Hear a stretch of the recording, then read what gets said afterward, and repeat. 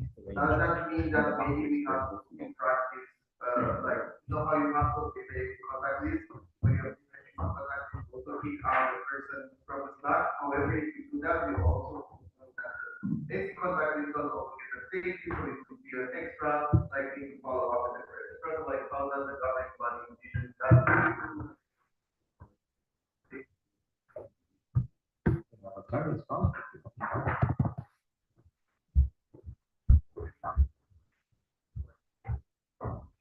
I think it's an issue of range and for batteries. So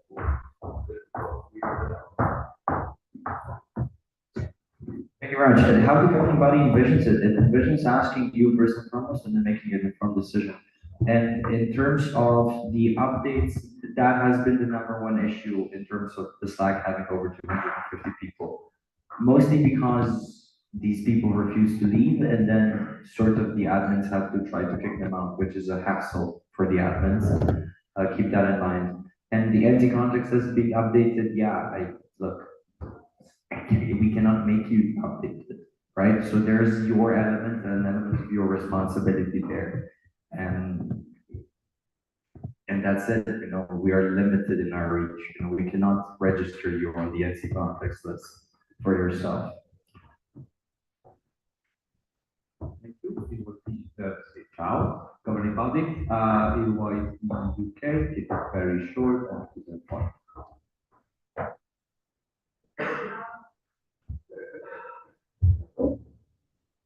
Would it be possible that for every entity to almost create with their entity next to the entity email that gets passed down? Therefore, we don't have the issue of getting people in and out with rather a long way. I'm really cool about that. That's really wrong. But it's possible that to help solve the issue, if we have an entity account, we could also probably have multiple people on this one. Again, I don't know.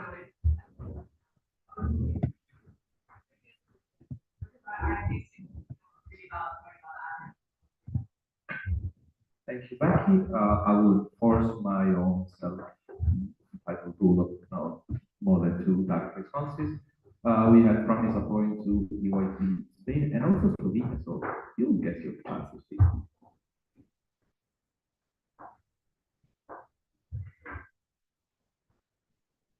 It doesn't work. Anyways, I was the more practical role as bring perspective of rules to avoid that 250-person limit. One of the entities could request the free pro Slack thingy. Then there's unlimited access for other members, and you just give the powers to the GP. So it's technically requested under a random entity's name, but then you have to control with update, and then in exchange you have Slack Pro amazing. I think there's a lot of entities that are already extracted and request Slack Pro. So I know it might be a bit useful for Seems this background cannot use it. First, the finish line will be Luxembourg to get the direct request.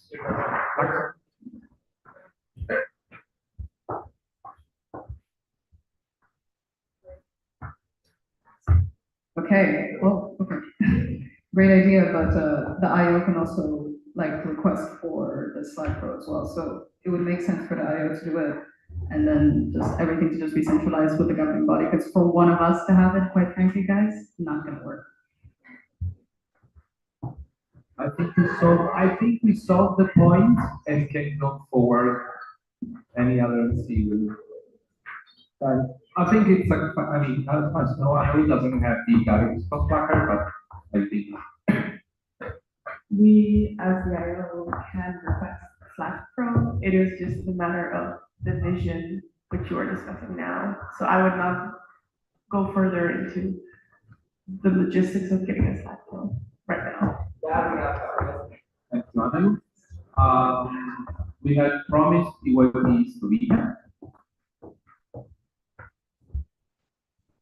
Yeah, I think we also need to consider the issue of availability of platforms. As far as I know, Slack works everywhere, and Discord is being banned in some countries. We had a very recent share with the VNC, but it might happen or it has happened in other countries. We cannot only think of the ones that are represented here right now, but if there's initiatives popping up, we also need to consider the availability. And in my knowledge, my Slack is everywhere while Discord is not. Thank you, EYP Slovenia. We got that response from EYP Poland, then we will go back to the proposing entity and then have another one. On to EYP Slovenia's point on the availability from the technical side of it. To my best knowledge, there are also certain issues with availability of Discord on certain shared networks, such as university networks, school networks, which a good portion of our members base do use on a daily basis. So that can be another aspect that limits the availability. If you don't have access to it, you're not going to get notified on the track. Thank you. Thank you, Adam. And as promised, I think I mentioned another entity from here. Okay, thank you very much. Let's then go back to the government.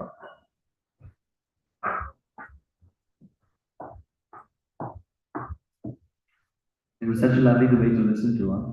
We cut it short, Adriano. Indeed, I'm very happy that our Sunday morning is so productive with so many constructive things to be said. What I can certainly tell you, and this is maybe the general, we take note of what you said. What we would particularly like to respond to is accessibility point. Indeed, we are very much aware of the territorial limits of Discord at times, to put it that way. This is something we have in mind. This is also one part of the motivation, although, and it's not the first time that it happened in certain countries, so let's say that, to keep it general. On the schools and universities as well, thank you very much for bringing it up. That's even more relevant because knowing web peers should, when they're back home at 10 p.m. or so, look into international governance Discord because only then they can have Discord. Of course, it's about accessibility from that point of view. It's also about accessibility of, and someone mentioned this, I think, at the beginning, accessibility of what we use daily, of what we use in EYP usually. So certainly there's an element of that, of all such accessibilities, of course. But once again, on the point of accessibility, it's also about those who are not on NC boards, those who are particularly not there for international governance to be able to contribute as well. That's why there's the discussions on governance Discord channel. And on the logistics, yes, the IO can do that. This is why we are doing this. Of course, the IO also feedback this proposal. In fact, the IO encouraged really not necessarily calling the NCs, but that was one of the more concrete suggestions. You have Joshua standing here. He went for the proposal as well. Thank you very much, Joshua. Nikita did so as well. In fact, Nikita's idea of polling is sort of the what we will try to do in the end. So yeah, the IO and the GB are very much on the same side here in terms of we will listen to you, but we want to make this work. That's why we need concrete guidance from you on how to make it work. And of course, then we are going to undertake certain commitments, but also we expect of you then to undertake certain commitments if we move to Slack as well, because it's a collective responsibility. That was the buzzword of Friday, but really when it comes to communication platforms, it is such a responsibility. With that in mind, thank you very much. Thank you, Ivo. I cut the debate just to have it more structured, and so we have another round, and we can have any other presentation. EYP Latvia, followed by EYP Sweden. I think a massive difference between the way we use Discord and the way we use Slack is the actual moderation and the actual members of the Slack was early DSC camp back a year and a half, 2 years ago, and now I would guess that we have close to 1,000 just regular members. So you have an overabundance of channels. It gets difficult to manage over time, but this sort of gap within the management of itself is what makes Discord difficult, and a lot of people hate it. Like, I think that Discord is good, but not in the way we use it, so everyone hates it. So you kind of have to, if you do choose to use Discord, you need to, I don't know, either make a separate Discord for the BNCM, which is also very easy, or figure out a better way to manage it so that, I mean, this doesn't happen. EYP Latvia, who gets to the microphone to work, gets a cookie. EYP Slovenia, get it first.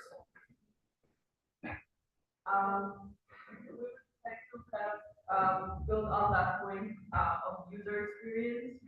I guess that when the Discord is everyone in the same channel and then there's a bunch of channels, there's a lot of notifications going on and you don't know what is the serious one, the discussion that you should engage in, and what is the general channels, of all members that are, venture events and stuff, and yes, you can manage notifications and stuff, but then it becomes a little overbearing to have to like manage it all the time. So from our point of view, having Slack as kind of a separate working channel would be more suitable for users. EYP has a direct response. This is one. So basically, if you're talking about getting notifications from different channels, the same thing applies to Slack, but not only Discord. And you may say like you can use the channel in Slack, but the same thing again applies to Discord. So I don't really think that this point is like valid. So yeah. EYP Romania is strictly related to this one. Then you are right with us.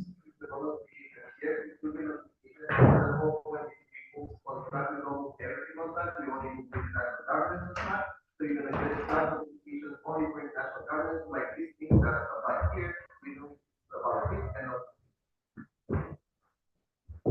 And for EYP Romania, I see EYP, there was a promise point for EYP Sweden, I think, and then EYP Poland.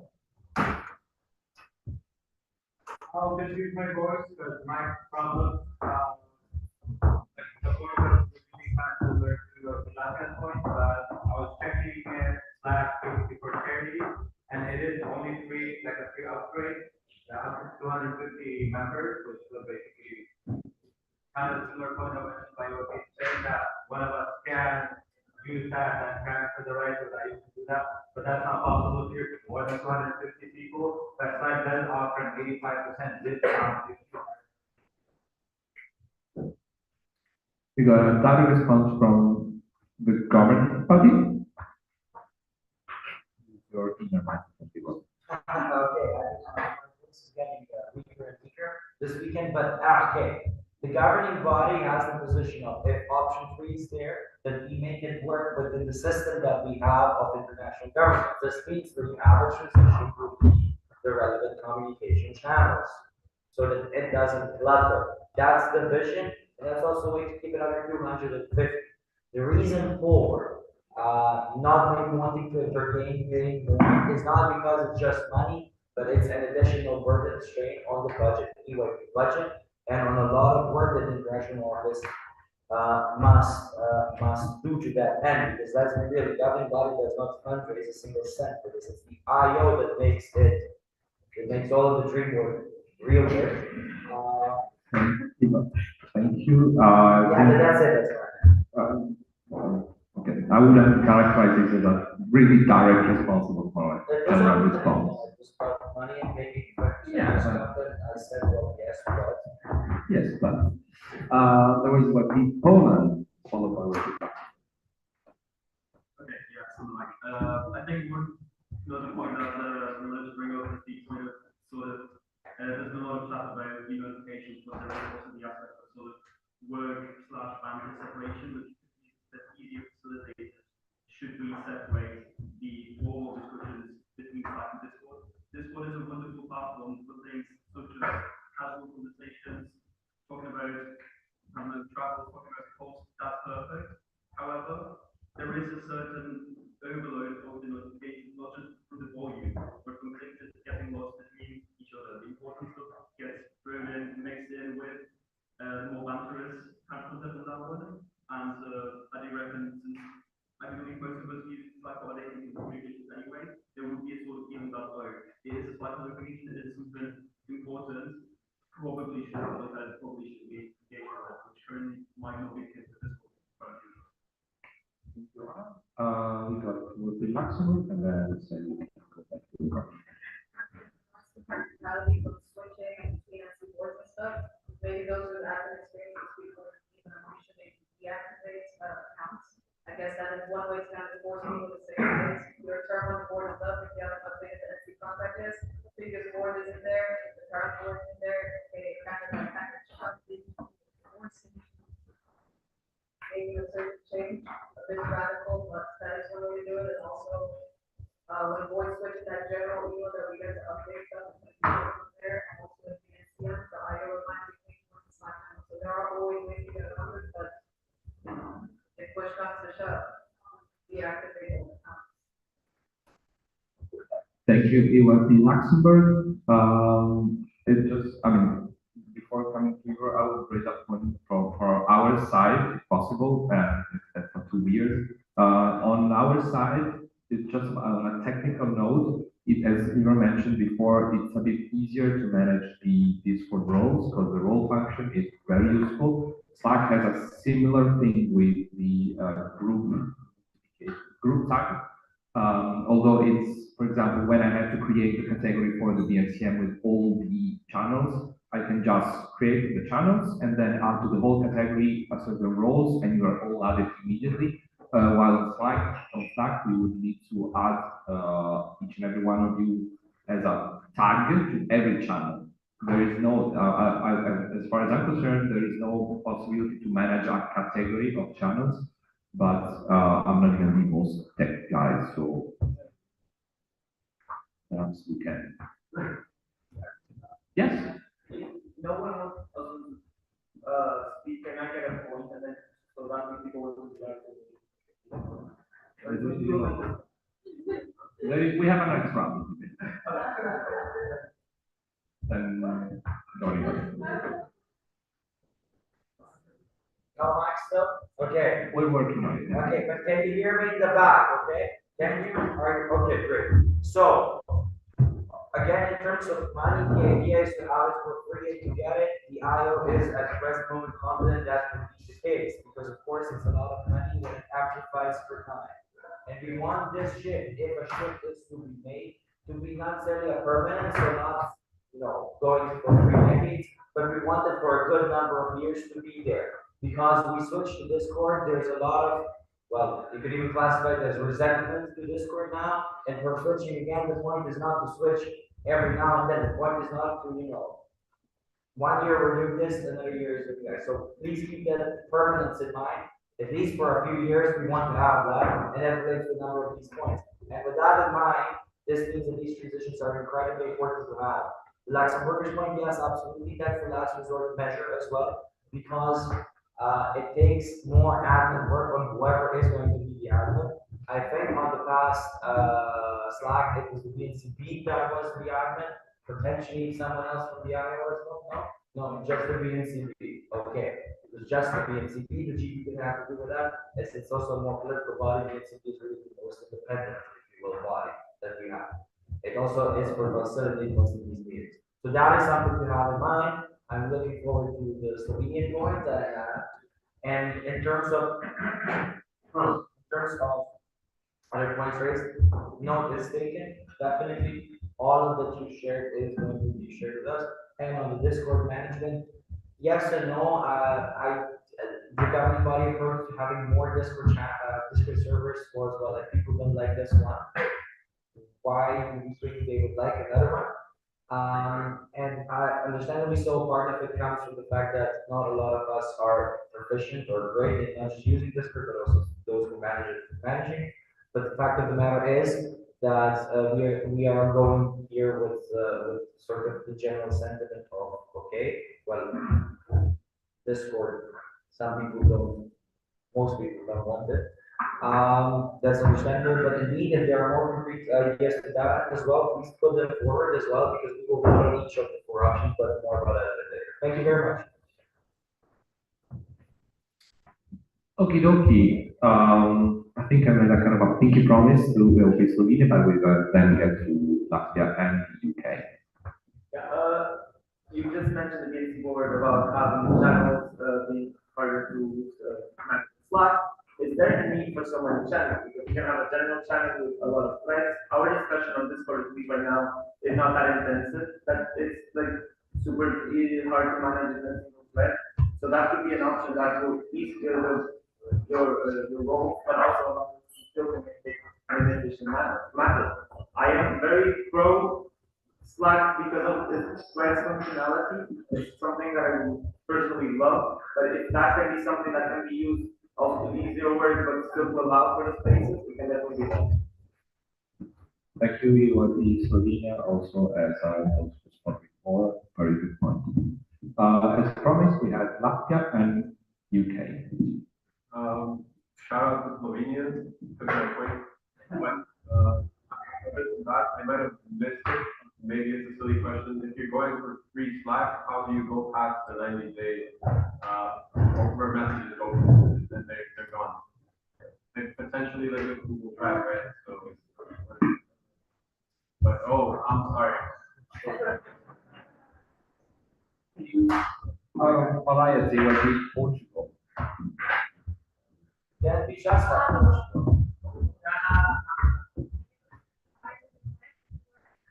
Yes, fine. Okay. I think it's, everyone is going to say there is free Slack Pro for NGOs, which would be the case. So no 90-day limit, which would be great. Is it like a direct response? Okay. Let me get a direct response. I would suggest the VC will discuss the like logistics of the free Slack Pro and how many members in the 90-day, because we will solve it. If you choose to go to Slack, we will solve those smaller logistical things, and if need be, we will get the paid version of Slack. This is something we can fundraise for. If you say it's necessary, we will do it. Becky and then Jan.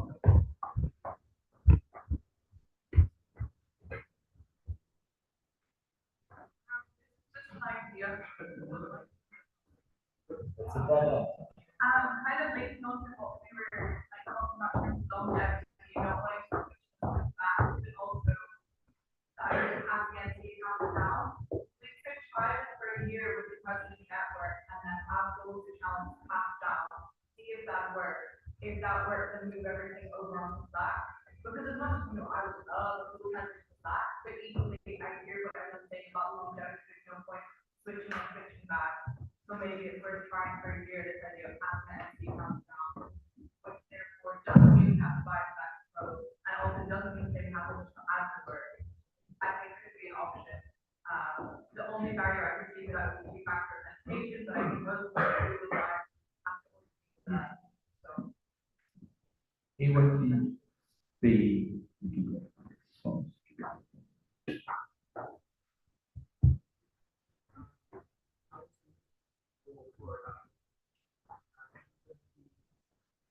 Privilege. Yes, then I would just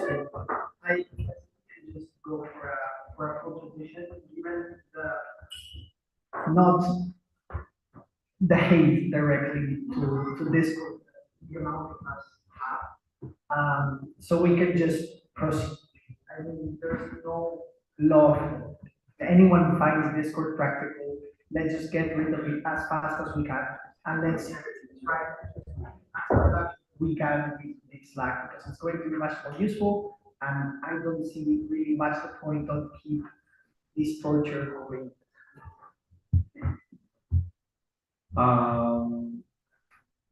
It's for common practice, we allow the double stack response, see what people do. Going back to Emily Pollan's point, I think, and of course, I think we can think. Everything that's not working, on Discord, and then move everything on Slack, and you can work with this. Then we'll have to go like back and forth between Slack and Discord, because I mean, it's for the extra essence of just removing ourselves from doing all of the work or involved with international governance, and as the other people, you can also keep it a lot tighter. And can we YP Sweden as promised?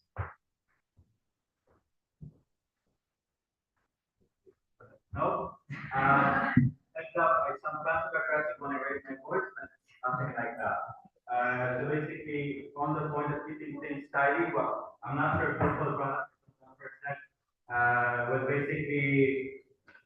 want to keep it tied up, maybe we can just have the MC president and then the person responsible for international coordination and stuff like that, and IO and BNC board on that Slack, and trusting that they would, let's say, if the person, for the first contact person, international coordinator, let's say they don't send things out to the NCs and the president is there, but we also get a lot of things on email, and let's say this month, if there is any need for sharing international, let's say, we have to vote on something with the entire organization, then we can use Discord for that, as we have a lot of effort there, while we teach that to, let's say, international governance and work.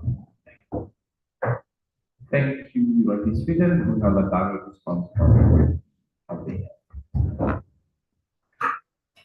Going kind of against what Richard Sweden just said, that the PSC is not only represents as international coordinators, now CR, HR, and so on. It's not that tough to stone that the IR people are gonna come to the PSC. So if we wanna have everyone who's participating in the PSC on the Slack, that might not work or might not, like, it's an extra step of communication between board members.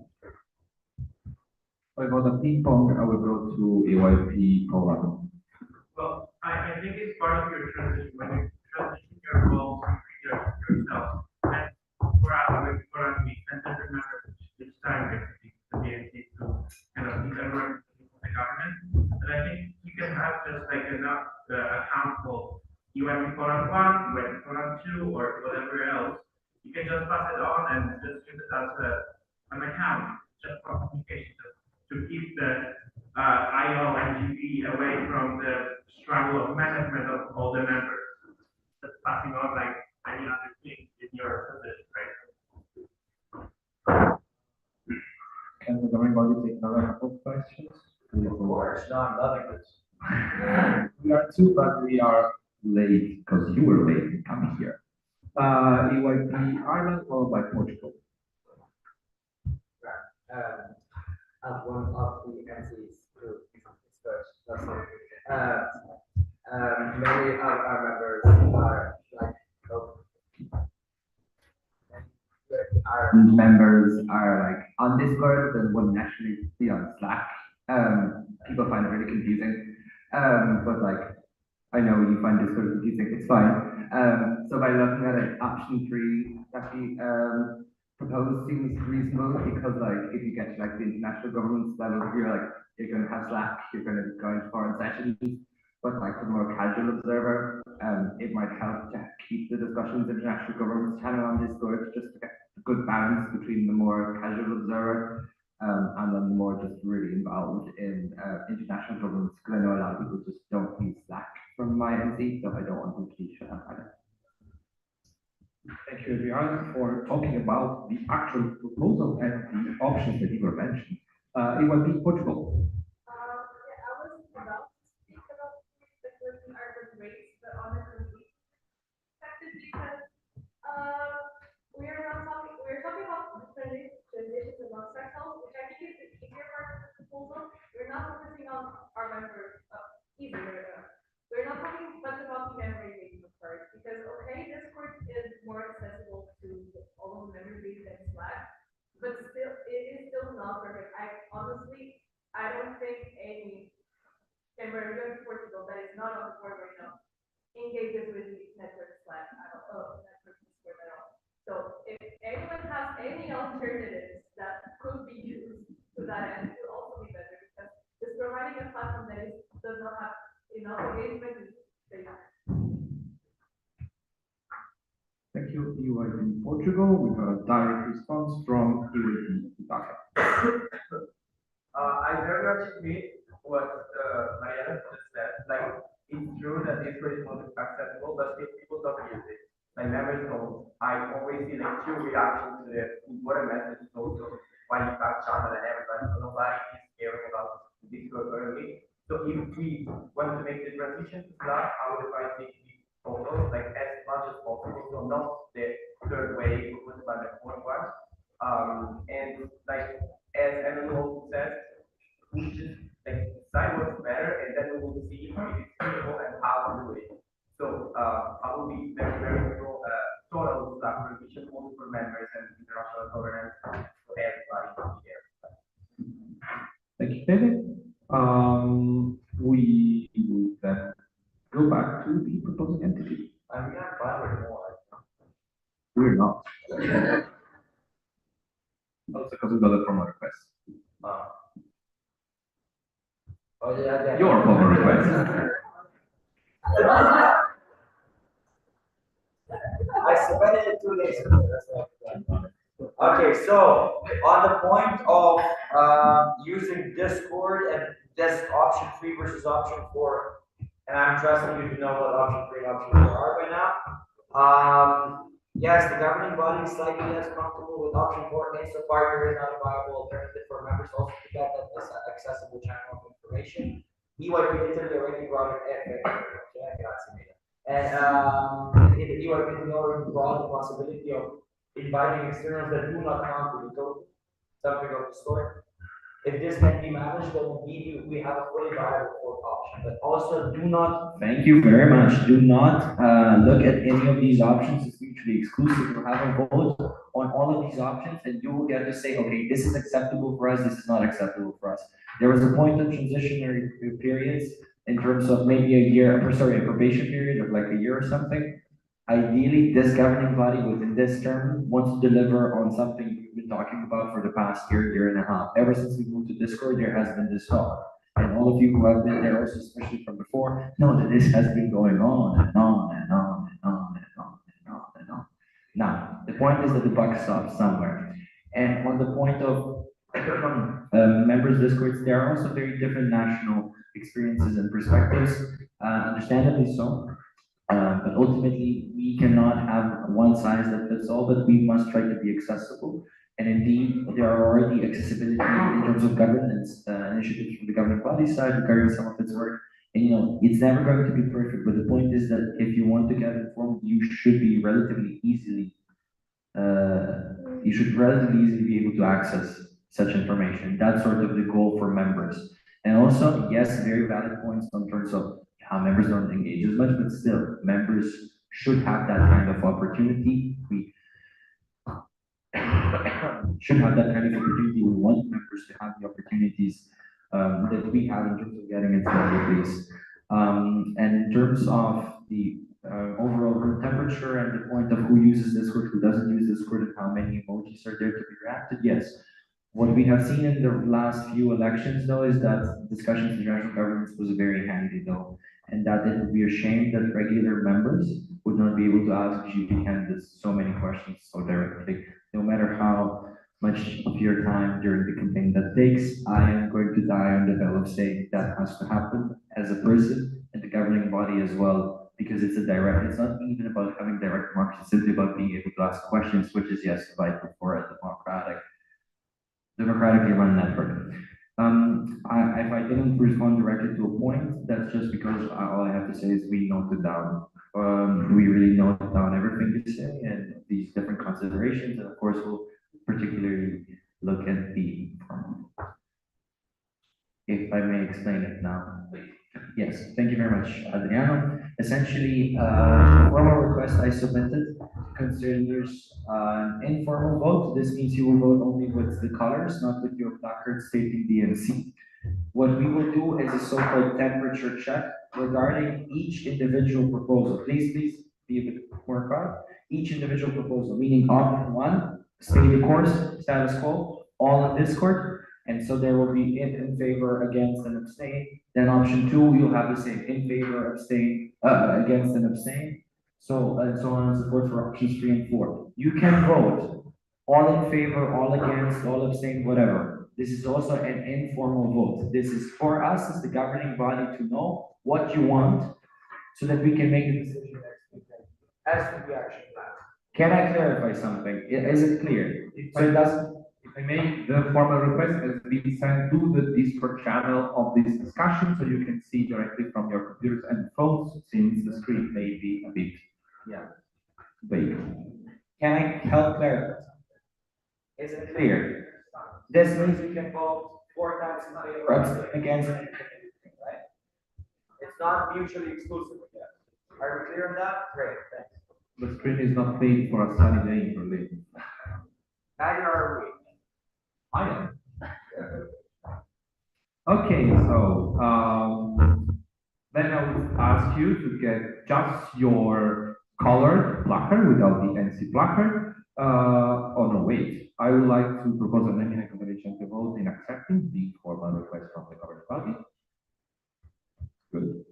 And then, option one, status quo, stay the course. All those in favor?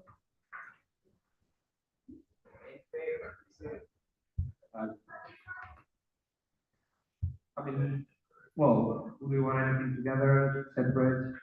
I would prefer to see that I can go down the numbers so that we're Are the NC concerned about this? I mean, it's a direct. It's not an anonymous, it's an informal.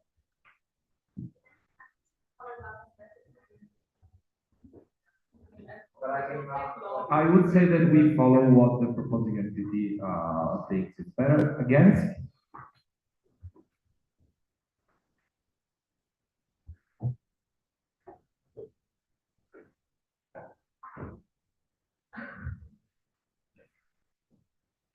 Abstentions. Option two, just the presidents on Slack, in favor. We have two. Against.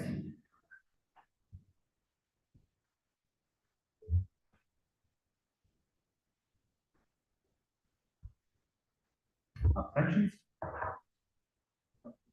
5. Option 3, international governance on Slack, the NCM's president and clusters. In favor?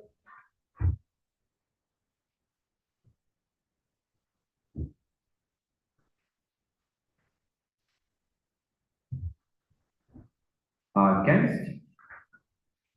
2. And abstentions? 2 as well. And then option 4, AYP Discord completely obliterated. It's removed. All those in favor? And 8. Against?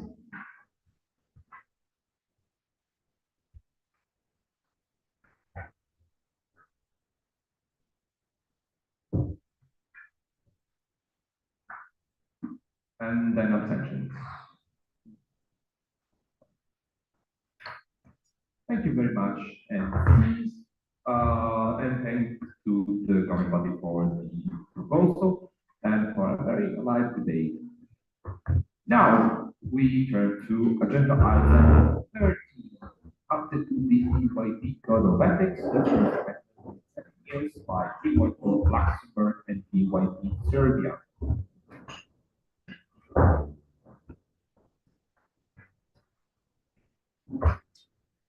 Please do this quickly as we are currently running a little late.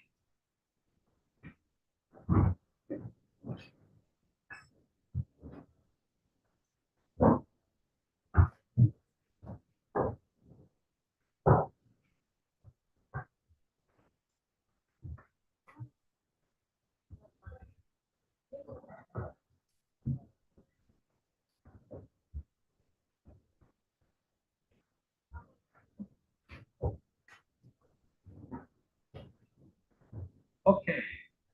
You will be proposing it. Ciao. Proposing entities, are you ready to deliver? Cool. There you go. I will just kindly ask you to keep as short as possible the presentation. It's on the booklet and just go straight to the debate. Thank you.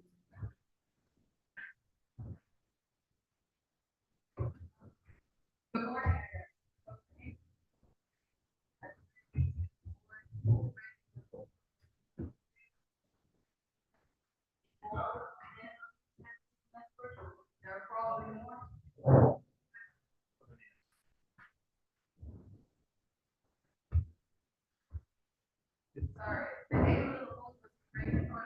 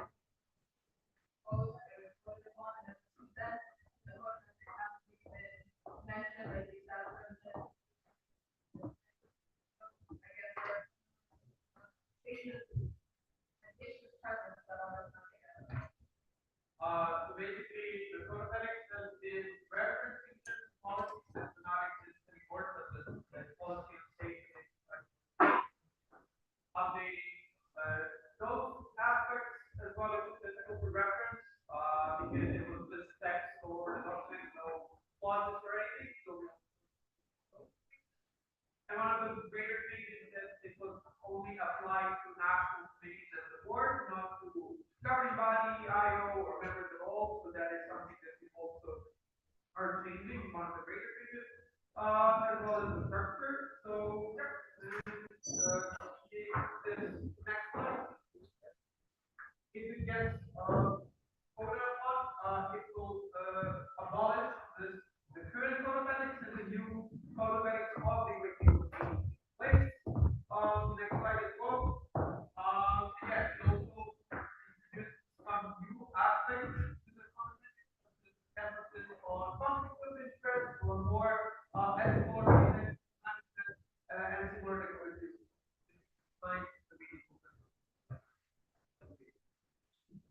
Thank you very much, Dr. with the second for a very concise presentation. Now we will move on to statements. Any NC willing to deliver a statement, please come forward. We have a pre-booked statement by Wadi Azerbaijan. If you want to have it, you can have it. No? Any other NC willing to have a statement?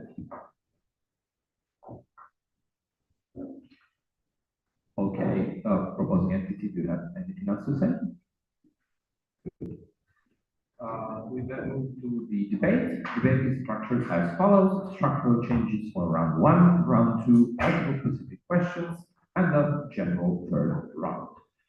First round, as I said, structural changes. I see we already have a point from DYB, the Netherlands. Let's try with the mic.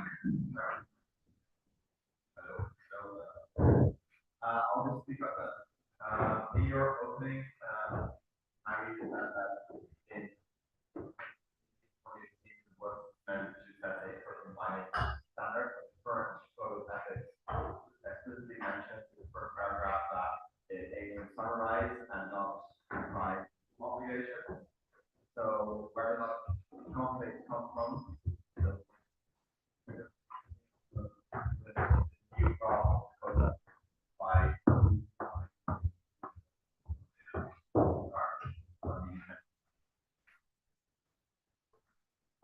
Statements we do not allow. No, this is debate. I'm very sorry, apologies. Governing body, your point of have a point.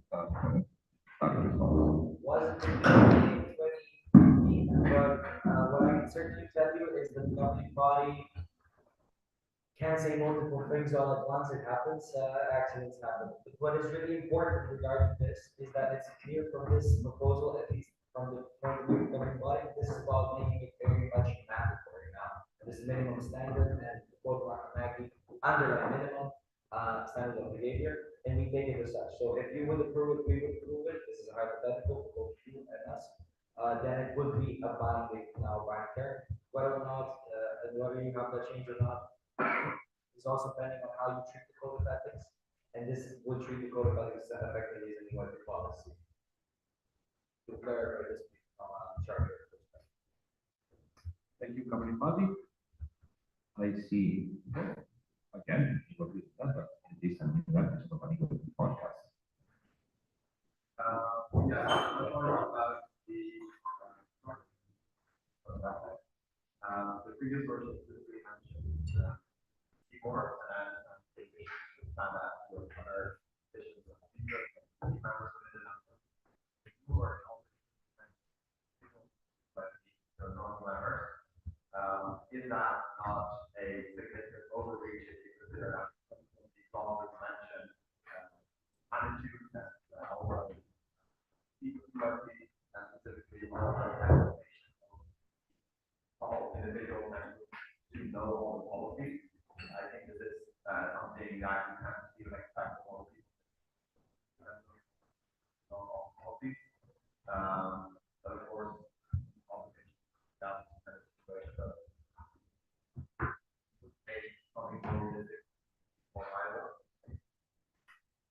Thank you. As we go forward to Dr. Responsible GD, I would like to mention that the full text of the proposal is in the Discord channel, relevant Discord channel. If you want to see the whole text as presented by Woody Luxembourg and Sergio. On the point of attitude, there's concrete example, Attitude is mentioned in several policies, including the, well, two welfare ones. As an important matter, it is not just mentioned there, it is also mentioned, for example, in the IS selections one and the policy of evaluation. So actually, there are 3 policies on that. So Attitude already is something that is regulated, it is also regulated by most of the codes of conduct. So it is not something unheard of from a strictly historical perspective on this end. Not talking about the parents. Thank you, Ivo. Any other points on this round of debate?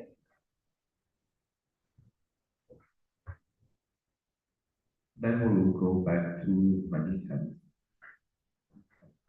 what is your mailbox on terrible days. Thank you very much.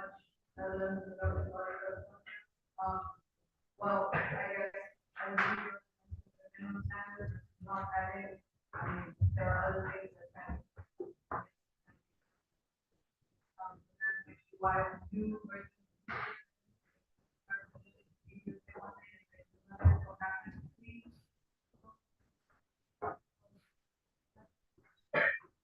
With regards to market overreach, again, as I said, I think we're going to actually amongst other things, something that all members are already gone through, and on top of that, already in the current.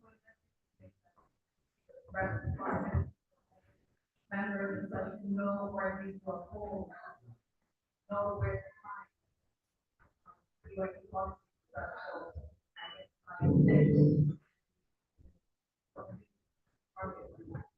Maybe say, okay, why would any of the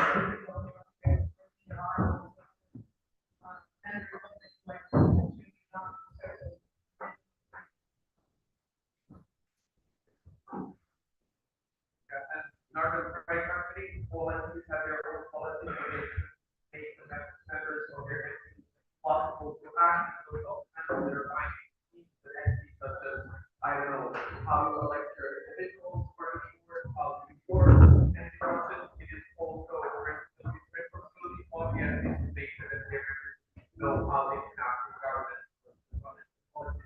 Then they are also a member of policy or the welfare.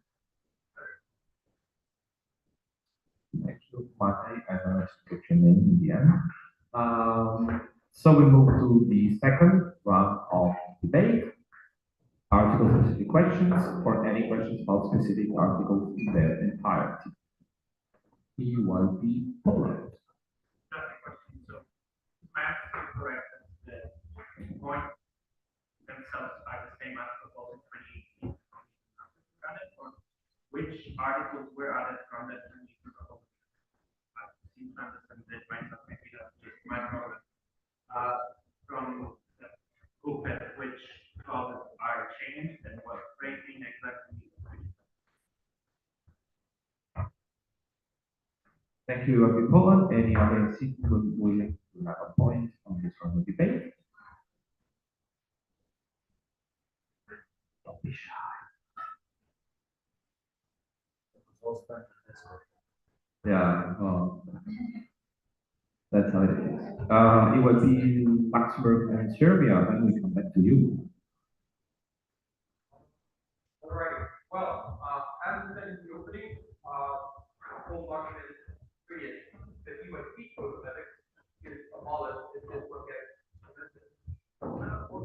The new one is a lot of information that we, for example, the old one, and methodology, we cut it out. Here, interest in the beginning, we are mentioning how at the end we are mentioning how what companies, for example, we partners with. The purpose that we go to is the same. So the most things that have changed are also Article 7 about structuring responsibilities of the national committees and autonomous committee representatives. We are emphasizing one of alcohol and tobacco abuse. We are also emphasizing the drug abuse as well. It was not very much specific to the previous one. For example, consequences will stay the same. We introduced Article 10 about communication. This is not necessarily completely new, but it has some sorts of new aspects as well, especially on external communication and to of the official channels of the communication. So that will be some of the major changes. But yeah, it's all of these code as well. Thank you, Mr. Luxembourg. Just as help for all of you, just send the current code of ethics in the Discord channel, so you can compare the two PDFs. Then we move to the general random debate. If NEC is has any point or entity.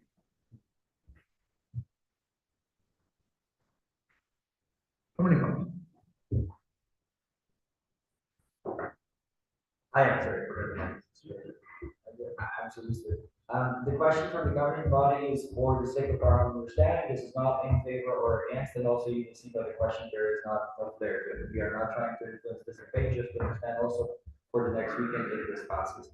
The question is on, in terms of, you mentioned a lot of welfare aspects here. The understanding of the governing body is that this is about GBNC management vis-a-vis that, and not about welfare policy breaches. These are to remain with those relevant policies, that those relevant themes. You're not trying to add another layer of regulation to it, but it has a very clear line of separation between, if we understand it correctly, please correct us on that, about NC management as such to that end, and also the GB, of course, rather than, someone doing that as an event as an official. Of course, there's an element to it, but how do they relate to that is a question, if it's not so separate.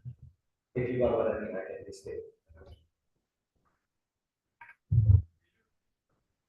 I think that could be the I'm sorry. ELDR, understanding from the governing body point of view is that this is quite separate from the welfare mechanisms we have in place, even when welfare elements are mentioned. However, in case that it is not so separate, then the question is, what is the difference? Of course, our understanding right now is that it is quite separate and that this would be quite binding with NC management throughout these issues, to work against these issues, for example, and not just to sit on your hands, for example. Would we be correct in understanding that? If not, what would be the correct understanding? Thank you, governing body. Any other NC? Any NC will have a point.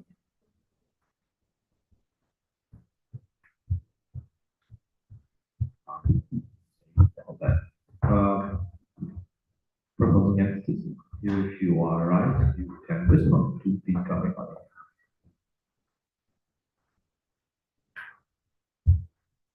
You're right.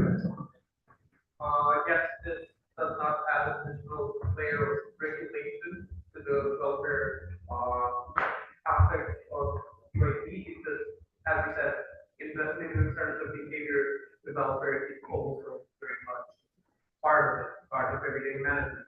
And it is something that we should take into account as the NC representatives, as the national representatives as well. But if it's something comes to, I don't know, one complaint team, this is not something they should look at, they should look at the welfare policy. This does not add another layer of regulation. The expectations of how people should behave. And I think it's very, many of the other behaviors.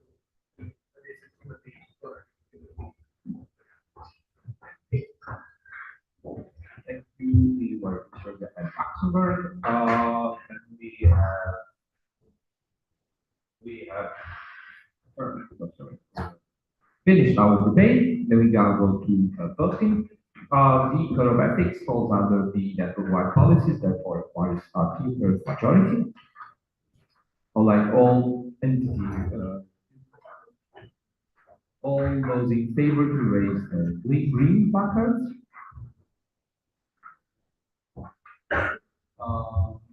Those against. Yes. Abstentions. Abstentions. Right. Is the against, is it Romania or? Okay, since you have this one wonderful Armenian placard I gave you yesterday. No, it's just, no, okay, it's fine. Then are we against? Abstentions? Okay, I will fairly say that the amendment, change to the code of ethics has been approved. Just hands. With that, move forward. We are back on time. We mentioned the opportunities for non-EU and CES public.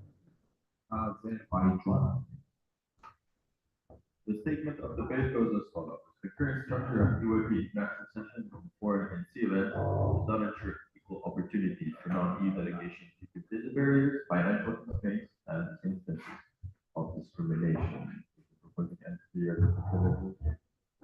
you are thereby.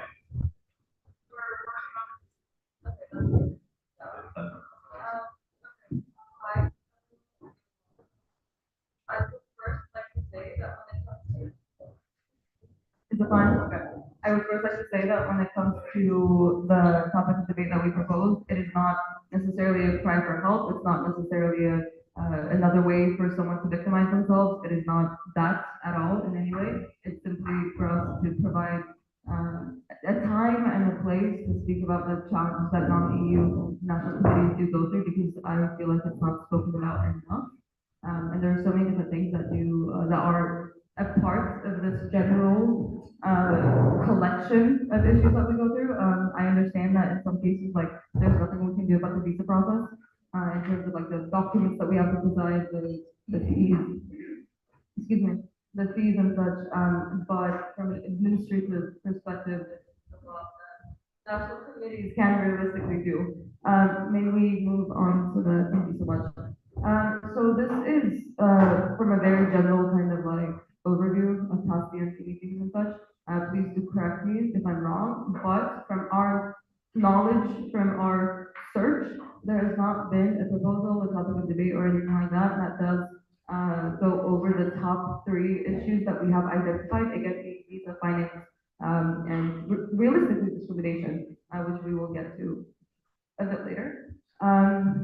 Yes, so the rationale, just to give you guys an overview of like our experience and kind of see if there are other non-EU entities that do go through the exact same thing. The first one, visa simplification, delays. And so, like, even for example, with The Hague, our delegation got their visas the day before their flight. So that was an interesting experience considering that everything was already paid for. So there is a lot, like in this case, that can be done when it comes to timing, when it comes to invitation letters, provided when it comes to just the overall quality and like understanding from like EU entities to non-EU entities. When it comes to the financial burden of things, insane costs. I can't say that enough. I was accepted to a session quite recently, and I could not go because the flights alone would have cost me 1,200 euros for like what, a week's stay, not including the hotel, not including the whatever trains I would have had to take there, just the flights alone, which is all included. But then there is also discrimination. I hate to say, but when it comes to especially, in the past, there have been so many cases of discrimination against UIDs and whatnot. Like, I understand that, like, there is, like, there are cases as well like that. Obviously, as the DM of Azerbaijan, this is the only kind of aspect that I am fully knowledgeable on. But yes, there's been many stereotypes, there's been many just like bordering on the hate speech realistically against the state of our country and such. And again, like, there is a lot that can be done from our NC side, because if the NC itself, the organizing NC or the NC that sends out delegations does not prioritize this, then ultimately it does continue to be normalized in this community. And that is not at all what UID stands for, and I hope that we are all in agreement with that. And yeah, ultimately it doesn't even matter on like the area of the place, whether it be our own international session where I was in fact a delegate, or other international sessions where obviously we sent delegations out. Discrimination has always always been a factor. And, that is why we do insist on like some kind of cultural sensitivity training, I suppose, some kind of like overview, just to, sit down and talk from the NC board perspective and from the delegation that you're sending out, perspective. So yes, and then there's also leadership gaps, so this does kind of like have to do with, a kind of overview of everything. A few of our, the only people that genuinely do participate in my sessions, they are the ones that live in Europe themselves. So it's like from an international representation perspective, it's not easy for us to kind of get our voice out there. But yeah, so that's essentially what we're trying to say. I'm not sure if you guys yourselves have like ever seen an Azerbaijani official in your sessions, but I will tell you, 80% of the time it's because they live in a European country themselves, and so it's so easy to get like a flex bus and so on, whatever. Some of these things I have already briefly mentioned, but again, training. Training is so important. Every time we do send out a delegation, or when we had our own delegation here in Azerbaijan, Bakuaya, we do always have a conversation with them, a rather long one, a rather comprehensive one, and we do, like, this is a standard that I think like some entities would expect of others, and so I hope it's like some of us are doing it, and like realistically all of us should be doing it. And yes, reporting cases in the past have been reported, but or like informally report, I suppose, and we have never heard back from it. We're not sure if anything has realistically been done. Travel funds, it's unlikely, I do understand, but I'm not sure if anyone else shares the same opinion and all that, but like, I do think there is a difference between providing like, say, 80 euros reimbursement to someone that literally had to pay like 20 euros for their travel versus someone that had to pay like 600 euros minimum. I think there is a very, very big difference in that, and like, I think that should be also talked about. And yes, advocacy, kind of like being aware of everything that goes through and just helping out as much as we can. So I believe that's it. Thank you so much. Thank you. We'll go on to the statements.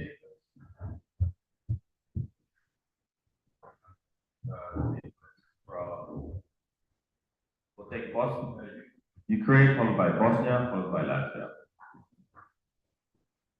Keep it short, please. Okay, louder, louder, louder. It doesn't, being talked about too much. I understand that the majority of MCs present in the room are from Europe and continental Europe. And of course, it's easier for even like building your NC because you have Erasmus Plus, etc. And for us, NCs who are from non-EU countries. First of all, you don't have those funds, and also this is a really big step for our country as well, because that's kind of EU integration, like we're trying to bring the future and everything, and we cannot send our people properly, and discrimination is real. The visa problem is real, the transportation and costs are real, and we have to pay attention to it, because I understand that many of you does not concern. UIP is about inclusivity, and we have opened our eyes on it. Thank you. Thank you, Bosnia. Next. Thanks. Delegate?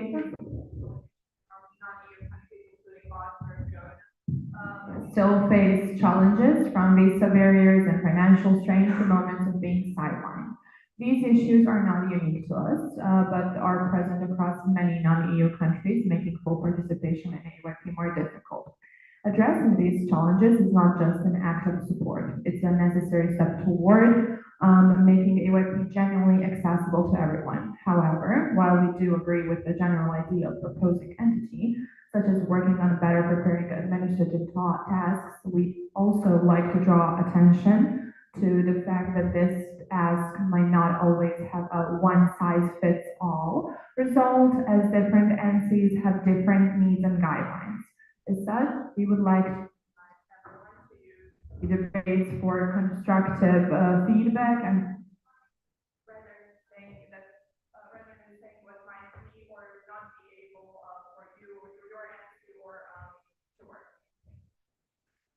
We will now go to Europe, Latvia.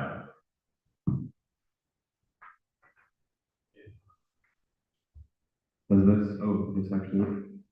I will say that, my statement is not specifically concerning Azerbaijan, as it was, I think, mostly in the statement of debate, but particularly with non-EU countries, I would say that most of the stuff outlined in this particular topic of debate is beyond the actual scope and capacity of EYP in general.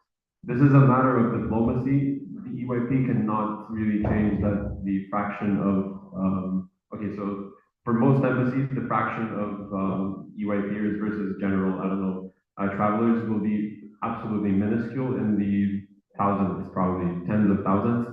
So it really is not feasible to push to European institutions, embassies and whatnot for streamlined processes and for more access or subsidies or whatnot. And if you do go to the side of let's finance this for certain NCs, again, this is a massive financial burden for the, I don't know, international office or whoever would bear it. Currently, there are NCs who do offer this for their own members. I think it's, I don't know, Switzerland, Finland, potentially, Cyprus, so I've heard. But you also have to keep in mind that considering the sheer amount of events, it's what, 250 events a year. If you take it against the percentage of people who are actually in these positions and the delegates, it amounts to probably hundreds of thousands of euros in travel fees, which again is unfeasible. And regarding the gaps in leadership, it's also a matter of looking at the population and the sort of fractions that go into there, because purely the population and the amount of EYPers that are from EU countries to non-EU countries, you also have to look at the fraction and say that, I don't know, if there's 7 times more people just living in the EU rather than the non-EU countries, it's probably going to also be a larger proportion of those people in leadership and officials roles. Thank you. We'll go back to the proposing entity.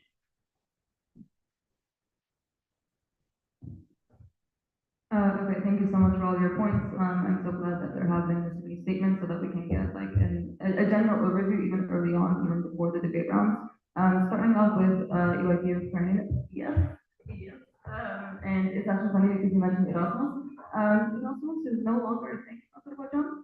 And when it comes to like whatever grants that like our governments can provide, because of how, dare I say, desperate everyone is for this kind of opportunity, there have been so many applications, and like realistically, EYP is not the only European organization in our country. There are so many. We share an office with literally every European organization there is back at home.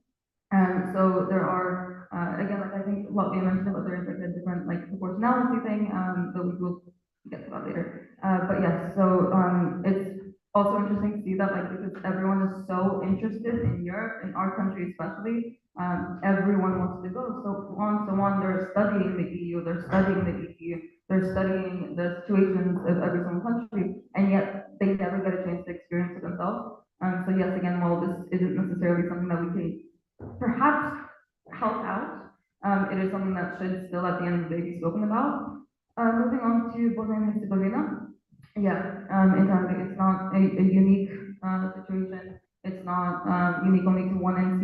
It's not something that like only a tiny minority goes through. It's something that should have realistically been spoken about before, which is why we were so surprised when looking at like previous PNCs. I think the most that has been done is like maybe a small talk on like the visa thing, but again, like not a comprehensive like analysis or like discussion on all of the top 3 main things that we've identified.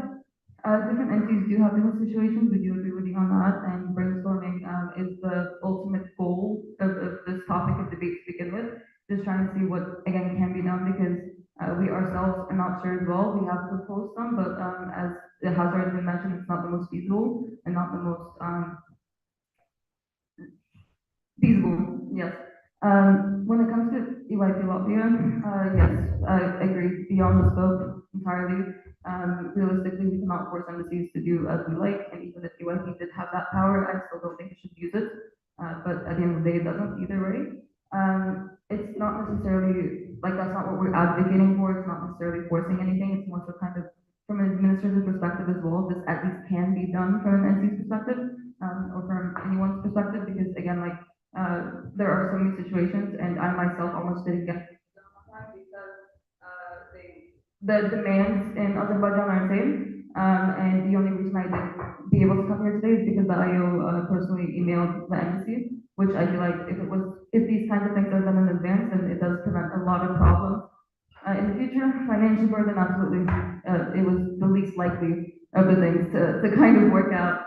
And yeah, leadership-wise, proportionality, yes, but from my awareness, from the few brief talks I've had, though, from secondary sources and such, sometimes the Azerbaijani people that are applying to sessions do realistically kind of get rejected because of the burden that comes with it, also by the invitation letter, the demands for reimbursement or not demands for requests. It's just for some it's seen as too much, and so that could really be a reason.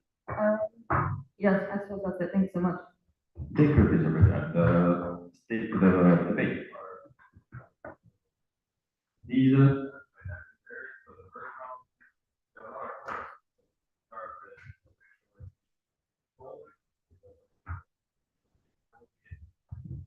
first one is visa and financial barriers, the second one is cultural sensitivity, and the third one is general. So please keep your points for the first one. We'll start with Luxembourg, Sweden, and then Romania.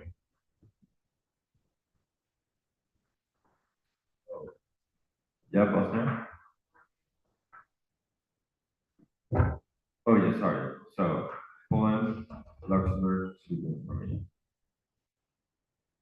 Is it working?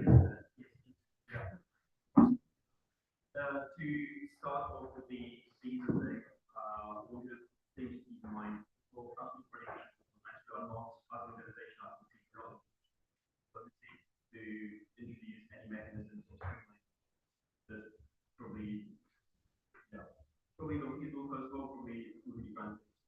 Also, not every embassy that is in sort of the same mainland Europe is a part of the EU and also the Schengen area. If we were to do that, we can not only have to navigate the Schengen rules, but also, let's say, Swiss rules, British rules, Irish rules, Norwegian rules, a lot of hassle. At the same time, what definitely is something that could be feasible, and if there are entities who can not do that currently, that would absolutely would to do that, would be to provide the letters or visa invitations, to provide letters of visa support. It is something that can be done. It is something that doesn't take a lot of administrative effort. And it is probably something that will make one EU/one Schengen entity's lives significantly easier. But I just don't see how there's anything more than that that we can realistically easily do that in organization. Thank you. We'll take that direct response from the Cyprus. I'd like to focus on the point that we can't do anything diplomacy, and yes, technically we're not allowed to grant visas, legally we're not allowed to grant visas. But it doesn't mean that agencies we cannot be proactive about it. We can have email templates, we can share email text from Slack when officials join, we can contact embassies on our own.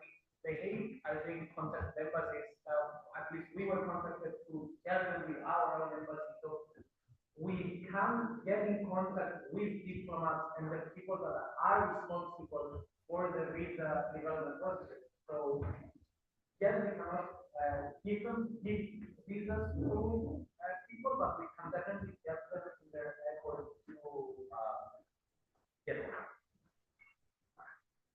Azerbaijan, are you sure you want to respond now, or do you want to take this for it?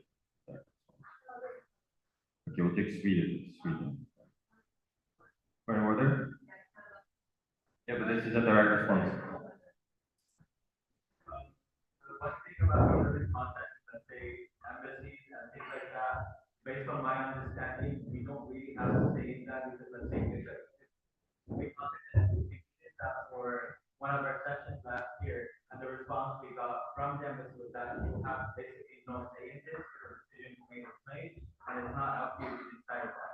So sure, we can be proactive, but we will and about us contacting, let's say, for example, someone is from Azerbaijan joining example, and UAP student session. We don't know if that person already lives, let's say, or has a visa, or let's say you're considering Schengen. So we can't really just assume just because of their entity, we can't really assume, oh, they already, let's say, live in Azerbaijan, or they live in country or Schengen country.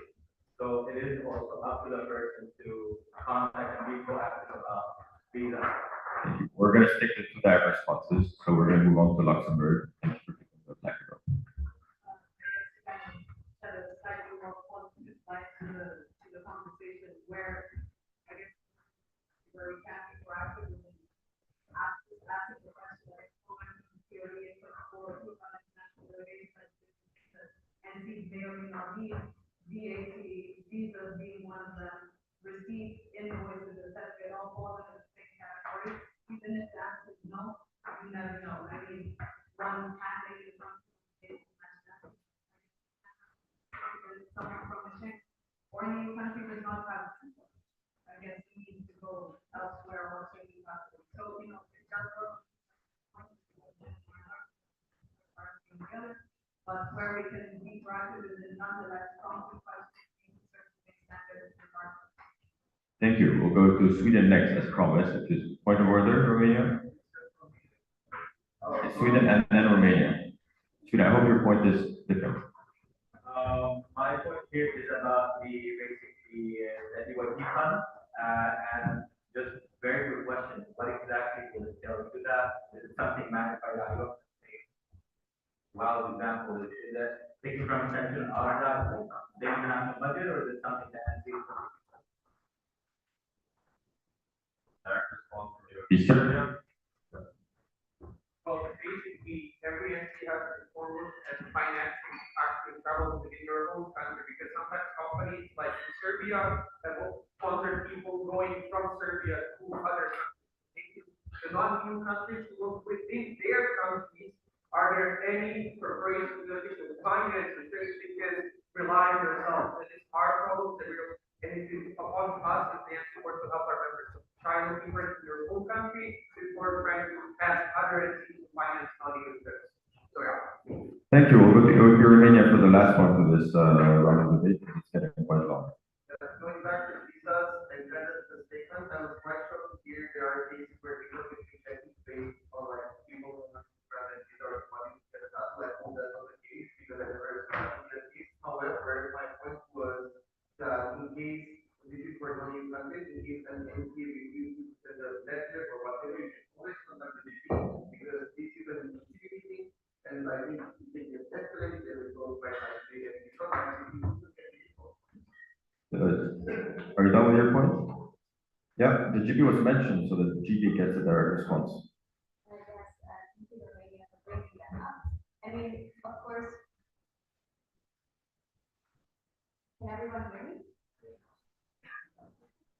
And so, of course, the European requirement is also in the name, right? It's European, so we do understand majority of the entities have European backgrounds. But we did accept non-European countries within this scope, so it is also our duty to make sure that they don't get discriminated against because of their nationality, right? So we are asking all of the entities to make sure that in the selection panel, the background and nationality of the person doesn't hinder their ability, and we don't consider that as a first thing. And for the visas, if you also need support in creating a template, you can always contact the international office, and there are already templates in the platform, and we're happy to help you to. Thank you. We'll go back to UAE Azerbaijan for their colleagues. You are recommended. I agree with I mean, the first point, but they did talk about the process, and the thing is, it takes months and months and months of time, so just generally what we ask from entities, because this is actually feasible, this is actually manageable, relatively from an easy perspective as well, it's just to do everything that's there. I do remember that yesterday we did talk to international delegation, well, not talk, but we did talk about it, the guidelines, and so ultimately, like, the deadlines that are on there, I request that we all stick to, because only if we get our invitation letter or anything like that, like 4 or 5 months in advance, only then is it likely to kind of not pay as much on the flight, so it's over the risk, and kind of like just be done with everything documentation wise early on. When it comes to the US Cyprus, thank you. We completely agree. The thing is, please, just when it comes to topics, it's if there is not a government official, they are the ones asking like multiple times from an entity representative or from the board or the HO, so like, hey, can you like please help me out? Like I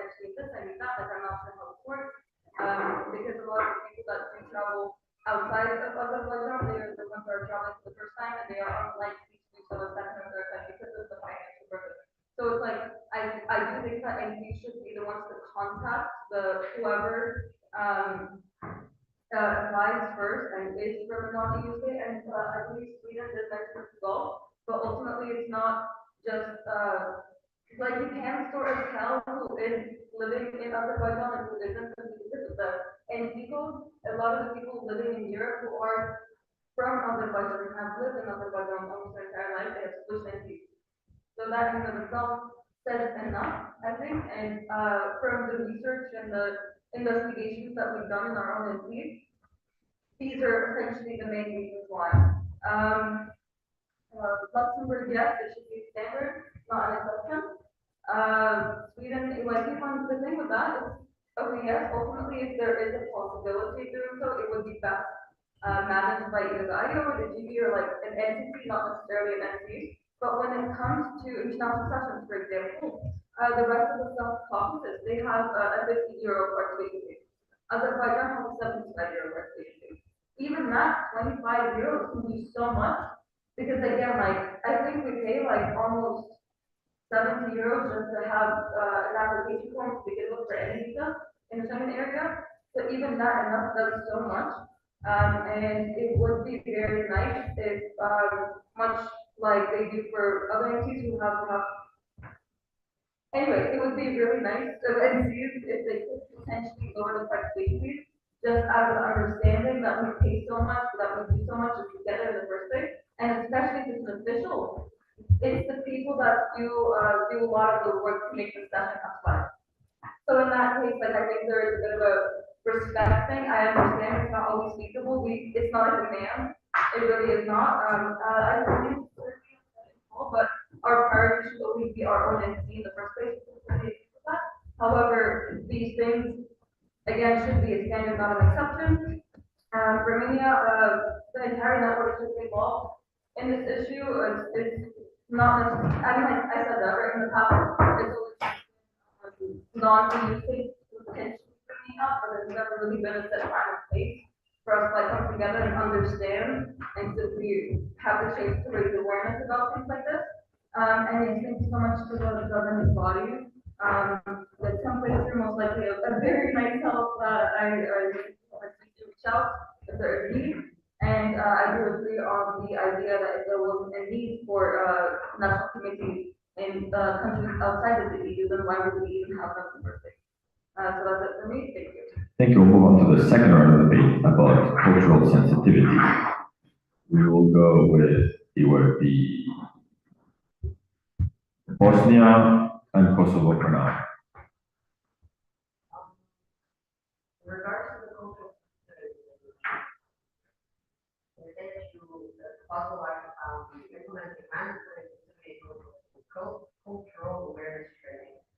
I mean, at the beginning of every event, regardless of the scale of it, you have the NC briefing, you have the ESP briefing, which covers all the facts regarding discrimination, raising awareness, reporting mechanisms. You also have the conduct, which features time, which depending on NC to NC does have different variations to it, but they all cover the same thing because they all are based on our policy of GDP.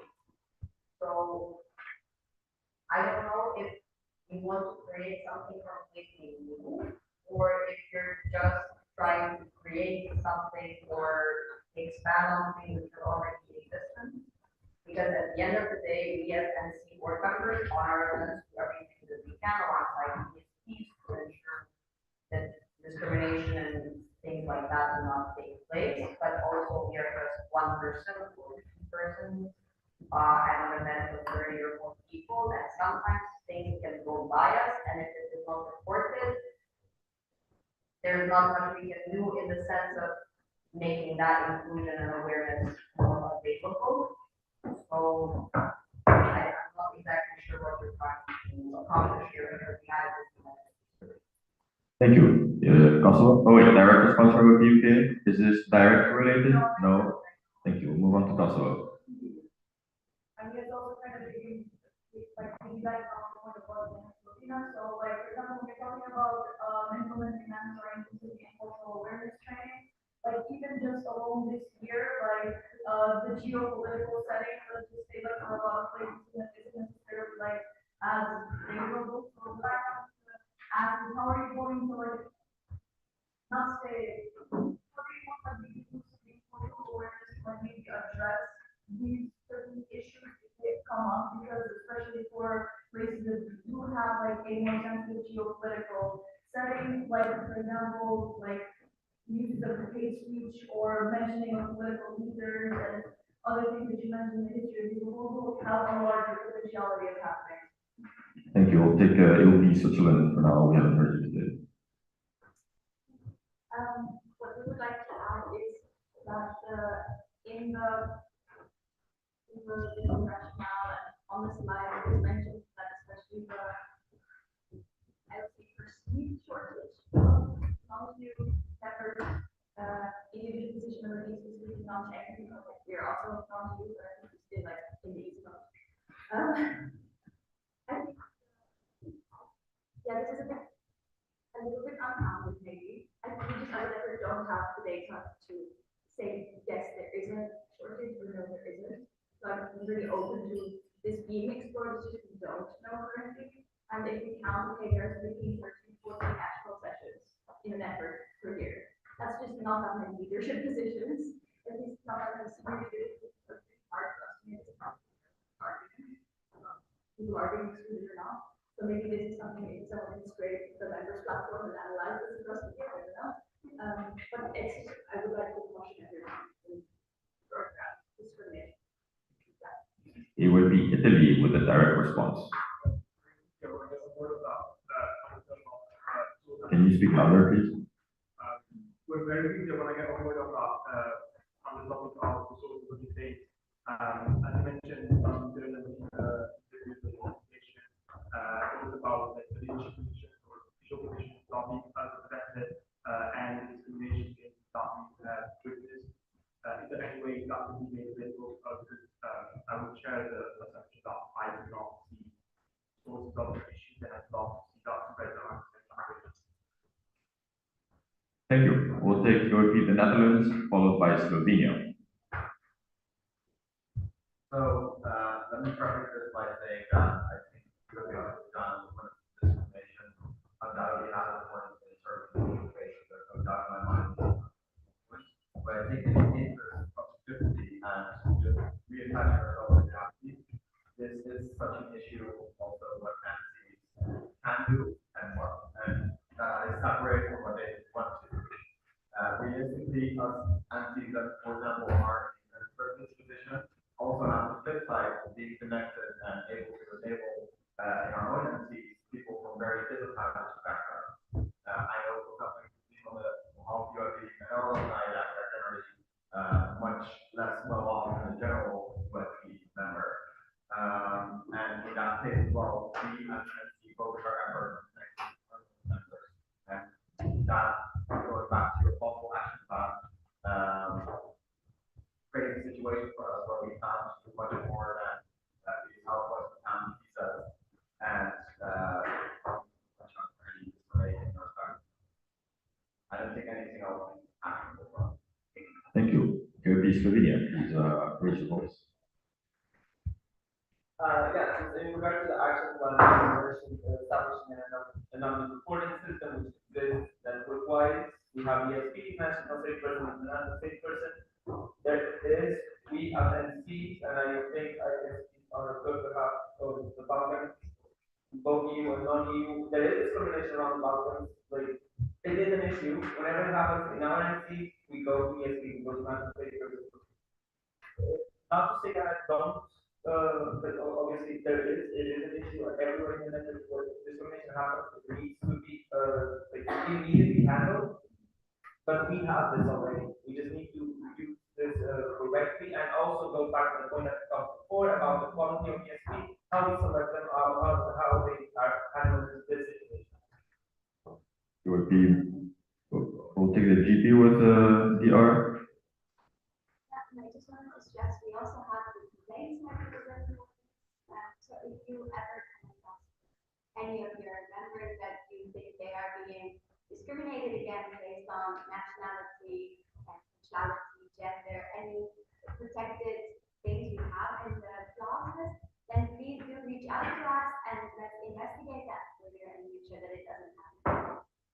we'll take one more point in this round, we'll take the UK, and then we'll take to the proposing entity. The other ones, please put your points in Discord. And we have another one later, but if about this, round, you can come. You can. So just to offer kind of a point, like, I know we said, oh, there's not much we can do because it can't be got maybe an idea, kind of practical. Send delegations abroad, we give them a free departure onboarding call, which basically means people, this is not their native language, slow down. I tell them, be aware of your privilege, country, And for us, I do this a little bit, setting expectations and kind of hoping that they're going to be showing a side of the UK that I would like to see on the international side, and not necessarily some of the less nice things about the UK. Don't always work, like fully developed, but kind of these are some smaller and practical steps that we actually can take to try and do that. If you're sending delegations abroad to other regions, reach out and say, hey, is there any particular cultures that still what you'd like us to include in it? That could be an option. Thank you. We'll go back to Azerbaijan. Please, keep it over. Yes. Also, yes, that is very good. However, it's not working. The fact that these many issues exist in the first place doesn't mean that realistically there is not everything that can be done is being done, if that makes sense. I would also wait for the US government to come. There's not necessarily, so yes, of course, we want to take a proactive stance, and that is what's expected of everyone.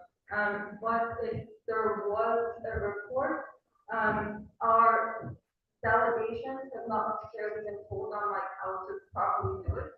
If that makes sense, like, okay, I don't need to make any invitations, anything like that, ultimately it's just based on what the outcome turns out. But, in Azerbaijan, there's a phrase, what that basically directly translates to is, go by the road, so kind of just ignore the issue, think that it's gonna go away, so when that does not happen, so ultimately, I do believe that like there should be a comprehensive kind of analysis in advance on like what a report consists of, how it should be done, so on, and perhaps that's been done in some instances. Again, I haven't been to many, but moving on to Kosovo, there is a geopolitical setting that everyone should be aware of, that is very, very rare. However, there are some cases that I can personally give. One girl that was out in Bakoyas, one girl messaged me in advance, being like, hey, will I be forced to wear this job in Azerbaijan? So it's funny to see how like they know nothing about the country that they're going to, and it does also relate to UP's point. This onboarding call is so crucial, and we do believe that it should honestly, to some extent, be a part of the selection process to begin with, of these delegates that you are sending out, because ultimately, if they're going somewhere, you not only want them to be strong academically, you also want them to be aware of the cultures that they're going to be experiencing, aware of the potential in that country and so on. And there has also been a case where a girl named Bakwaya, and she was making these remarks every now and then to me in the university. And when I confronted her, she said that she apologized. She said that realistically, her entity only provided her with a document overlining the main conflicts that Azerbaijan responds to. So this, from the very, very get-go, yes, while it is important to be aware of the geopolitical setting, from the very get-go, it has such a negative narrative on the country itself that, like, to some extent, would they even want to go in the first place if they have this vision of like, hey, if you go back, it is most likely to end up being that. Yes, about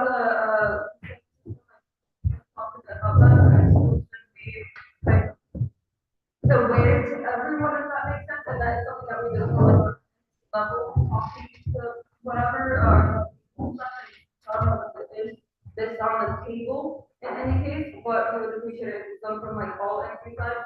And of course, yes, the ESPN and that is ultimately their responsibility. And that's it. Thank you. We'll move on to the next round of debates. For your information, we're keeping time, so. Next, from general, we'll take a point from, it would be Ethiopia, followed by, it would be Romania. I'd like to make a suggestion regarding the financial side of this subject. Can you speak louder, please? One thing, yes. I like to encourage everyone who can to, try to adopt the ISP system, which I think, we did that for our upcoming international forum. So for example, our previous price from 30 euros to 100 euros.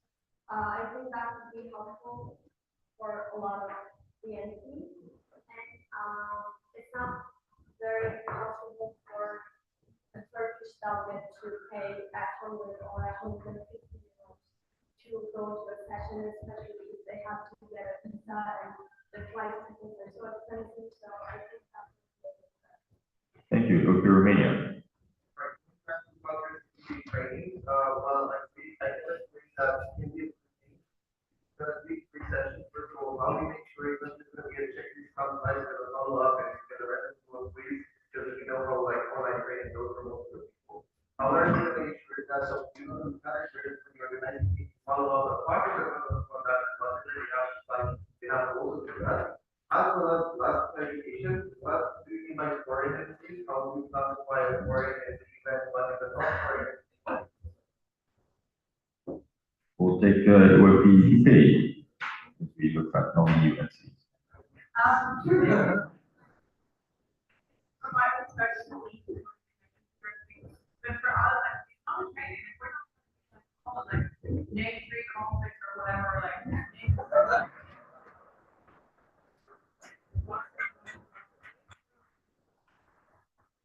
It's meant to be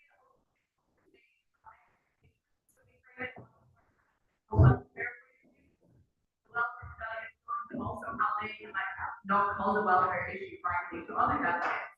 So that's kind of how we put it. And you know, also conversations of getting enough sleep, eating, you know, what type of food might you eat, things like this. So it's not meant to be sort of a training or a kickoff activity. It's not meant to be open conversation with the delegates, which we find also that they have issues, they come to us and we can help the guys through it instead of either not doing anything because they don't know what to do or it is easily having to do. So kind of from my perspective, and what we do is we're not trying to have anything with that's not what we're looking for. Thank you. We'll go UAP Bosnia and then UAP Slovenia. I think the general consensus here among all of us is the following, and that is that we all want to do as much as we can in any given situation. However, being also understanding that while maybe our situation is a little bit better than yours, for RNC particularly in terms of travel, your expectations are not where they should be in terms of what we can do and what we cannot do. The financial thing is absolutely such a strain on the organizing committees from the get-go because not everybody has funding opportunities. We can do visa, but because I work in the visa sector, I just know point blank that if another Rejani applies for a visa in Bosnia, it's going to take 2 months. From the get-go, there's nothing that we can do to expedite that process. On cultural sensitivity, we have mechanisms, they do not work, but that is not up to us. We have a GP member responsible for that, and she is the critical contact person to the regular complaints that mechanism is not working. If ESPs are not doing their job the way they should be, then that. So expectation versus reality, I do not think are here where they should be. And we will wait for your response at the end. Slovenia, loud and clear. I just wanted also to say that this topic as a whole, while there is a big issue for non-EU countries, it's also two-way street because we want to send a delegation to a non-EU country, we also face the same issue. But if non-EU countries that have more experience with this type of issues, have materials or practices or something that we can learn from you, because I can send my delegates to a lot of places and not have those issues. But you don't, you have this issue more clear. If you have practices, share with us. How can we do it? How can we actually contact embassies or someone to help? Because from my point of view, I have no idea how to do it. But if you guys look up, who knows, please tell us. Because also it can help enhancing the practice network wise, and we're never going to eliminate the issue, but we try to do that help. For that related. I would say this. Go ahead. We both want to be, concept of the productivity being a two-way street in the one really thing what's missed a little bit through the whole debate really is that there isn't really a single umbrella term like non-EU. It's not that every single non-EU country has the same procedures, have the same issues and all that. So it is also important for some of those countries to, of course, massively important for, let's say, NOCs to have the proactivity to give the opportunities for the incoming delegations to have the process facilitated in a feasible way, have the user process start early in the next 2 months, have to take that into account. We can't start it later than that, but feasible. But at the same time, we do have to know if there's any specific needs that there should be a platform to kind of make it available for the network to know how to kind of close. Thank you. Bosnia, please keep it short. Just adding another thought, because we are keep in mind that sometimes our sessions get greenlighted a month before, or we open calls very short to the session. Henceforth, if you do apply for that session, then there's not much we can do that is already fit in a short time. Thank you. We'll give the last point to this round of debate to Cyprus, because they've been keeping up that job the whole time. So, it's a way that we can, that NCs can solve, a development discrimination rate. It's maybe too harsh for some NCs, but most of us, if not all of us, in the code of conduct, that is their right to kick people out of our sessions.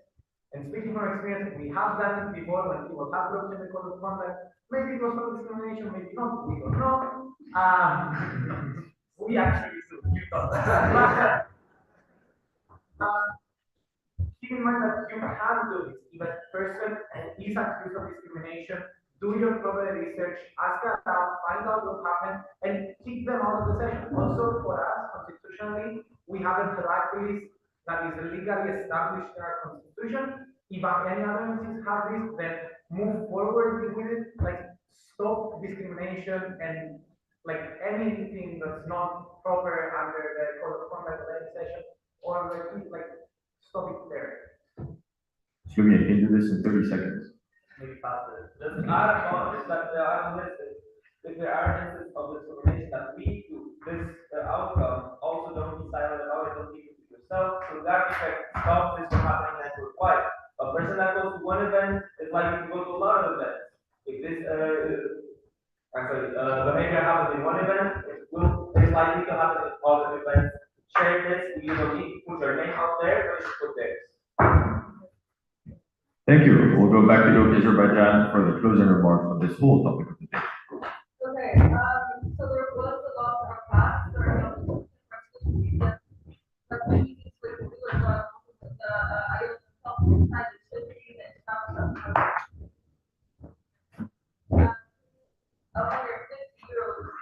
for taking, but I understand very funny to be working on the atmosphere, and that is a difficult thing to go through. We face that as well, I think everyone in the group has, but ultimately, when it comes to things like this, there does have to be at least awareness in advance so that there can be steps taken that kind of make things easier. Because at the end of the day, if you receive an notification, that in itself is like a success, realistically. And we personally have not had that many times, I believe someone mentioned it, but yes, it is a two-way street. We don't have that many international people, unfortunately, but we will be trying to do things against it as well. Moving on to Romania, we don't do them online. I believe that was the point. We do everything physically. The onboarding call, like we mentioned, the overview, getting all of our concerns out, expectations, everything regarding what to expect. And sometimes we do happen with the parents as well, because ultimately another question is rather stricter, I would say, than most other countries. And so it is important that parents are always a part of the process.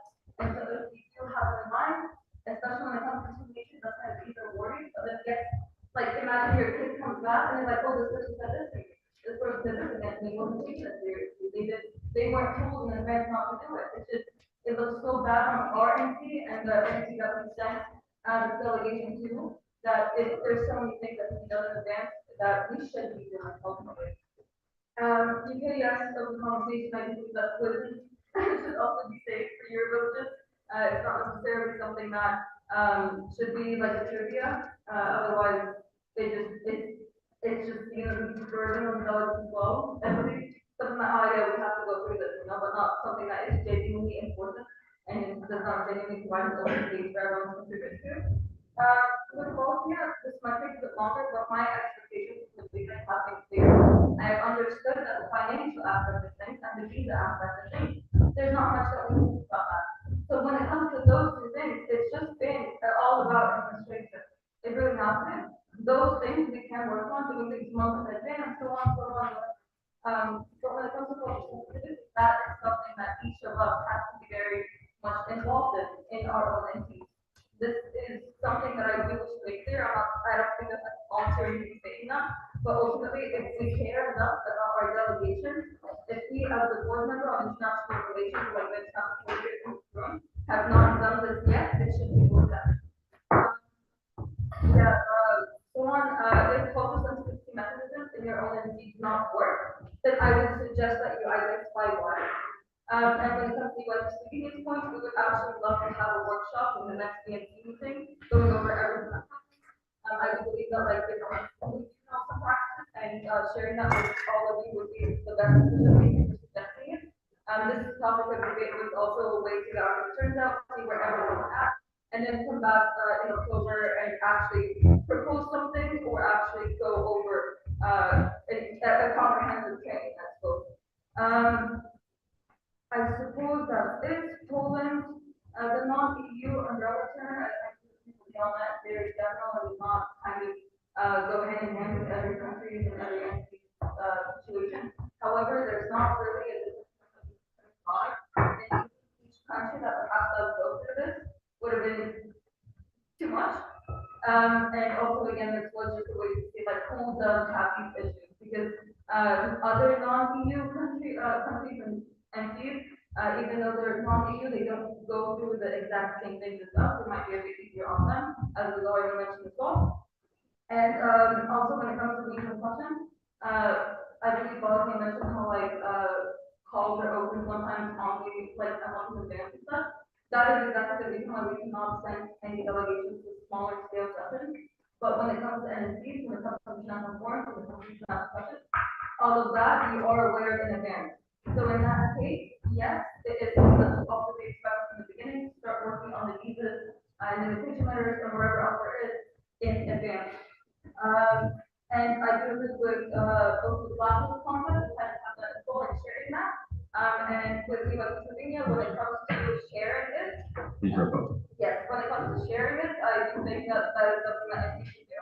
And it ultimately does have a better representation of us as well, and like if it's not that avoid them. Yes, that's it. Thank you so much for this debate. Thank you. Lots of input, very appreciated. We're behind schedule, so now we'll move on to the next thing planned, which is a safe core team updates, the second one.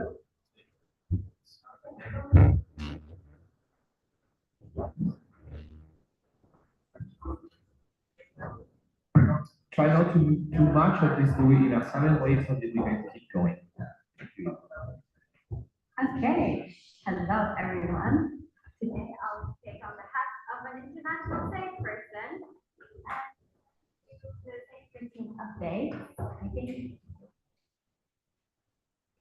So first of all, I just wanted to start with the same presentation that you had in the previous BNC as well. But where does the SAFER team fit? Has been a question. It fits between active developers and governing body, right? It started as a working group of the governing body.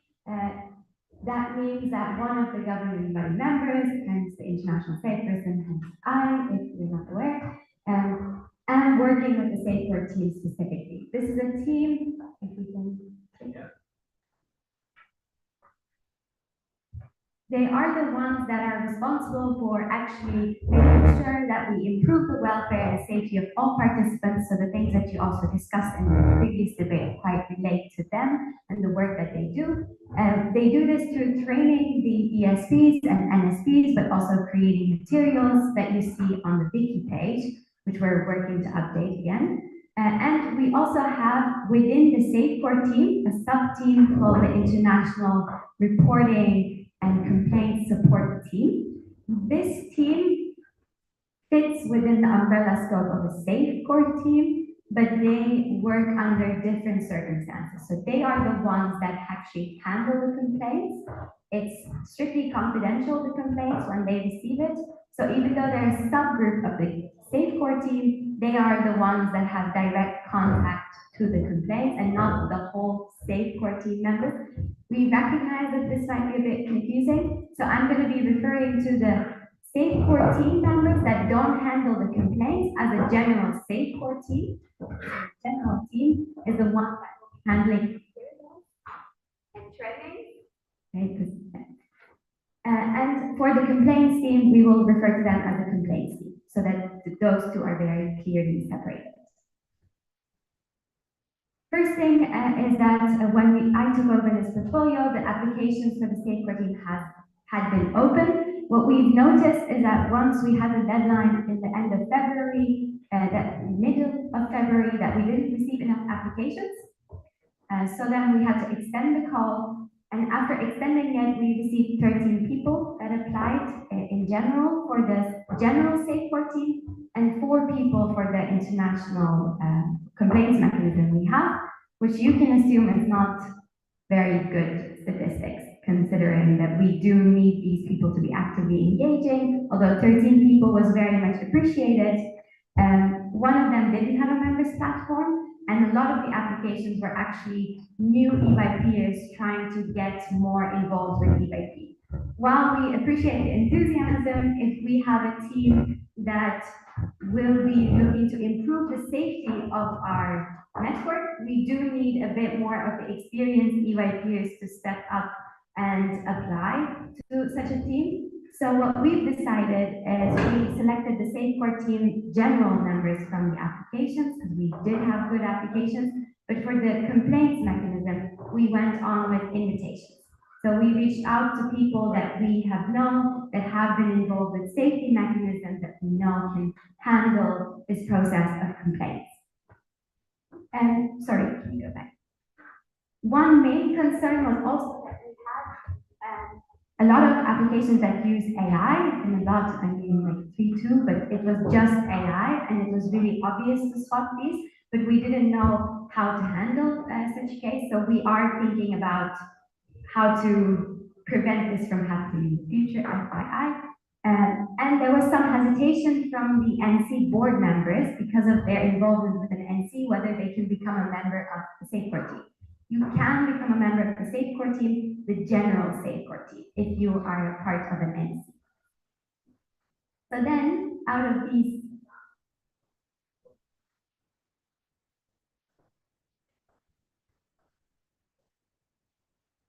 after we had the applications, we decided to select 2 chairs, and the first chair will be, yeah, if you click it, it should come. Eva, and she's with us.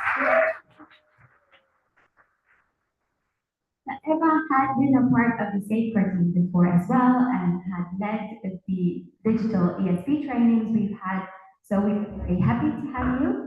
And Eva will be taking on the responsibility as chair of the general SafeCore team, which means that she is responsible for network-wide awareness on the safety and inclusion of members. So this means materials that you see on the wiki, and also ESP trainings. And the other chair we have is Gabrielle. And Gabrielle had also been involved with us, also served as an NSP in Romania, and he will be taking the lead on the complaints mechanism. Also, both are trained in the field of safety and different relations, so we're very happy to have a strong chairs team. And Gabrielle will be responsible for the support for national safe persons as also an NSP previously. And since we've seen that NSPs are quite linked to the complaints mechanism, and will lead the handling complaints and reports process. So you can reach out to them individually as well. And with them and I being present, we have selected both of the teams. So for the general Safecore team, we have 5 members who come from different NCs, Çağatay, Teresa, Brian, Hype, and Dora. And they were the best applicants that we've had, hence also we are looking forward to how they will work. They're very enthusiastic and have started working already. And now for the news that you didn't get received, but will receive an official. We have completed the complaints mechanism team well. It will be Grace, Mora, Susanna, and Christos, who was the chair and who will continue to be a part of it. And they have not yet been announced, but they have all confirmed their positions, so we are very happy to get the complaints mechanism going. Yes, so for the goals of the Safecore team for 2025, for the general Safecore team, they have identified 3 goals of bringing the team closer to the network, creating materials, a lot more materials as we've always intended, and updating this knowledge that we can share with the ESPs as well as the NCs on the wiki page. So please expect more trainings to equip more people with the skills. That's it. We want to restore the trust in the mechanism. We want more people to use it, and we want to increase the transparency in communication with the parties. And we want to inform you and the members across the network about the procedures they can use a lot more so that it's used more. So you can also see that there are 2 different emails. Please pay attention to this. This SCT, so the Safecore team general email will be, everyone will have access to it that we've just listed, right? And this is a general email. So anything confidential should go to the one you see on the right, safe@eyp.org. Coming to the ESP and NSP trainings, what has happened up until this point is we've had a national safe person training in 2024. Shout out to EYP Spain for hosting it. It was quite a success in terms of the organization. Everybody was very happy with the food and how it was organized, also with the training content. What we did see was we had 17 trainees coming from 15 NCs, but unfortunately not everybody that participated was actually an NSP. So for lessons learned or future thought, we have better alignment with the target group. So we're looking into how can we get the actual national safe people in this training or the future ones that will come rather than just the ones that we could find. For the digital ESP training, we have such a wider reach, actually. It was hosted online with Eva and Jordan. 160 participants applied. Out of this 160, we accepted all of them, but only 100 of them actually actively participated throughout the event. We had 8 trainers from 5 NCs. And what we have seen is that we need to collect more feedback a bit more aggressively, because at this point, we only had 14%, which means 14 people out of the 100 actually filled out the feedback form, which is a decline from the August one. So we are looking at, okay, this reach is good, we're reaching a good quality of people, but we want to get more feedback again when it happens. And it is happening again. So we have an ESP training. This year we will try to host 3 digital ESP trainings. The first one will happen on the 13th to 15th of June. We have strategically located this so that it is before any international forums that happen, hopefully in the summer. We would like your support in promoting it. So if you have any events happening in the summer, please encourage all of your participants to come and join this training so they are aware and equipped of all the knowledge that we're giving. We will have a head trainer and an HO from the Safecore team, and we will open applications for trainers, a media team, an editor as well, and within the media team, ESPs and trainers coming up, as well as organizers. So we're really trying to structure it a bit more so that the network can get more actively involved in the process of all of this. And for the NSP training, we will have an NSP training in 2025 as well. And the format of it is to be determined, but what we have been thinking is to have an online and an in-person component. Online to allow for NSPs to already have in the summer. So if they have been starting their, if they start their terms in the summer, they will still be able to get an insight on what an NSP should be doing and how to do it.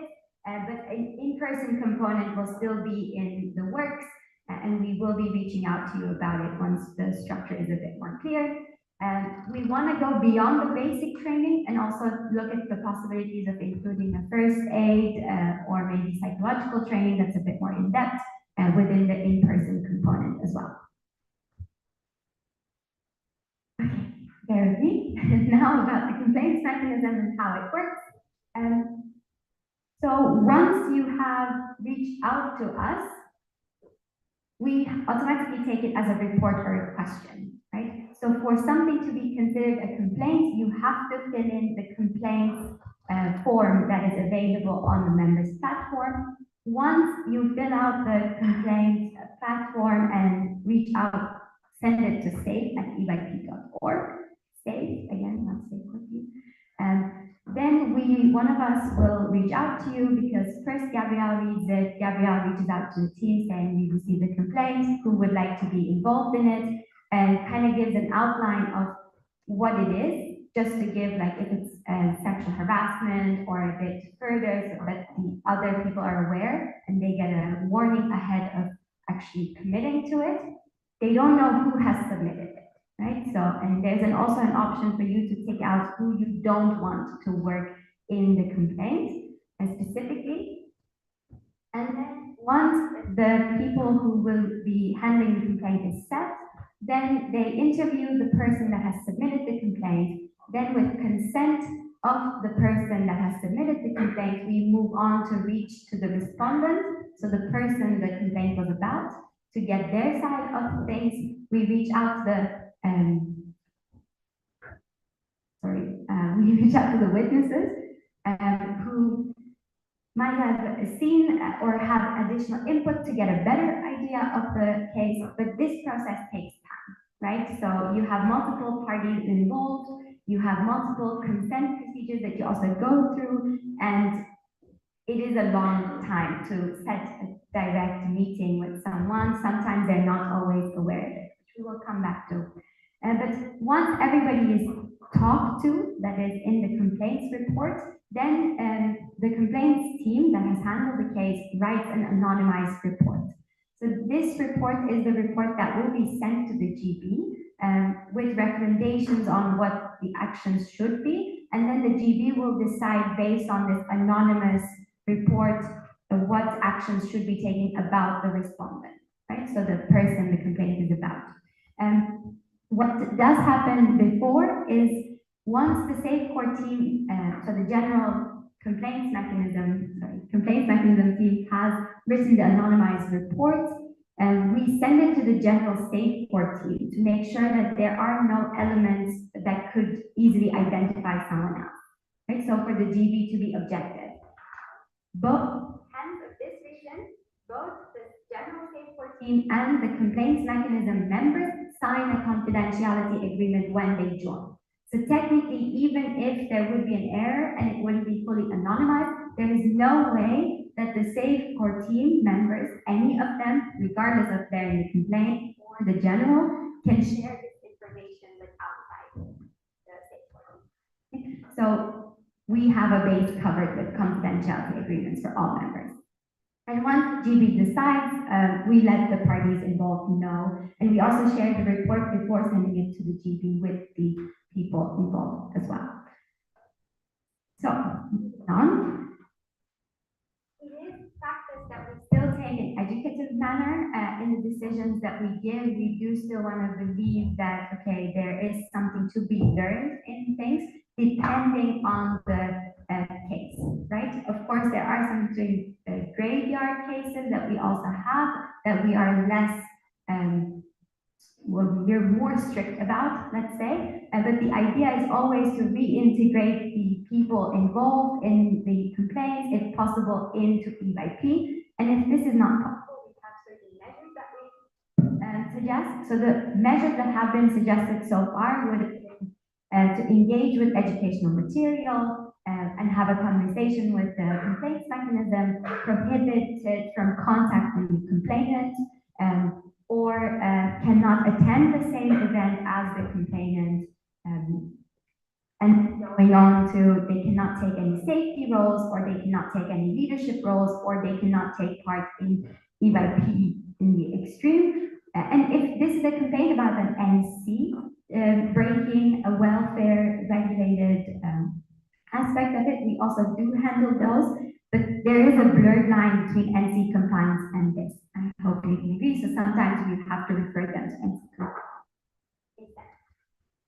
In grave violations, we do, the GB, we can offer the GB to suspend this person temporarily or permanently, and temporarily until we establish contact with this person and actually do have an understanding to make sure that everybody is safe. Right? And graveyard circumstances are circumstances, anything going from sexual harassment to be right? So numbers, in case you were wondering, is we did a little dive, and what we've seen is that actually throughout the years, at least from what it has been recorded so far that we had access to, that we have a decline in the amount of times that the complaints mechanism has been contacted. So you can see in 2022, we had quite a high number. We had a lot of reports or questions being asked. We had a lot of complaints being brought up. This shows that, you know, this is a system that can work and that did work.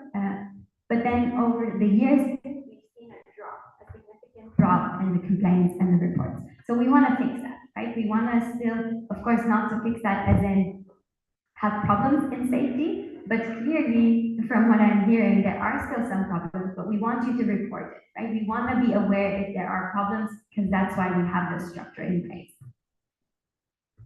About all of these, progress that has been made since 2024 is we have approximately completed 23% of the cases that we've received.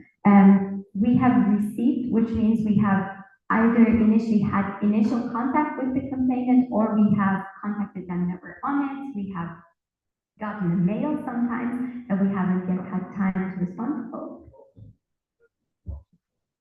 And that's in majority right now because we've had an HR crisis, which I will explain. But basically, just so you know, the amount of completed cases from 2024 to 2025 at the moment has been little. We are aware of it, we're trying to fix it. It has been an issue to keep people motivated in the complaints mechanism, and it has been an issue to contact the people that have been mentioned in the report. So this process takes time. It should take ideally a bit less. We do recognize it, but we are working with what we have, right? With volunteers and with young people that sometimes don't want to always answer our emails.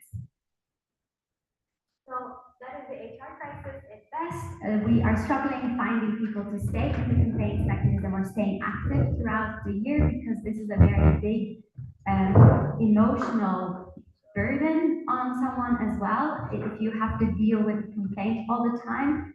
And I do want to stress, this is volunteer, you're also volunteers, they're also volunteers, and they are doing a heavy lifting because they cannot talk about these with anybody else. And sometimes these cases do really have an emotional and a psychological aspect to it that could be hard to handle. And if the only feedback you're receiving is negative feedback, even if you're the most positive person in the world, you would feel bad at one point.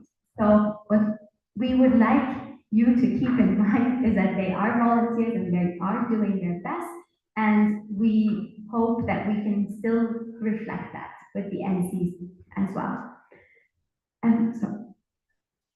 With regards to this, we're also looking into opportunities of actually providing external support for the complaints mechanism people, because we do recognize, okay, if you need to talk to someone about it, it cannot be someone from the EYP, but maybe a professional that we can also refer them to so that they can seek additional help.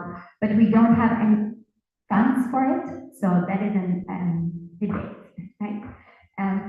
With regards to issues, like I said, sometimes we've had issues that we cannot complete a case because we don't get a response back. Now for the main concerns, general overview is that we have noticed people are afraid of reaching out to the complaints mechanism. We are trying to get a better handle of it, but we don't know if this is happening because people don't know how to contact it or if people don't believe in the system. We hope it's the first one so that there is something we can do directly to fix it, is making sure that we are more out there. But if it's the second one, we are also open to suggestions. If you have any suggestions on, okay, we think this is how it should go, this would be a great moment to also share them, once I'm done with this slide. What we also see are the victims or whistleblowers, as we call them, are afraid of retaliation. And I do want to stress that this is strictly confidential information. We don't go around sharing this information to other people, and only the ones that have to know, and we inform the people who we receive the complaint from at every step of the way, whether we're gonna give their names out, we seek consent if we do that. Also, we have noticed that we're not contacted directly after the event, but rather when something has happened about the person.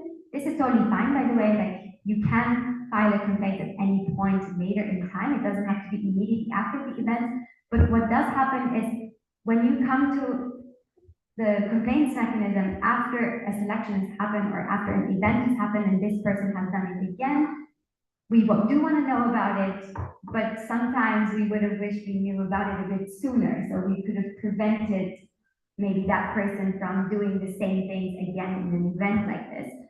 And so what we do want to stress is please do feel free to reach out to the complaints mechanism. They are there to support, and there is no problem with just writing us an email saying, hey, I've seen this person act this way and I'm concerned, what are the next steps to do, right? And we can guide you. That doesn't have to have a direct consequence on anybody, including yourself. So we would like to ask the NCs, since we all have you here, is please use the existing system and update, for sure, your NSP contact information. We still have some NCs that haven't done that, which means we cannot contact your national safe people, and this is super important for us. And please ensure that there is an evaluation given to leadership members or any officials that have participated in your events that have shown a behavior that doesn't fit with the expected behavior we have. This is why we have the discipline section.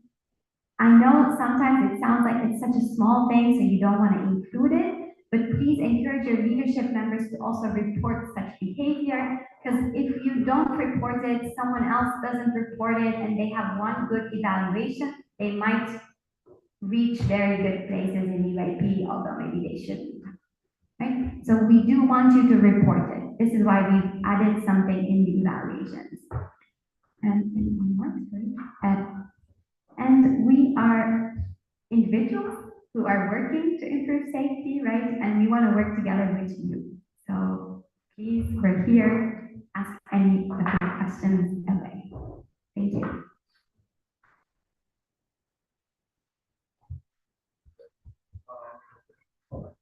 Work from there on,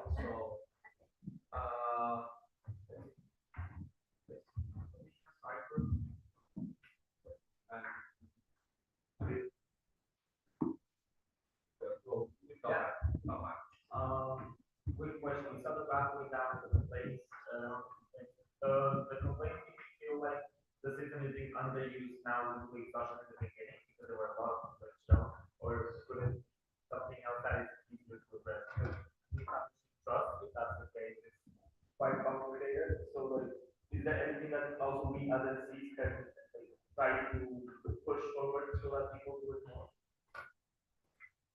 So I think from like an ISP side of things, for me, it would be more about, okay, if you see something, say something, and type of thing, and just make sure to reach out to us. I know sometimes we get ignored, and you go through ESB and ESB makes a decision and then NSB makes a decision, that is how we intended to go. But if the ESB doesn't report it, then it's kind of stuck there. So I guess what we are asking is NCs to encourage your NSPs to reach out to us, encourage the ESPs to reach out to us if you're at an event. If you see something, please report it or reach out to us. And I'll give it to Kathy Hafter. Thanks. I just want to add to this. From what I've noticed, talking to a lot of people here and a lot of people at other events, a lot of people do what we've shown you today of how the complaints mechanism works is not something that is general knowledge for a lot of people. We believe that this mechanism would be used a bit more if people knew about it. Right now, a lot of people don't know about it, NSPs don't know about it, so we're trying to remedy that, but we would also like your help in that. Thank you.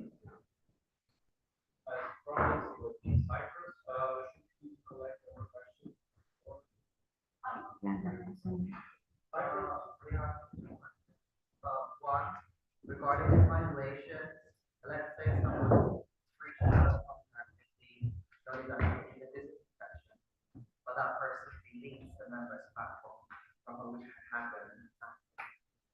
It's a mechanism.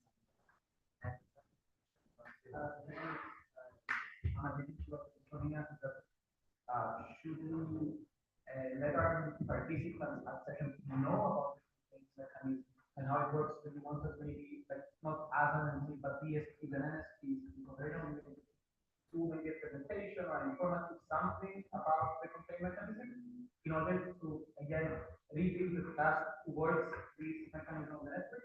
Or should we use DSPs to climb up the ladder and find what method of contact would be prepared for session participants? So maybe actually we answered it at that time. So if somebody deletes their members platform and you know that you gave that person discipline section, do report it to us.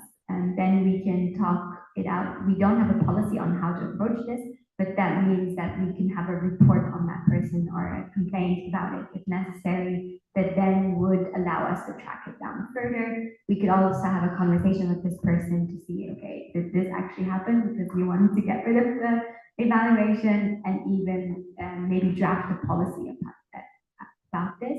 I think for the question on how to go about it, we do have a presentation for the ESPs to actually use. So we are trying to improve that. I would say we will include the complaints mechanism there. Everybody should know about the complaints mechanism.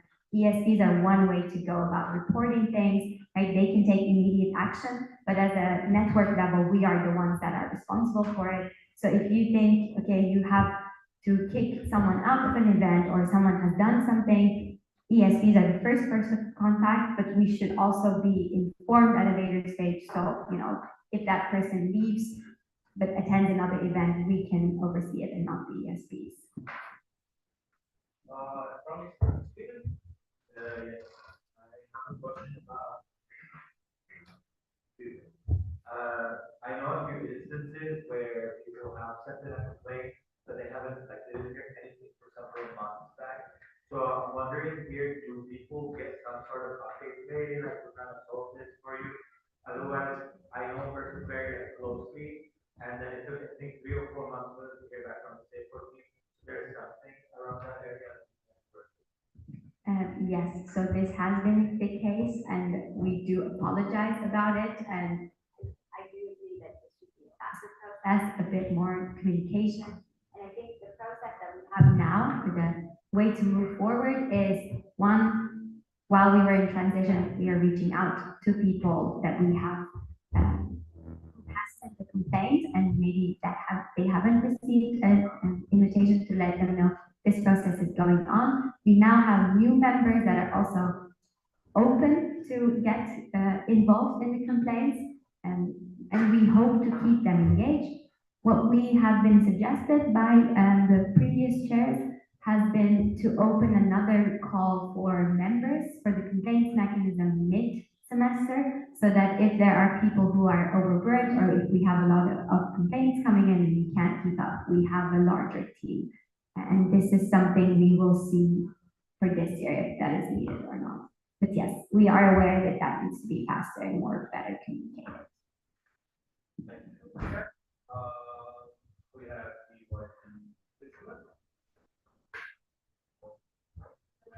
Okay, due to time constraints, we'll get Switzerland. I invite you to still get involved. There is an update channel on Discord for the DNCM. You have Eva, you have Gabriel, you have Ira here. Talk to them. There is a very Yeah, first of all, thank you for all the MCs who are been using the discipline. We have seen the first couple of grades where something like we're definitely. My question is, when someone applies, you have all the information we need. Every now and then we need to invite people. When you invite, you don't see anything, unfortunately. Is there a recommendation we have for how to do checks that doesn't involve anything? Yeah, very, very good point. I think I cannot say anything directly, but what we can promise is that we can debate about this between ourselves and give you like maybe a recommendations. I can think on top of my head, if you have an invite list, I know this sounds a bit unfair, but you need to replace someone, maybe someone you have worked with before, who you have seen the evaluations of, could come first as a general principle. Or usually, if you have someone that we know has a grave concern, then we will tell them to drop out. So if you also use the complaints mechanism that we have a lot more, then there is going to be an HR officer, right, from the international office that looks after these things.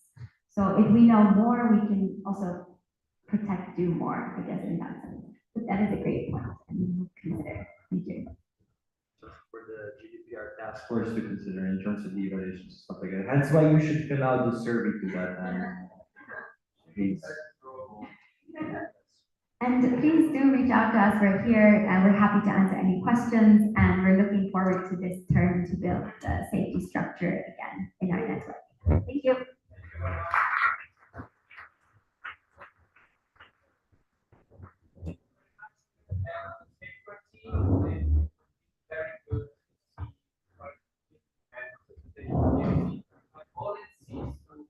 Promote its existence in all the mechanisms and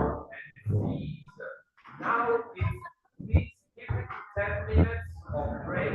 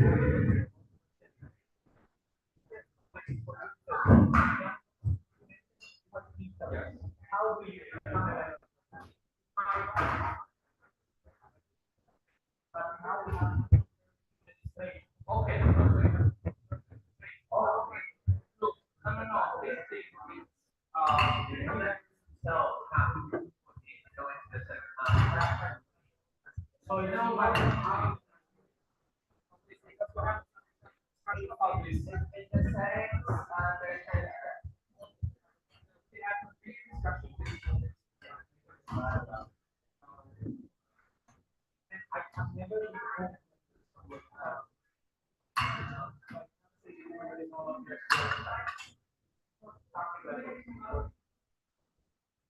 Yeah, it was debated.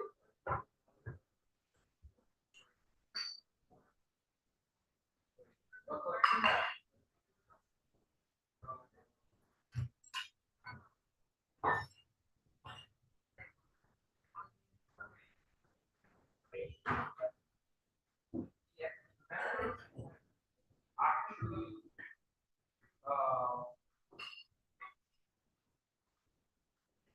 properly select and it pops out. When you do, but it doesn't show that way anywhere. But to do this, you have to go not only the admin of the NC. Yes, it's not, I mean, it's a complicated because you have, in one instance, you edit the NC, and the other one you have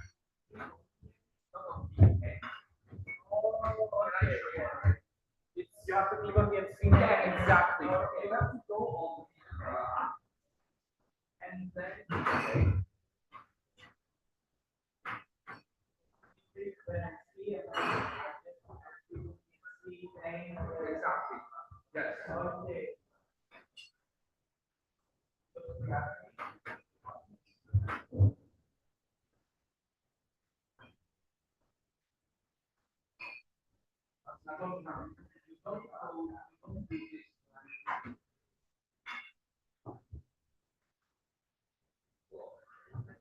I mean, I remember last week there were I don't think the time there was not I was years ago.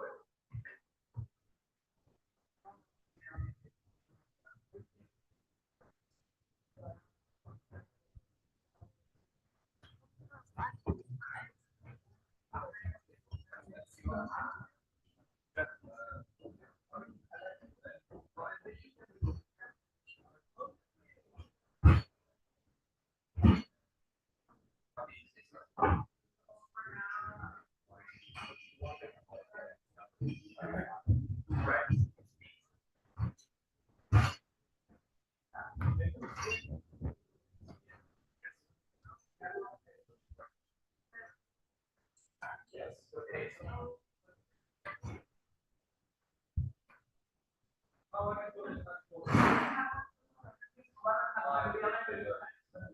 Are you charging your laptop with us?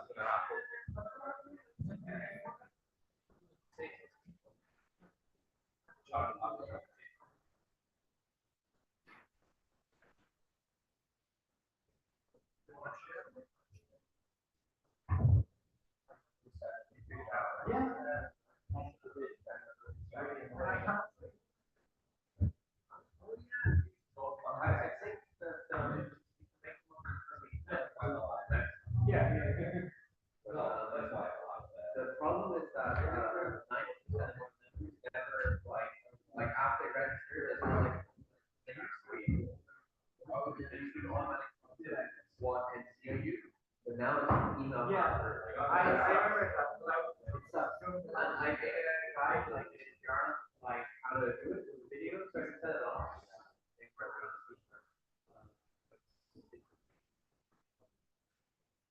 Our memories.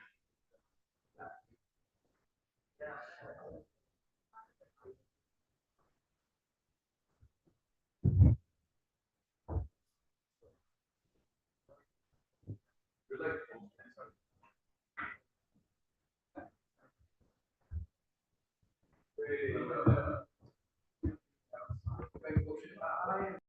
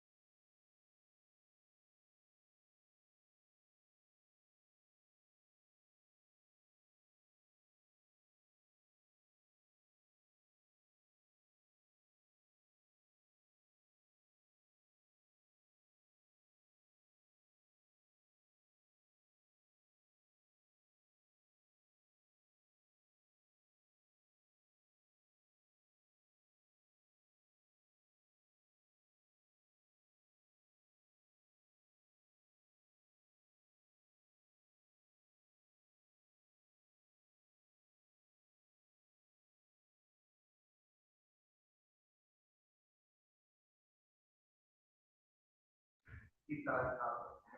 Me, Anna, and Gabi are the examples of 10+ years of people that went through the struggle of being through that, trying to report, trying to prove that our entity was not compliant, and not having the procedure. No one knowing what to do exactly and how to approach it. So I think this policy will clarify and give everyone the tools to be. Before it was kind of very simple or hesitant to approach, and especially as whistleblowers never had kind of a safety net. There were instances from our members before that information got leaked, which is not really healthy, because once the information gets leaked, before nothing happens, even if you know you want to improve your entity, you want to make it compliant, you will make it stress, because you hear stories often, each generation of people, it's like, oh, nothing happened. Another important thing here is transparency. So before, I think the BNC board and during the network did not have much idea about what was going on. And from our case, or from compliance from the old entity, not many people know what's going on.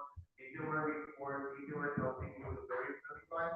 So I think being able to report and like kind of asking questions, asking clarifications is a very, very valuable.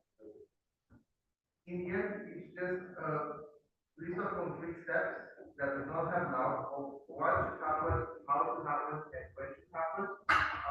It makes people act, which is nice, and also it gives a safe name for everyone. So I'm the charge all of this vote in favor of this. I know it sounds science fiction, but it's not. Trust me, and we can discuss in any break once about it even more. I know lots of examples about it. I think no one will have to go to the extent we have to go through it, and we got no one should go ever. So I think that's the importance of this policy to make sure everything, every entity is safe and has the state of being compliant with happens. Thank you very much. We will return to you for your response.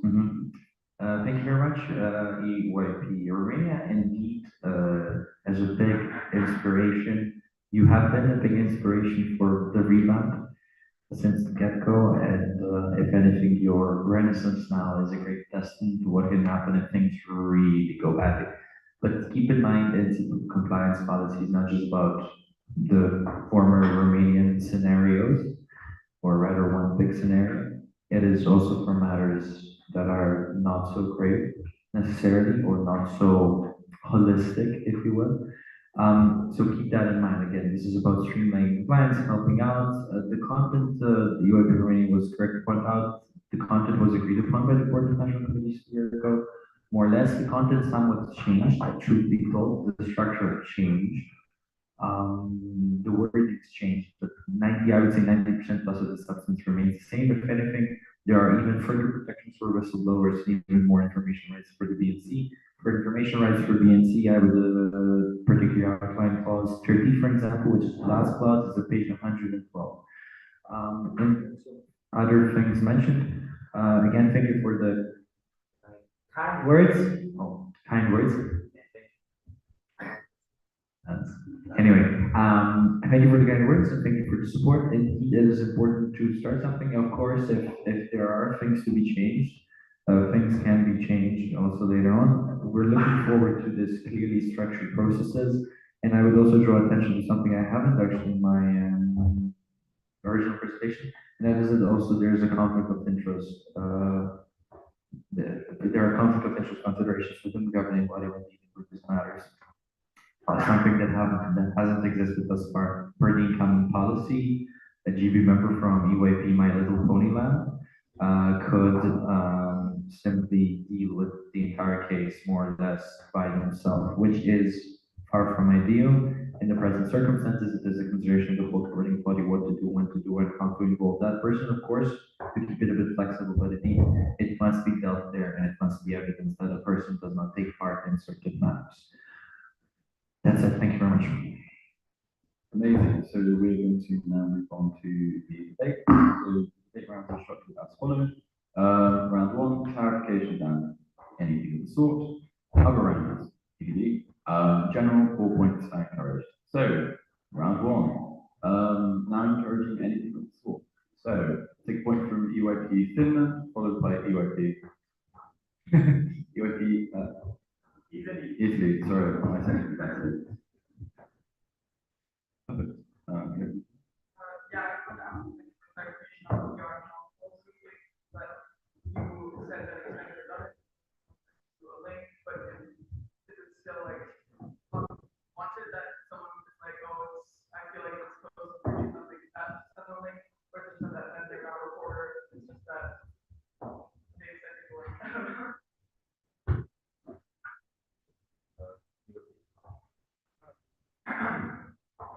So very much what that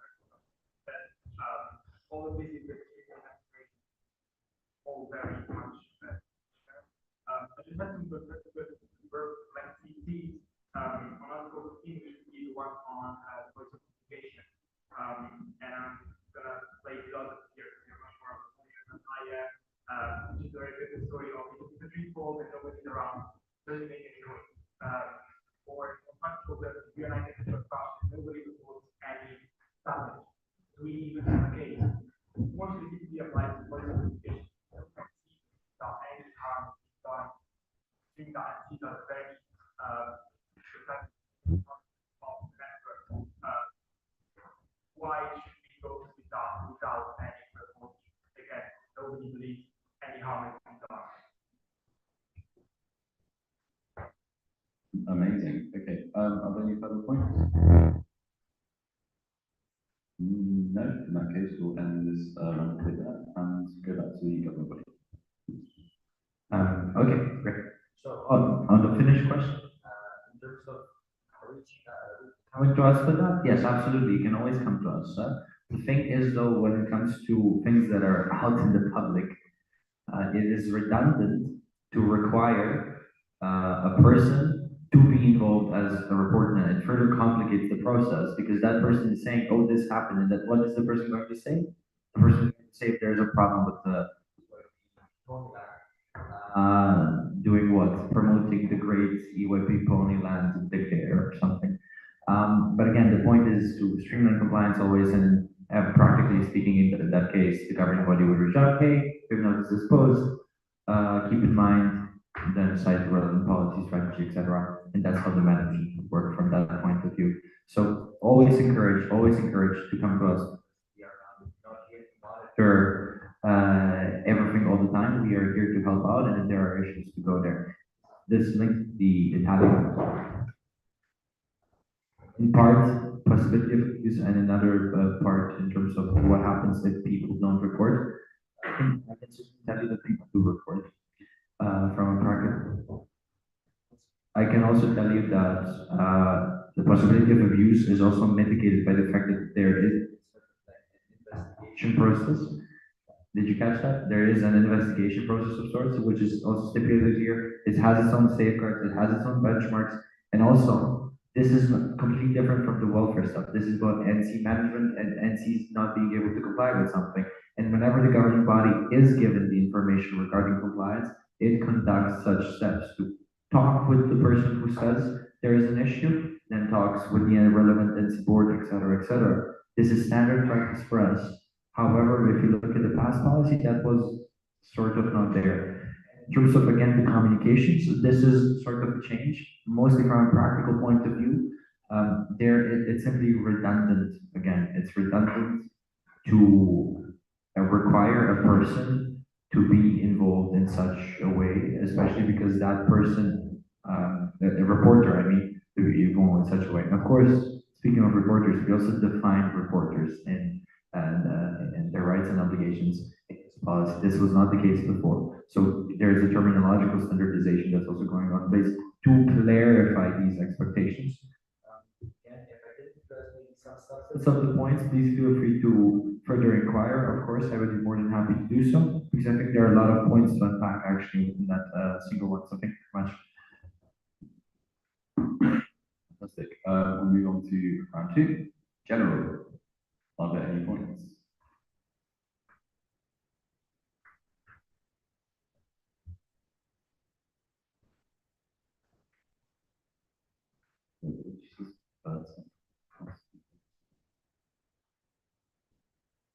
No, in that case.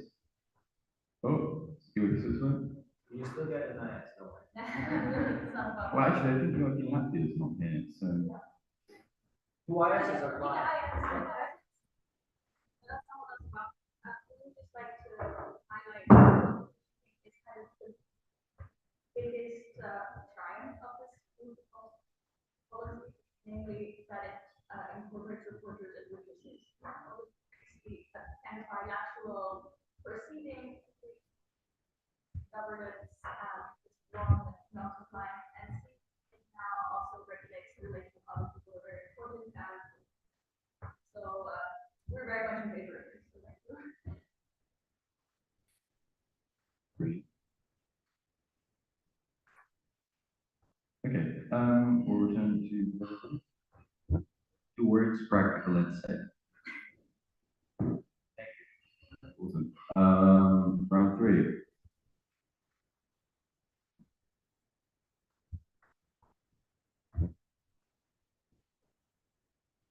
Awesome.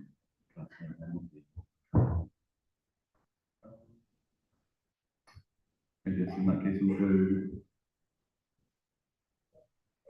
Yeah. Okay, awesome. Unless you want to say anything more, Igor, I'm happy to go to a formal request that I've received from UIP Italy. So this is a formal request to call for a vote to vote on a proposal in parts, split vote. UIP Italy requests Article 15 be voted on separately from the rest of the proposal. Rationale, UIP Italy disagrees with the content of this scheme, yet does not believe the whole comprehensive reform should be harmed by that. So we're going to have to vote to approve the request. So those in favour of this split vote, please raise your placard.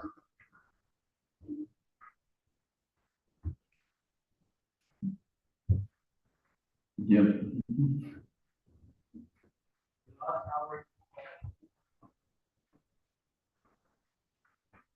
Okay, those against the split vote?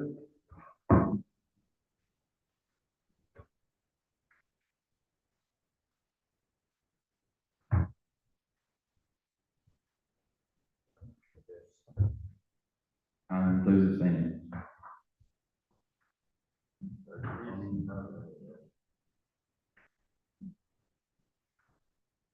Awesome. So that looks like as if the split vote is passed, so therefore we will be voting in 2 parts. So let's do clause 15 first, which reads as follows. I hope you have it in front of you, but a report is necessary for a compliance review regarding an alleged or apparent working policy on communications breach or any charter or other policy breach that is clearly evidence in an entity's external communications, such as social media. Yes. Brief rationale from you, I think it's like content. Do we have a brief rationale, like, because we go through this stuff so much in the brief? Do you want to expand on why you disagree? Again, as we said before, we do not believe that no one needs to be that any harvest is done by each of the right communication or then there should not be any necessity to go through with that.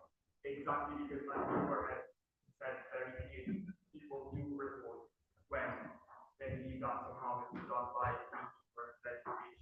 So should you know what to see that the statement made by somebody making any harm to anybody, then so you don't need to go through with that. It's the very main characters of the network, not feel harmed by what that person has said.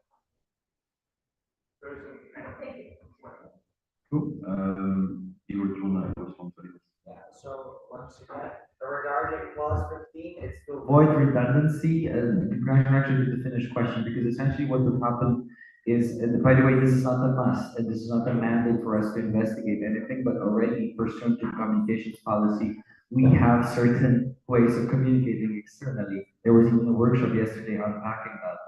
And effectively, what that means is that if you go now and say that EYP My Little Ponyland is supporting is supporting Ponyland Party United for our great leader openly, you would need someone to come to the governing body to start, and then to be some sort of a reporter who is going to report on what they see externally, the same things the governing body does. So it's a redundancy thing. It's not about us trying to step into something. And if you believe that There's no harm there. of course, these are considerations we always have. There are a number of complaints that have existed where people have mostly had personal vengeance, for example. Do you think that we advance those? No, of course not. Because in these practical terms, we really, always go balancing exercises. What is the policy? What does the policy say? And where is there a breach? And what can an NC do? And what can an NC not do? And of course, that's on the governing body itself to do. It's much bigger than the NC compliance officer. It's the entire team, save for conflicts of interest. Again, drawing attention to that. So yeah, it's really about redundancy and procedural efficiency there. It's not, and if you believe there is no harm there, I mean, people can always say so, but the governing body also is entitled to its own view, again, particularly because its task is to safeguard the external communications overall. And this is a fundamental thing we have always been doing. Okay, since you guys have no points in the debate. This might also help combat like passive bystanders, even or positive testing. This might also help combat the problem of having passive bystander effect responsibility. Because like if it's something that's quite blatant online, for instance, probably all of us are like, oh yeah, surely someone else reports it. And then maybe no one reports it. So this way, if the governing body can argue different things, okay, this is the case we need to check. They can argue initiate this without moving someone else. Maybe just like as a suggestion. Otherwise, it might be bad. Nothing you're wrong, it's just a wide block of my people.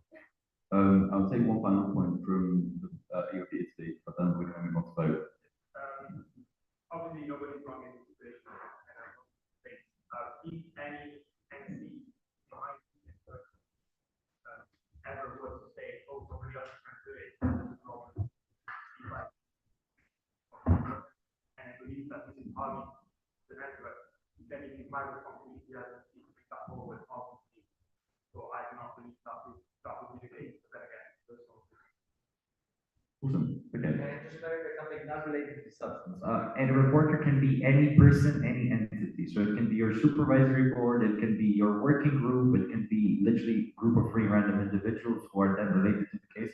Just to let know, it's not just about NCs, to keep that in mind. This is also very clearly defined in the policy. Just to, for the sake of, because I know what Matt is getting at, it's a specific thing, just not to have a general confusion. Sorry, with the NC.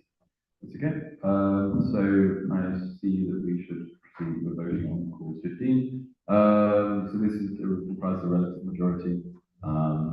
So those in favor of keeping clause 15 in. Votes.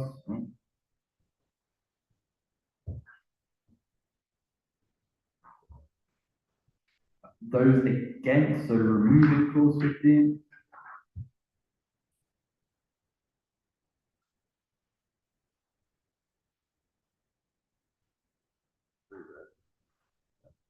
And those abstaining.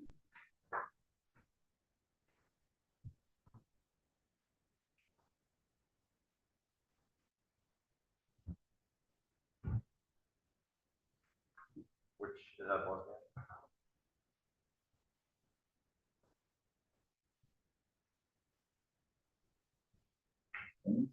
So I believe that is quite evident that you guys want to keep it in.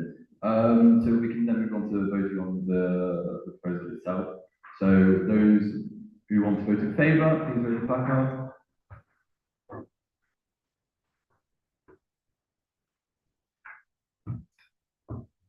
Those against. Those abstaining. Lovely. Awesome. So I believe congratulations on all this record so far. So that seems as if we've caught up on our time. So we can quickly move on to updates the policy on evaluation and feedback about to not make the session. I feel like this is going to be spicy. So I would like to welcome the proposing entities to run us through.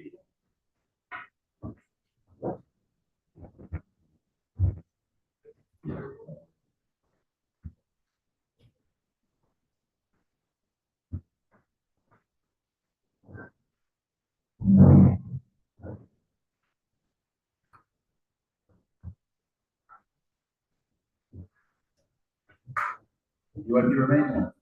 Can we please be quiet? I don't know if you've ever noticed, but we don't have microphones at work, so people need to listen. Do you want to come to the front? Okay, let's shout as loud as you can.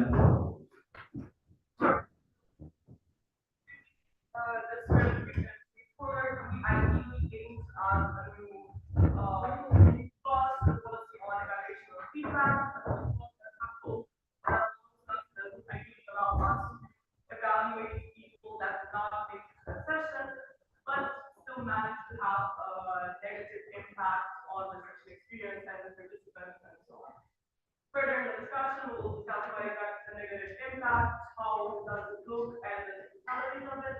Before moving on to this, however, I want to again have a forum of sharing bad experiences with certain people from certain sessions.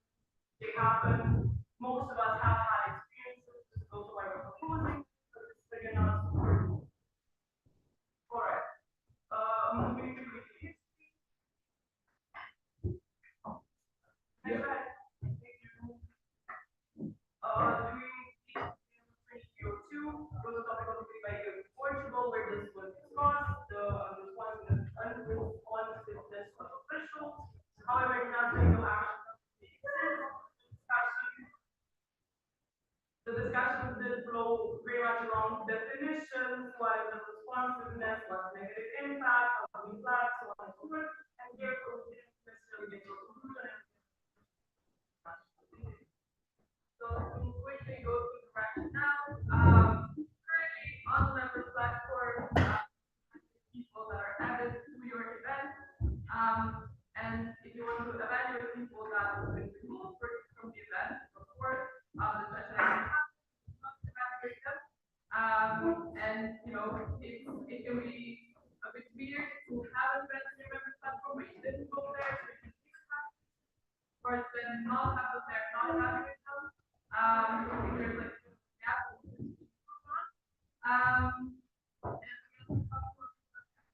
negative impact on so if they were at the end, I guess, kicked out or dropped out of their own vote. But the emphasis is on the negative impact they had on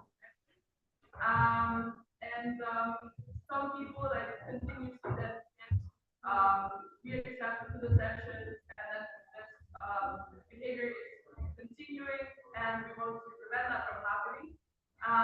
So we want to share crucial information with future selection panels and I guess keep some sort of accountability mechanism where people might not feel as encouraged to not do anything and then drop out and you know have no consequences of those actions. I want to add another disclaimer, which is in this world, never platform works. Okay, we don't want to talk about like, oh, but like this update to the member platform, that update to the member platform. The point of this is the update to the feedback policy about the feedback and the evaluation, not the member platform. Moving on. So that's proposal so I mean, you probably read it one thing, Chuck. We know that we don't really define negative impact percent point by point. Why? Because there are so many cases of negative impact, and we don't want to like limit ourselves quantifying what negative impact has done. Therefore, we said that we recommend as we do the ESP evaluations of NSPs that the national committees are consulted with the matter.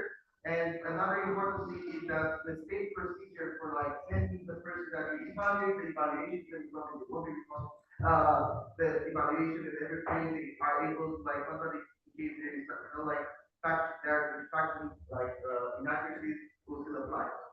If we go to the next slide. Thank you. So the intended outcome is to ensure accountability. So repeated behavior will be stopped. Then we also gonna have more information about people, Kai mentioned. We know that this might result in needs, but again, it's not about it. For the developers to develop a special type of evaluation structure. However, we do believe that with what we have so far, in terms of the actual evaluation structure, we can make it work. It's a maybe improvement for future, but again, not the scope of this procedure. And yeah, that's it. I think it's pretty straightforward. forward, I think the aim is very clear, and we're more than open for feedback for like those negative impacts. We know it's a kind of a shallow territory, it's not very well defined, we are very well aware of that. But we try to find the perfect balance between codifying and not just fixing ourselves much. Thank you. Thank you. Thank you very much. We're now welcoming some further statements.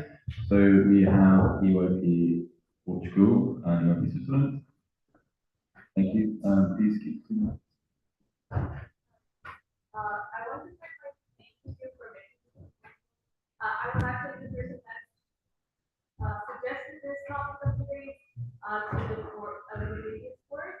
We were a bit discouraged to support this proposal, but I'm so glad that someone is doing it because I can attest that had this proposal been set in place in the past, we would have used it for 100% of the investors had passed. Unfortunately, this is becoming an increasing problem with officials becoming more and responsible, especially in leadership. And maybe it's because we're in the corner of Europe and people kind of realize that, oh, maybe it's hard to get there, I really want to drop out. I don't know if that's exacerbating our country, but the fact that for 100% of our events this past year, we've had this happen as an issue. And it is so frustrating that we cannot put an evaluation to that person. Yeah, there's no words to describe how frustrating it is, especially when you're a project manager and everything, like, you put your trust in these people and they don't show up. So I really, really thank you for this proposal and I fully agree with it. Thank you. Your decision. Thank you also for your decision. I also very much support this. This adds a lot of important information, especially when selecting senior leadership, that as an SME people want to know. Avoid things that most people can agree with, that it's good to have this kind of information on the table, because otherwise in the selection panel, everything you don't know, how is it filled in through hearsay process. So this way, we actually know for a fact, yes or no, of this person that to do such a thing. If this was never written, now that there is the option, then you can assume and you gossip about it to make it serious. So there was the option. So we support this. We further think this clause doesn't have a higher risk of being abused maliciously, because again, as NC, we are happy to write evaluations we are requested, but also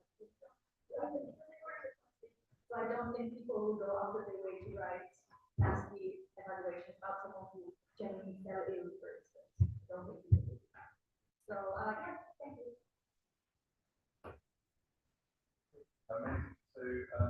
Answer the proposing entities. Sure. Yeah, you're hearing it. This will be very quick and you, yeah, and I will address both of you as both will thank you for the first. And yes, this is pretty much also our aim with this proposal is to bring clarity, to bring transparency to evaluations. That has been the theme also for other like evaluation proposals. And we feel that the evaluations can benefit from having as much information as possible. One thing I would like to mention that we proposed the debates and to kind of clarify in a sense is that when we mean that we'd like to have this opportunity, doesn't mean that every single person that got out of the session will be evaluated, because we do obviously believe that there are genuine reasons or unexpected things that come up, so on and so forth, whatever the case may be. There are a lot of circumstances whenever that we talk about recession, we're not talking about that, we're talking about negative impact and okay, how that may look like, but if, I don't know, for any other reason, like genuine reason a person drops out, we're not moving to, like, we're not in the that's very much. Okay, amazing. So we're going to move on to the debate. The debate is structured as follows. General. So, we'll take a point from EOP Latvia, followed by EOP Albania. Yes, EOP Latvia. Speaking from a perspective of factual inaccuracies and you mentioned genuinity, there were mentions of like considering, I don't know, illnesses or whatever, family issues, whatnot, as genuine reasons for dropping out. How exactly would you envision the prevention of abuse of such things? Because I can fully drop out of the session, not give a damn about it. And just in the end, when you tell me that you're gonna write me an email, I can just say, oh, I got sick. So how do you prevent sort of this from getting you? Direct response, you know, system. I'd also like to find out here to maybe caution everyone who's considering writing an evaluation like this that discloses health information. So. It's also really messed up. So please don't. But I do believe it is possible to have tests and evaluation.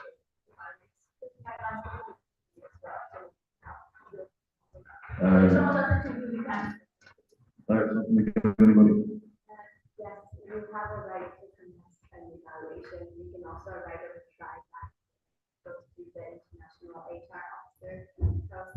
Procedures, so if they would think that it would be unfair, they can add their own comments. That doesn't mean that the evaluation doesn't get posted, but their comments will also.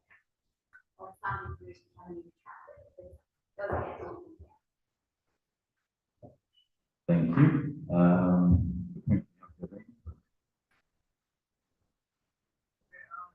Also, kind of a direct response to what you just said about this mechanism being abused by some people. We know that UAP unfortunately is very focused and driven. So people there are people that would like to abuse this. And maybe we would suggest that these kind of evaluations are reached by a group of people, by people that were directly impacted by the effects of this individual dropping out, and not just by one person wrong.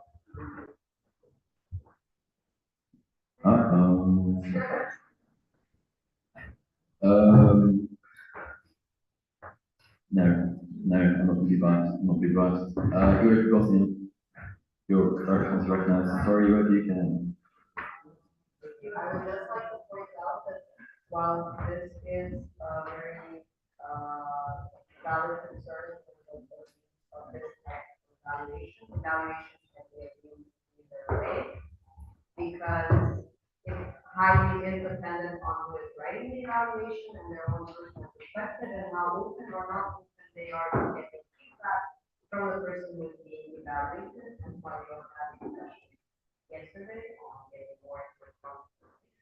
So the fear of abuse is present regardless if it's just writing about the impact or if it's writing a general evaluation. We got a direct response through UIPC. Basically about basically general eval, people who get their eval when it's written and have the opportunity to defend themselves and don't agree with what's written, and that's why it is also part of the policy itself. So I don't think general eval do apply really in this context, but overall, the use of it is could happen, but again, that person does have the opportunity to defend themselves. And I think it was mentioned earlier about involving the national state person in this process, which could help out with the whole use of. Great, because we've got two more rounds to get through, I'm going to take one, Tom's first ever PNC point, is it? Second, okay, second. I thought I was going to have the honor, but anyhow. So we'll take a point from API and then go back to the opposing entities, but all the other rounds are general, so don't get mad at me. I know just following on from that. Obviously, as you say, towards nine of the correct procedure will continue and to apply. But I wonder, opposing entity, how you completely prevent communication for that and check the balance between the person writing the evaluation and maintaining the people of being eval. I know from both writing and being eval that it's kind of a balance between keeping that communication there. So I'm wondering what kind of balance it would be a good idea. Going back to the opening meeting. So, yeah, how we envision, a situation, like we said, in the meantime, you can abuse evaluations as much as you want. If you want, there is a way you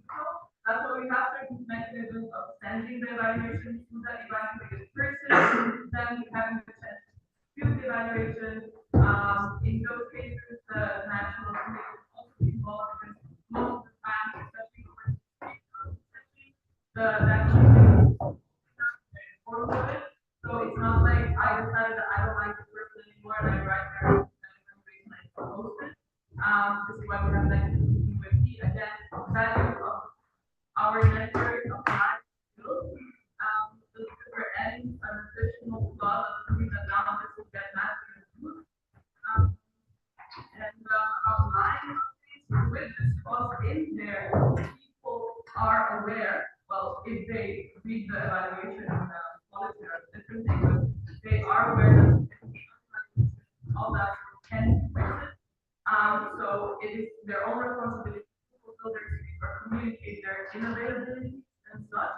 So if they drop out of the session and not fulfill things, it's still the negative impact they left. Obviously, we're gonna avoid reasoning. Stuff still again, all the values and natural qualities apply. It's not exclusive. And again, it's chemistry evaluation first with the person that's writing it, and then further with the GB to it. That is mechanism that is in place already. Again, still applies. The communication breakdown again is the standard evaluation process that we're looking at. So again, if the person writes an evaluation, they send it to the person. If one of the issues was that an evaluated person goes to the session, does not reply. Again, you send them the evaluation, they have the time to respond. If there is no response, that is not our responsibility, the people that are writing it. And there was a mention of like involving both an committee and policy that is involved in the writing of the evaluation. So again, this is not me intended, it is not intended for us to write that we don't like people. Again, it's a mechanism that helps the network and helps build evaluation to build transparency as well. Take a point from James, the second round of debate. We'll take a point from UAP Netherlands, followed by UAP Serbia, followed by UAP Netherlands.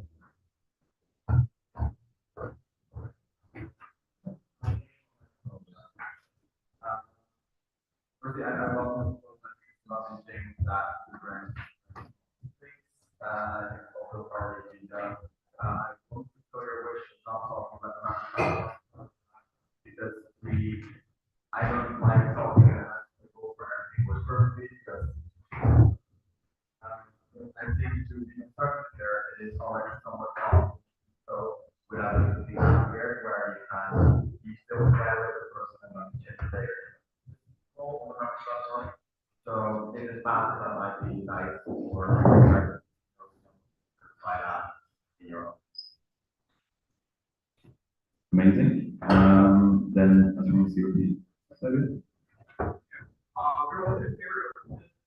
People like to see the first of it, is not present. If it can be expanded to positive, people, I know, great, like 5 days before session, but that's working for months, especially in media, because we such an outgroup, which is great, but they still don't get the evaluation. And I think while the selection panel would like to evaluate with the negative impact, they would also like to have a positive impact, because if something becomes significant, and we can work most of that very much valuable for it as well.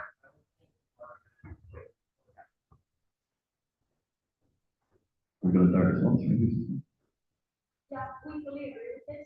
So far, our practice has been if someone had a really positive impact, but have to drop out last minute, then we just leave them on the session or member platform, so they would still be eligible for evaluation if they want to.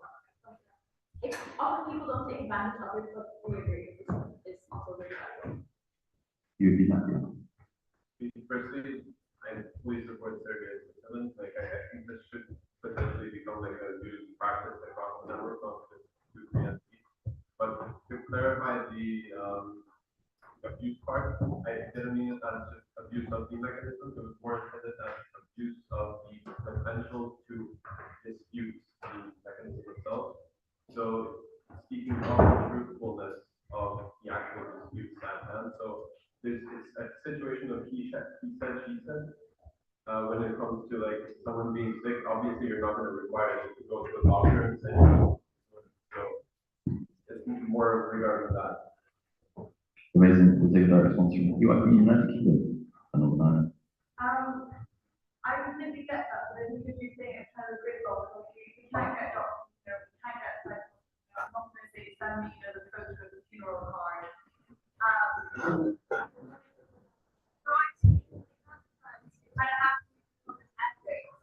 this is assume that people understand the use integrity and the values of it. And frankly, if they want to be that, uncouth and want to, lie about something like that, then that's kind of more reflective they are and won't necessarily get far in the network through the lack of moral. I don't think the other thing is good enough statement that would somehow stop this from happening without being like super draconian requiring things that are personal statement. I think there has to be an element of the code of ethics, even sentence something like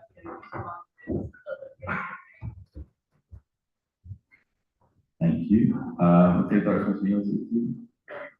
I would just add that I think we're focusing a lot on just the concept of dropping out by itself. For those who find out, there's a context behind. So it's not like somebody's gonna work very well and then all of a sudden lie about funeral or whatever. Most likely it's gonna be somebody who works very badly and then lies about funeral if they decide to lie. So it's never, hopefully, never gonna be just the drop out by itself. Joke, but I don't think so. Okay, who was feeling more saviors for the next round? Because I don't think we have much points for the next round. But we'll go back to OP Romania anyway for speeding. So, yeah, thank you for all your points. To look at them from Netherlands. Yes, yeah, you can be like that. You can participants. So, like, at the moment, you need to be one percent, and it's not zero percent. You can still do it to a certain extent. Yes, it would be nice to work properly like that. Get to good. But yeah, for Serbia and Switzerland, yes, you can evaluate the people. I think it's nice practice that even if they drop out, they can have a positive impact, give them as like whatever evaluate them. But compared to this situation, most of the people do not want to like to have the members class something with the kick out or like people that drop. So like that's where the quality comes from the tables. For Latvian point, yes, they can say whatever, also that mentioned, like, we can, yeah, we need to kind of draw them on our people, on the other hand, even if they're speaking, we don't say like, you can communicate. Like, we don't say, okay, you passed one deadline and you're out of the session, but like, before we see, we try to reach out to you on several channels, and there was no response. And then you say, oh, sorry, I was sick. Like that, so yeah, it's a fine line there, but like, again, that's why the national committee can be asked about it. And one important thing, it's not only about people that are dropped out, but it's also about people you have to keep out. So sometimes there are unpleasant situations where people do not work, they ghost you, so you have to unfortunately, keep them out. It's not an easy task to do, but like, once you do that, you kind of, that's where it stops. So now you can also evaluate their performance or lack of. Okay, general. We got a point from your piece, Sweden, I believe, what will be first, followed by Albania. Our question here is, and apologies if you were mentioned before I missed it, but it will basically be, who will be the entities that you are thinking of? Because, for example, would it be like, let's say, the leaders of that team, would it be the AMC? So we want to kind of like consider a situation where if it is a breach of policy, it would technically fall on the entity to write that. But then here I think it is a bit of a fine line where who does what really in what situation? Because if it's, I think there should be some situation where in case this happens within a team, then it should be that person that's in leadership or if it's breach policy, then it has to be broken. But I missed it. You are Albania? Just the whole debate, performance,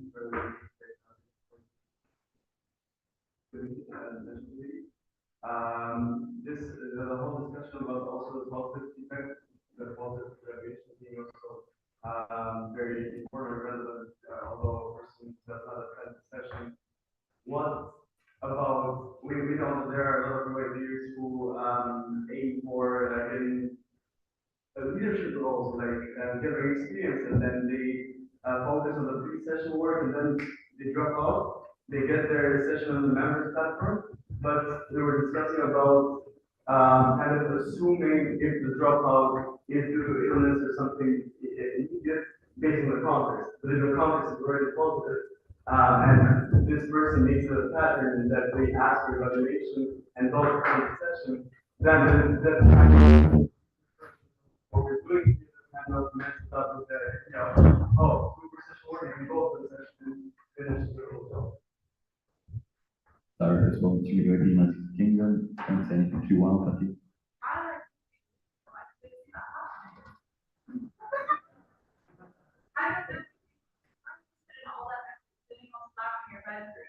Especially like now, I'm going to go to work, but I love the experience. But I don't know that's not, but I do think there is an element of you have trust in our members, but also trust in membership in terms of self-selecting people, not through that, not their formal thing, through the nature of the network. We'll take it. Rationality or chaos? Rationality or chaos? EYP Portugal will take their response. Like to say that we hope that selection panels, read the evaluations of these people that are this session, and don't select someone who has never actually attended a session to be leadership. So I get the concern. I don't think that it's happening a whole lot, but also it's our job to actually lead through the evaluation, whether it's through this, whether it's a normal one that just leaves the people in. It's our responsibility to ensure that that's what happens. Okay, European Albania, your response. But then you're just kind of assuming that this person drops out 4 sessions.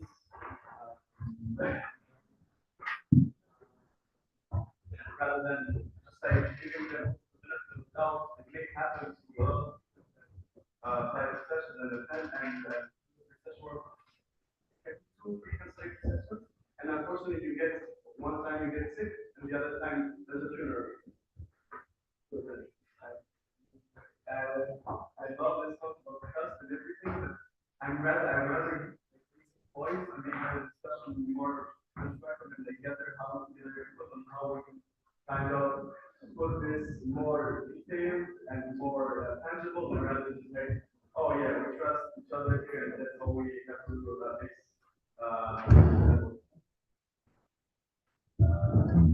This is really funny because the seating order today is the opposite. Actually, no, more chaos on this side. We're going over time, and I don't know how productive counting each other is going to be.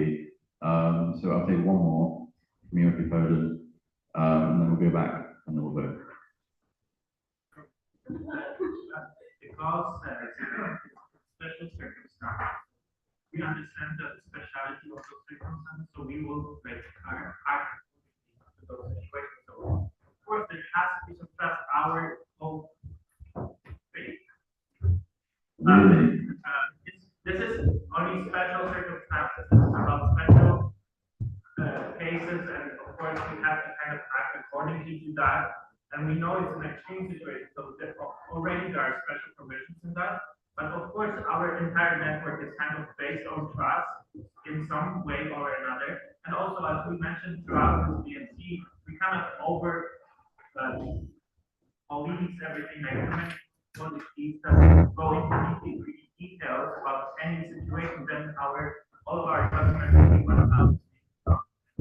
That's about allowing BNC point and proposal about allowing BNC to bring situations to kind of flag, in a sense, people that are writers or don't comply. So it's also about trust in that sense, in my opinion. And it's only extreme circumstances. Nadia, did you announce trying to say? No. We're going to go back to the presidency. You're recognized.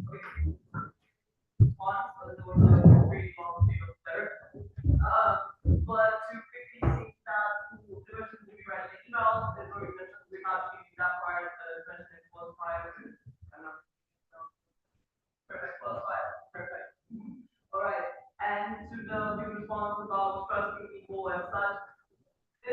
issue, if this is an issue, it's also an issue. Like, our cause will not be changing as part of like trusting the members that they're not, I guess, like making up scenarios or that they're dropping out because the reason we also see very unlikely that someone who's in exchanging group work after the CGM drops out because usually what happens is they get the session removed, so they get nothing from it. But yeah, this will be my turn. And just one something, we're not focusing now on positive impact, it's negative impact. So like, that's a topical debate for a policy proposal for another time, or how we want to implement that, but we just talk about negative impact, there are people that drop or that kick up, so. Next we Okay, let's vote on the negativity. Two-thirds majority is needed for this. So, hold your horses. Those in favour, please raise your hand up really high.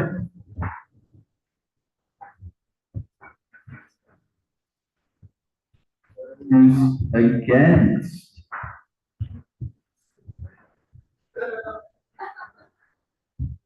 Thank you, Georgia. Those abstaining.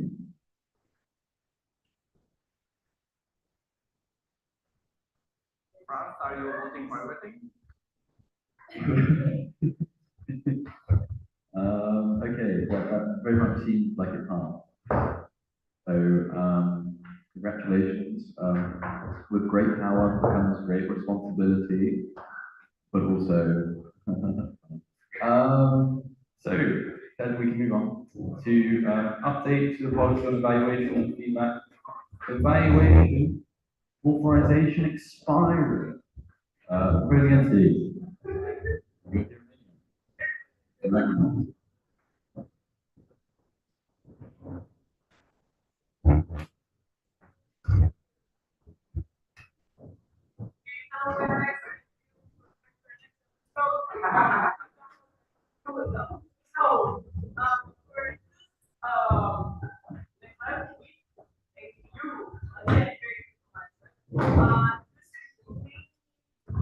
And very quickly, just the idea that right now we have endless access, like time-wise, access to emails when someone has been, our session. What we aim to do is here is to clarify the and for evaluation access. This means that after a certain period of time, you won't have access to that person's evaluation. It's very relevant sometimes. They do. This is not yet discussed as PNC, but we see it very relevant as GDPR is a very hot topic right now, and deleting data or not, I guess, storing it for unnecessary amount of time is also very much a hot topic. So we see this practice with why should we continue to not access to evaluation after it's not well useful to us. Okay, pipe it up. Next slide, please. I think at the moment, the evaluation documentation is not expired somewhere, it's around 1 year after the event has passed, but it's like, I guess, from what I've seen. However, as with all of GDPR, we think it's a great idea that we have limited access to the people's data, because the less access time we have access, the less chances for it for them to get the data. Also, I think it can boost our members' confidence, because like now we can quantify what does with what happens with the actual data, the people access data. And we had a couple of like brainstorming ideas on how to do this. However, what we'll see on the next slide is what we thought it would be the easiest also to implement from a developer side. Sorry. But yeah, we wanted not to be a burden for the developer team, and we wanted to be something that's not that hard to implement and work in the current system. If you see that's the change of the proposal, so we add the phrase saying essentially that if someone is not selected, your access to the emails expires once the event starts on the first day. Why is that? You might ask yourself, because sometimes people drop and you want to refer back to the people you not selected, you might want to have access to their emails, so that was the rationale behind it. Then for the people, you selected it now, it should expire once the evaluation process has passed, or you evaluate first, because once you're done with the evaluation, I will here to like see their past evaluations. And some of them, there are special occasions where there can be like special access granted. When there is special access granted, it also should be specified whether that special access should be. And then for intended outcome, yeah, it just gives access as much as we need, no more, no less. Of course, it can be implemented, but because of this as something that it can be improved, but because of this as something that from a code perspective will be quite easy to implement, because probably will be just and like I think it's pretty straightforward. We all love GDPR, so yeah, we are. Thank you, Romania, for a very precise presentation. I would say then we move on to statements. Any NC willing to ask statement, please come forward.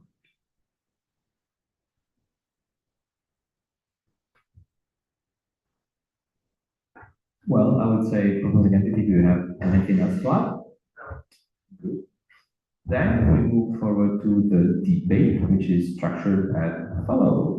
General. We love general. Also, very important, sorry. We know that when we take time foundation, we stay away from that. It's not the moment for us to share personal bad experiences. It's just about talking about evaluation inquiries, that. Thank you, Romania, for a very appreciated and endorsed disclaimer.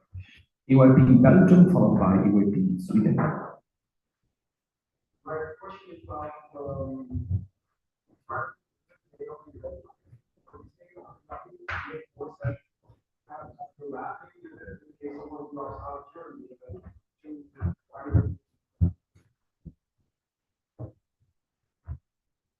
Thank you. EYP. We go to EYP Sweden. Oh, another time. Having evaluations throughout the event is really relevant. If someone goes throughout the event, the first thing you're doing from personal experience and also to the study is not that you go to their evaluations and you check, oh, a year ago they did this. So either the first or the last day, I don't think it makes any difference, but the first day would be a bit better, in my opinion, since like they're clearly not selected. And then moving on to different. Thank you, EYP Cyprus. EYP Sweden has comments.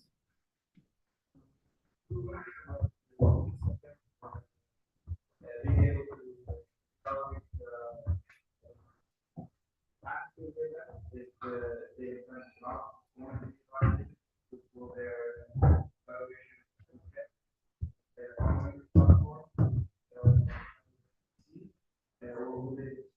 We tend to take into consideration their practice well, and what they their team and then Thank you, EYP Sweden. I was going to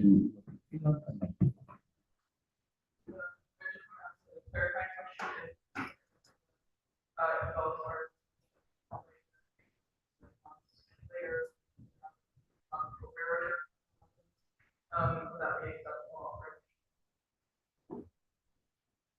It's like a long line.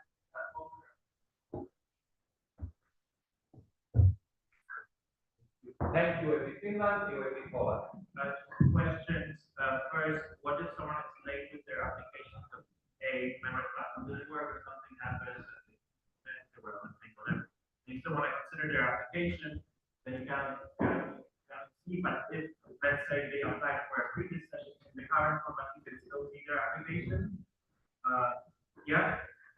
And in general, we are in favor of the proposal. And second of all, is take the question kind of what is helpful sometimes is to see the evaluations when trying to invite people, so that we have to go like understand the exceptional procedure to see the evaluation of the person who wants to invite. Just as a clarification. Thank you, EYP Poland. I would say EYP Cyprus, and we can come back to the point. Oh no. wait, Cyprus, I'm sorry, but we have a almost on the bell direct response from Obi Albania.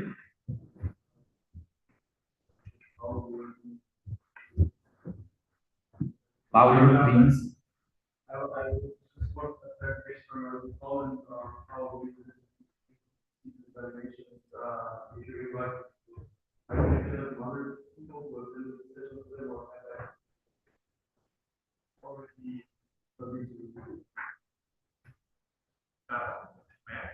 Yes, it's not in the current format of how the evaluations work. Let's say someone applies to our regional that is happening in March, and then they apply again for maps that are happening in August.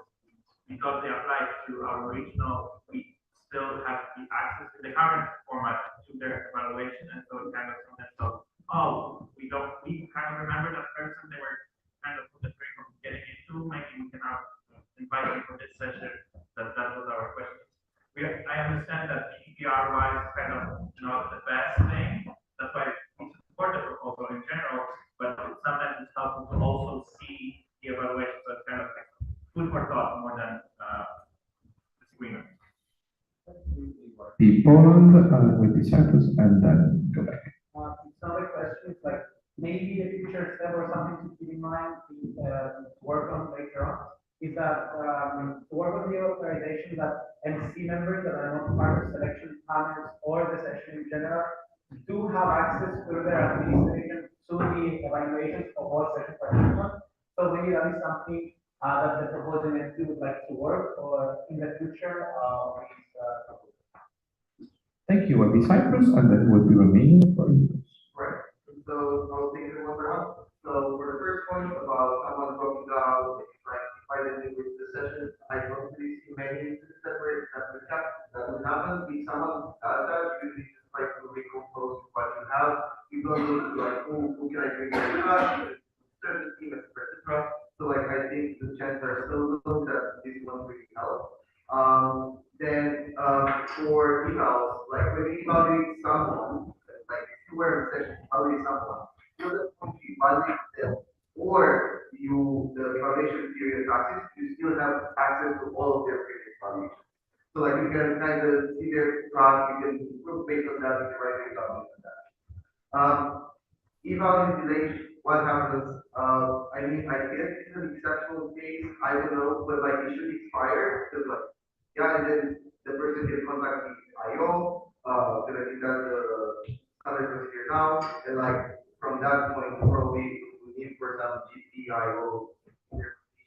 That's a very specific exceptional case. I know it happens with the legal firms and ever shouldn't, but yeah, I mean, it's a tricky one to be fair, but like yeah, probably they are the ones affected by this case better. Then what if someone is making their vendor spot application? I mean, yes, I do see the benefit of it, but that's also the problem we try to regulate, because like it's not good, it's not that they have anymore, because it's not assume, oh, the person on my work there for like those I want their email, so then that's the problem. I know some people say they email on email, and you cannot do anything but expiration with those. That's at that point you handling personal data, but that happens anyway right now, because you don't like to and for Cyprus, yes, we agree, but we only focus on the time frame as of now. So yeah, that's like that, but for Sweden, I think. So where does the exceptional thing come from? Yes, I will do it. The thing is, already the policy has to be sentence. Data is of the database must be approved by the executive director. That's already there. So because there might be some special cases where the executive director can approve the use of databases. So that's where our special point comes like, oh, if there are any special cases that the executive director is supposed to define for how long it is. We don't enforce special authorizations, we just kind of interpret what we had in the policy, and we want to be safe on all the scenarios we have. If not, you don't. Thank you. You were in Romania, you mentioned that interpret word. Sorry, that was a joke for Ivan, but he's not there. You were in Latvia, recognized for the second round of general debate. followed by Ukraine.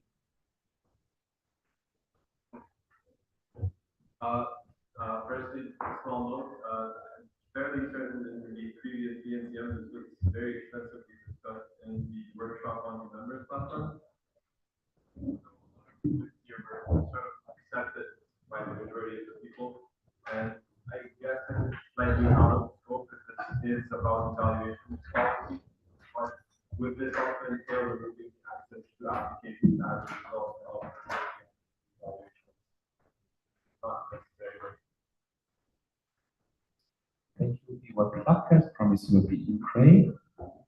Thank you. Okay, so how do you define when innovation starts being accessible? Because from my understanding, you said that it should be.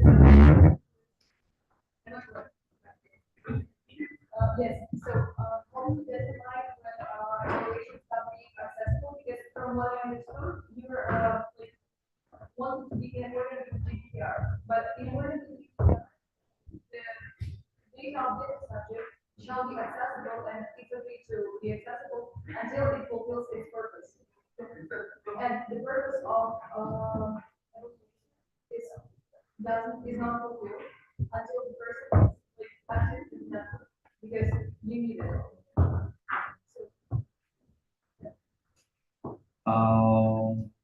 What shall we do? We decide. It would be Poland direct response. I agree with evaluations that we can see how the person develops throughout time, kind of sometimes needed.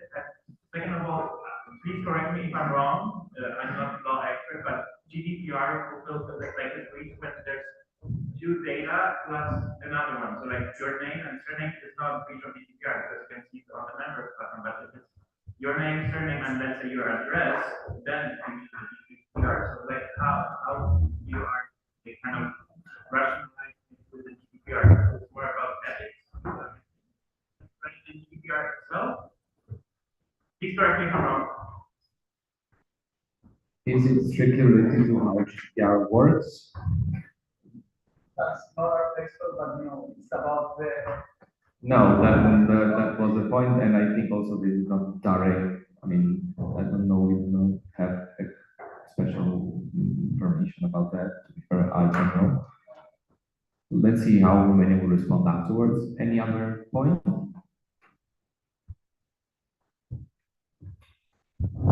From the email. So, yes, removing access to the application will be great, but we just changed the evaluation to that one, so like maybe that's the point of the experience, if you have a future PhD online, so whatnot.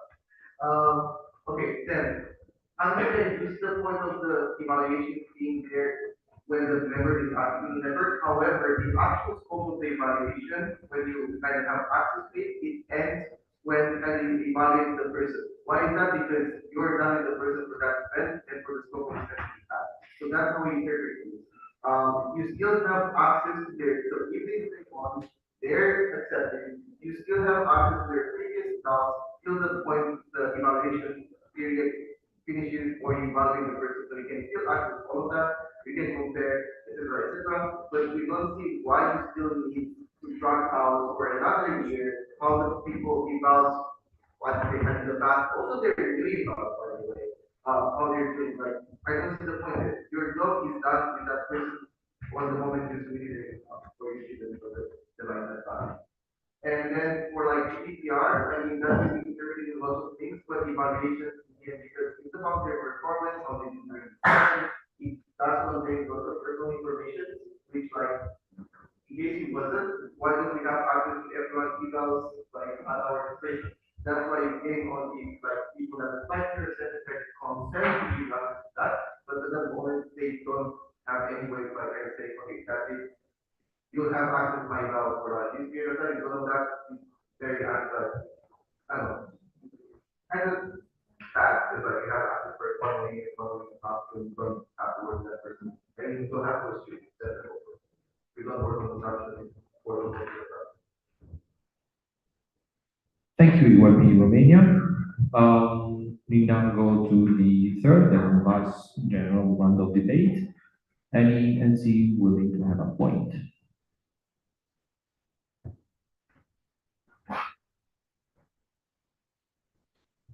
Anyone?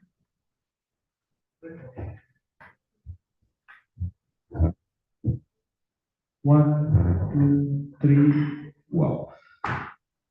Then we can go to voting. Policy on evaluation and feedback, just as before, 2/3 majority is required. All those in favor, please raise your hand. Okay, all those against, raise your placards.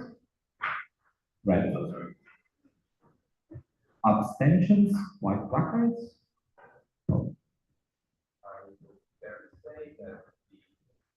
Policy proposal has passed, and with 5 minutes ahead of our lovely schedule, we have lunch.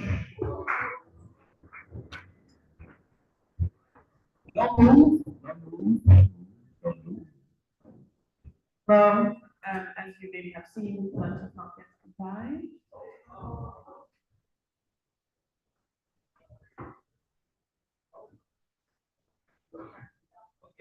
Well, but it's coming in like 20 minutes. I don't know if you want to change something. Workshop results?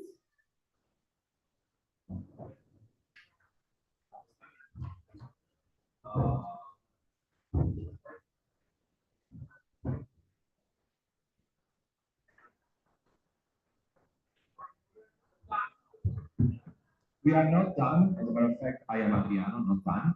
And that was terrible. If the credit is ready, we may proceed with the next agenda item, which is not lunch, but resolution sessions. A small disclaimer: we did not have time to update fully update the slides. Which were the main modifications?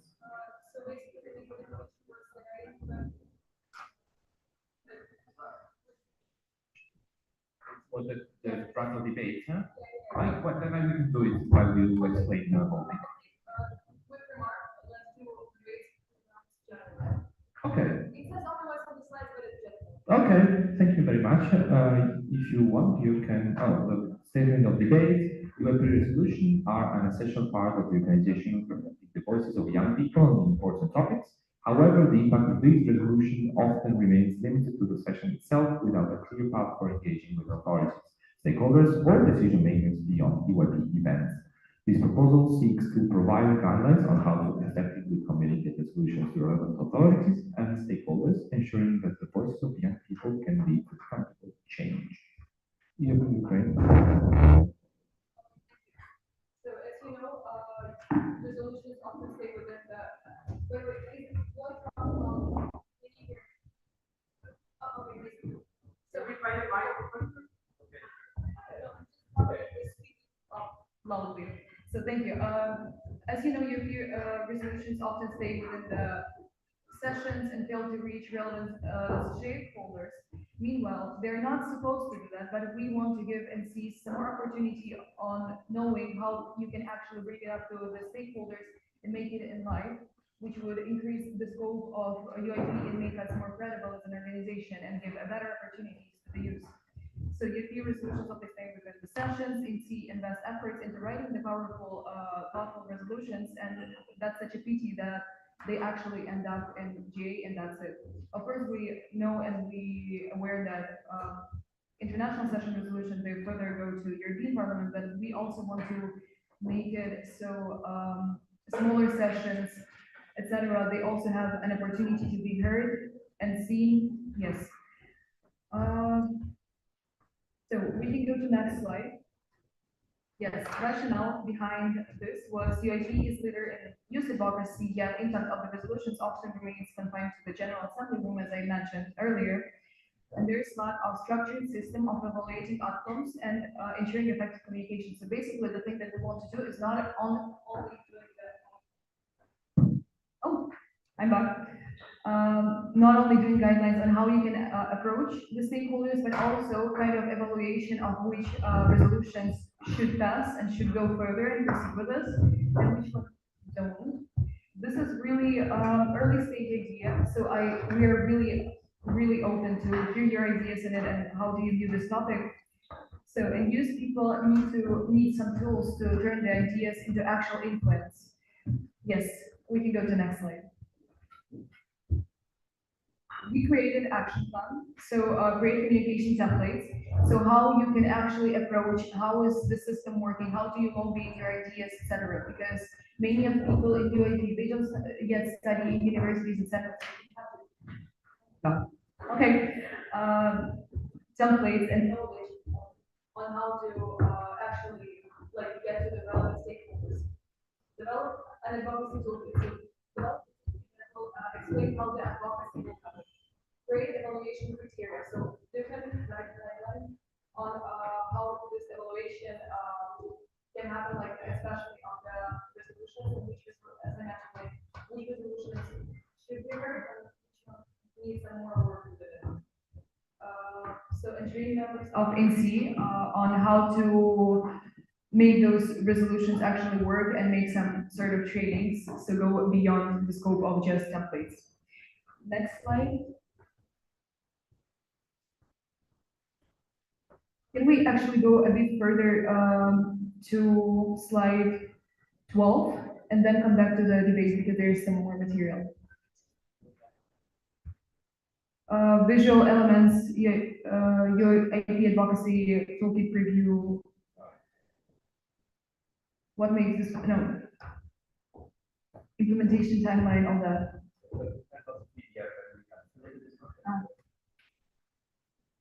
Okay, then we will proceed with our visuals. And we wanted to make guide on writing stakeholders, template of emails and press releases, how to organize a local event. So basically, how do you actually on practice do the advocacy? Stakeholder map plan. So basically, for example, you want to get to a member of European Parliament.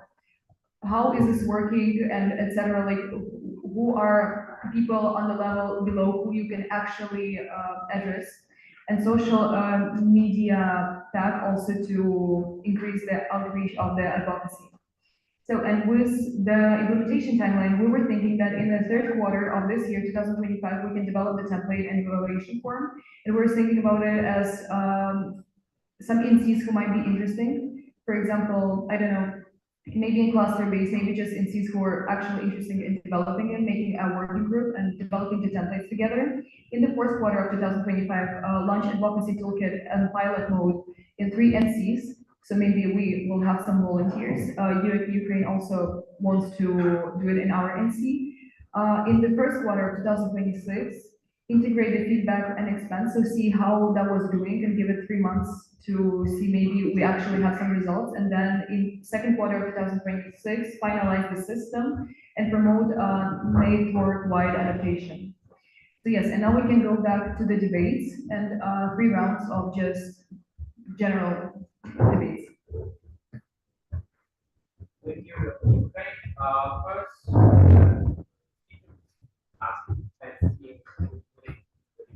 statement on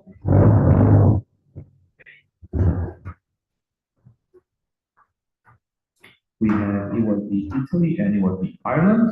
Keep them to cut couple minutes max. Okay, I'll try to be as loud as I can. Like I feel like this is a wide topic and like some part of it are very interesting because it's really important to give ENC has the capacity to establish some sort of relations with stakeholders and municipalities, for example, or local governments and even national ones if possible. But I feel like it really depends on the ENC and the kind of like the R strategy of ENC and kind of relations that they establish with like this kind of stakeholders. And so I don't honestly see a like common way to standardize the procedure or even like drafting guidelines, which is like would be very interesting to see, but I don't honestly see how put in place your idea, which still are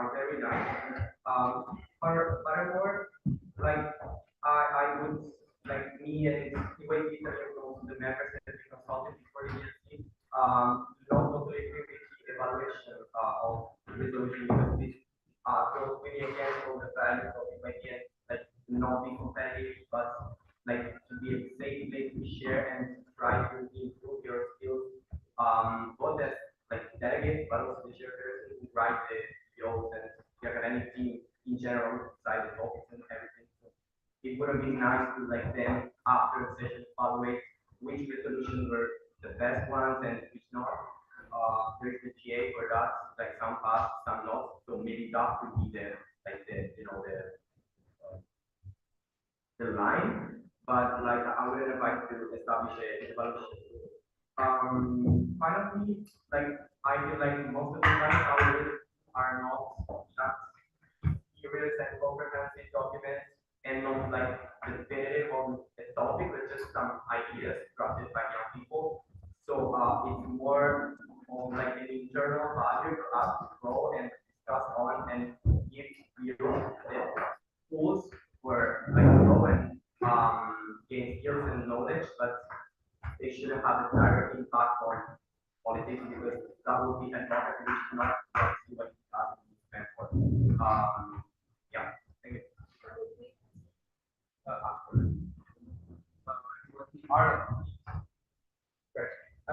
So it's very interesting proposal, and there's lots of those ideas, but I suppose kind of question, what the point of is, and I think from my point, what the point of view is, I think the agreement is that generally it's development of young people, and the kind of cliche, changing people who will eventually change the world kind of thing.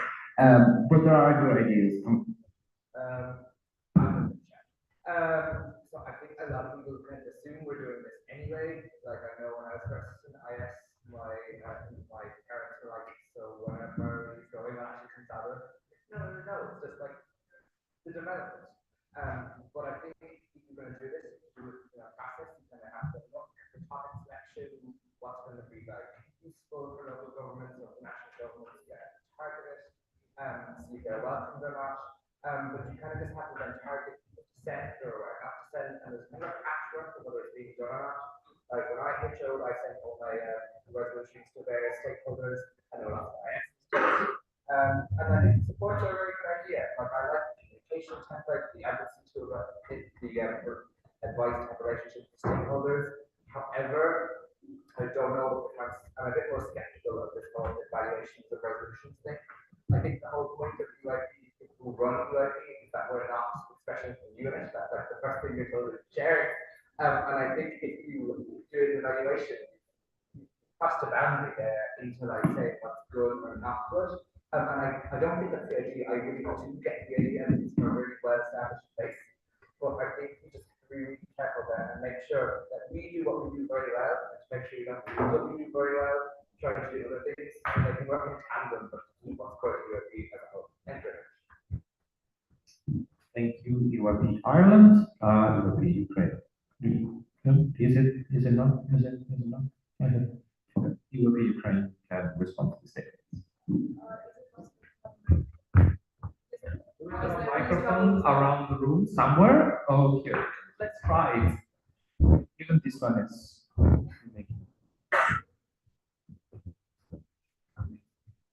Well, oh my God, it's working. Okay. Italy and Ireland, thank you very much for your statements. So that basically why I came with this idea is because we have the idea, we get the vision a little, but we really need to develop it further. And I absolutely see both of your points.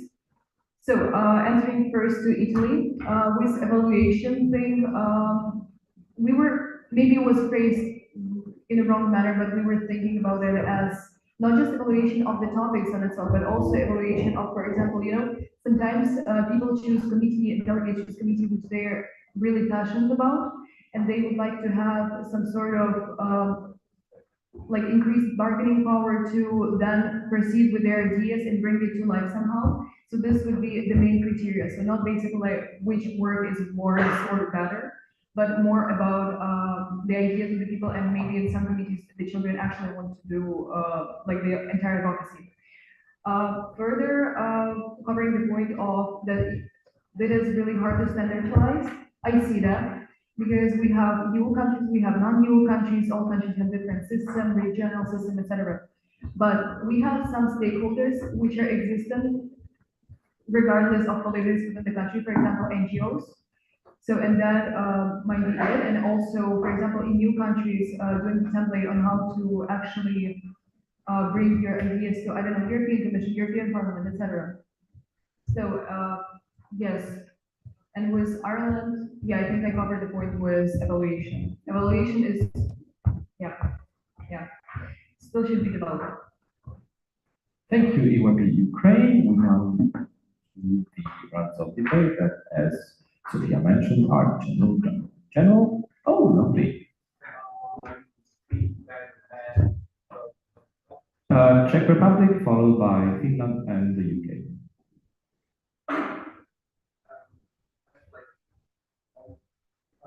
One is just the purpose, and as someone who knows a lot, the partners always or often expect us and in the partners, it's great to say also like the thing that the youth creates has some effect on decision makers, and we use that and we try to relate like everyone to some way engage. We send resolutions to them, like experts, some decision makers, like planning days.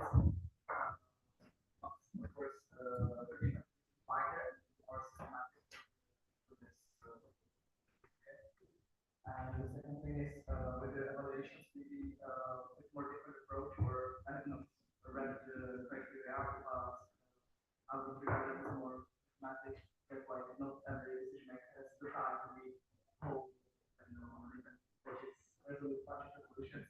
So just like cultivated like this person focuses on this area, and maybe like just pick some up from resolution that would be like fitted to there should be like just a system like who would receive what they're focusing. Then we go on to with EYP thing. Yeah, I think it's very much kind of right now inside what academics are doing. I think the media has a lot of potential in this. And social media, we need a lot of stakeholders after like we might not reach out. And I think it's all other discussion about the social media and networks. It's something that we have to do. But it's like especially giving more insight into our academic work. And kind of moving on to the collaboration we have between the academic and to an extent, it has been done. For example, Madam as well, and especially sharing more the outcome of the work we have in the work and they kind of show like, oh yeah, this is what I'm talking about. But currently we are very, very sharing what outcomes we have and what we come up with. And I think good media is super nice and also great.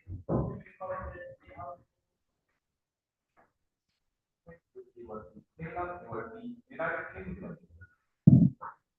So I think like this idea might have a few concerns that were raised by our members of the class. The obvious one kind of political partiality for us in the UK, our registered charity status is entirely dependent on us being viewed as politically impartial. The broader point is that even if we ourselves aren't doing this, if the wider EYP becomes associated with kind of almost a more politically advocacy engagement, it could impact us indirectly. But again, like guidelines aren't like allowed for this. I don't think it's necessarily an inherent risk, but it's one of them. And equally, I'm kind of worried about the additional pressure on peers teams and also delegates within it. If I'm telling my delegates are already incredibly academically active, then potentially with stakeholders and decision makers, they're going to be very worried about what their name is attached to and if they actually agree with it. Some people are massively passionate about the topic. Equally, some people get allocated to the committee automatically. I think just making sure guidelines are clear about whose name and how much to say our delegates have in it, and making sure it doesn't create additional pressure apologies, it wasn't. Can we close the door, please? Thank you.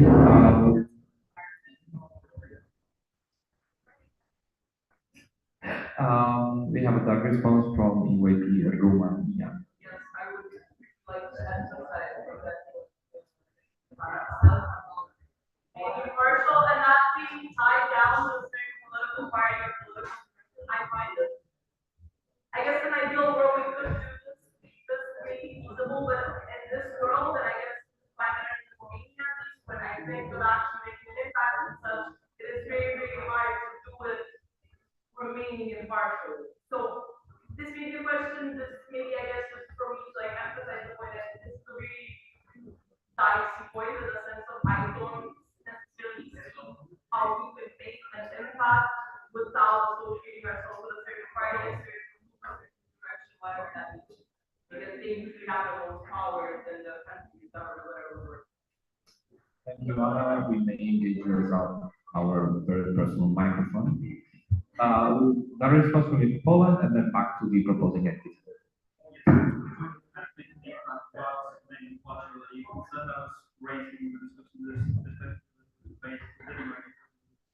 One of I would sort of centralized conferences would be because the more decentralized we make it, the less control we have over what actual impact we're making. A lot of members, free range and involved stakeholders, what organizations and NGOs they approach, might start blurring the lines between whether we're actually making a political impact or just an advocacy effort. Thank you, Iwan. Kogan. Thank you very much to Czech Republic, Finland, UK, Romania, and Poland who made comments because about many of those things we never thought of. It's the point of being here and discussing it with a wider team. But I'm gonna answer some of them. So regarding Czech Republic, there should be more systematic and criteria also somehow outlined. Criteria is questionable, as we found out, and we were thinking about not only like bringing what we discussed and what we did, but actually like more of giving the power and giving that knowledge on how you can proceed with this idea and what you can further do with the work that you did. So this is coming to the point of Romania that you don't want to be tied up to a certain party and UIP to become political. So basically, this idea is not about UIP started negotiating with politicians and making it part of the session and part of academic work. This is more about giving just the knowledge and the guidelines about how you may do this voluntarily, of course. So no one's name gonna be put arbitrarily just on a paper and like, yeah, now you're doing that. And this might be not only political parties. I can see the concern, and we are not trying to tie UIP to politics. And many stakeholders, for example, climate justice, it's NGOs, or I don't know, some other justice, democracy, etc. That might be NGO, and for some ideas, stakeholders might be businesses. So this is not directly connected to politics, but I can see your concern. So additional pressure on the chairs. Again, this should be just a guideline for the delegates and not that much for the chairs, because they can use it. But again, this idea is for full voluntariness and just see how the ideas can be actually implemented in real life for those who are curious and for those who are passionate about it. And little control by Poland. This is actually an interesting idea and it didn't went that far.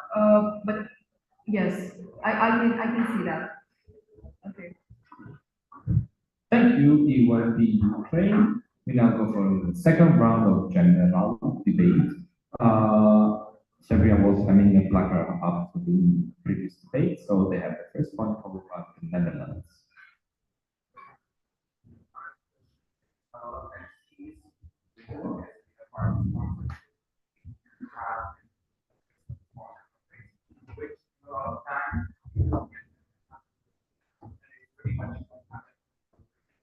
So, for example, if we do implement,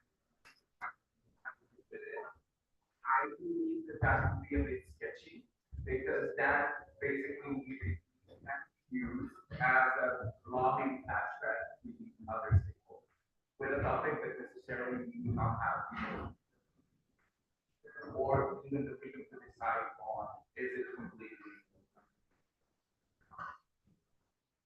Thank you. So, do I read that? Yeah. The other side wants to have your first meeting to have impact. If that's open, then line on line, my partner, where it's already with my people, where we're very good and often actually, and I think that's a much more effective way.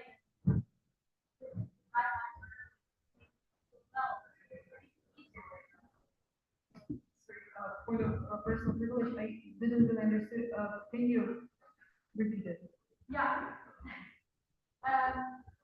If you have a sponsor topic, other side and the negative side, one for it has impact, and why not? Try to find the right partner, like a sponsor partner, for example, the water or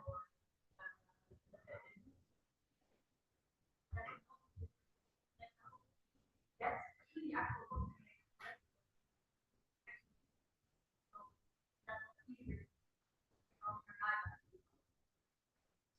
Thank you, EYP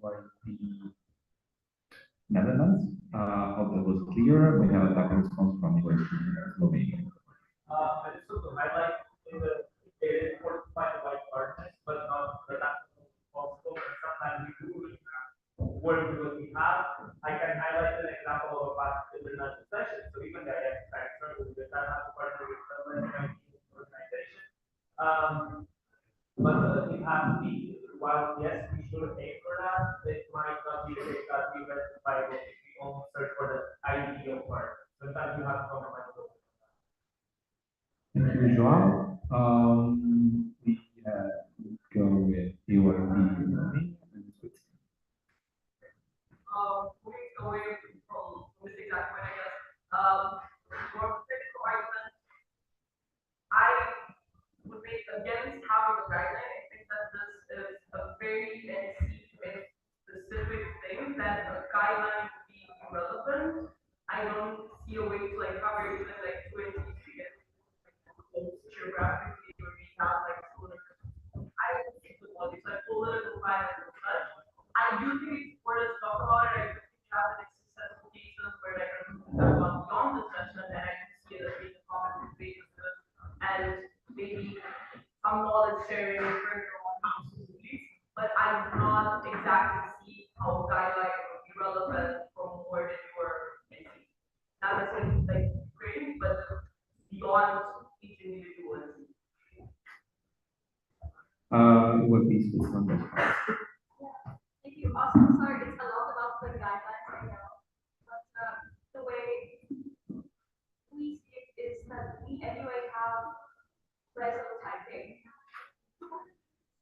and especially the NC check. So how we see it is anything that leaves us after NC check, we think qualitatively it's for us okay if our partner or public sees this. Kind of, it already fulfills the role of what this guideline would do.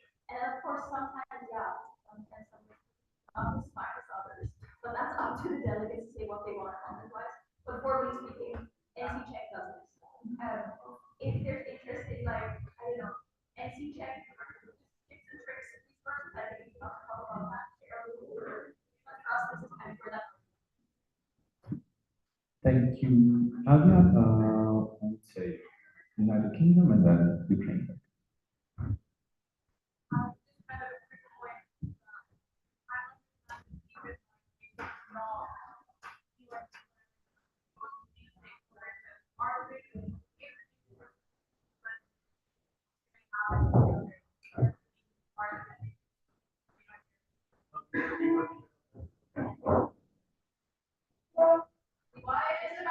Maybe we can just pass the microphone.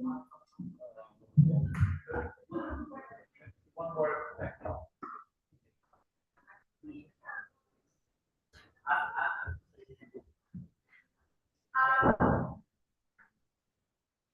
So it's just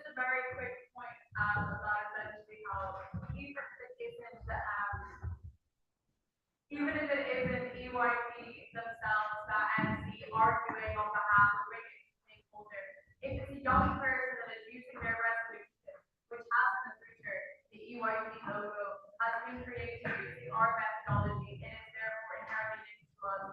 And that's kind of the broader concern, is that even if you leave it up to individuals, it's just very, for us, very murky and, yeah. I think lucky you were in Ukraine, can respond to that.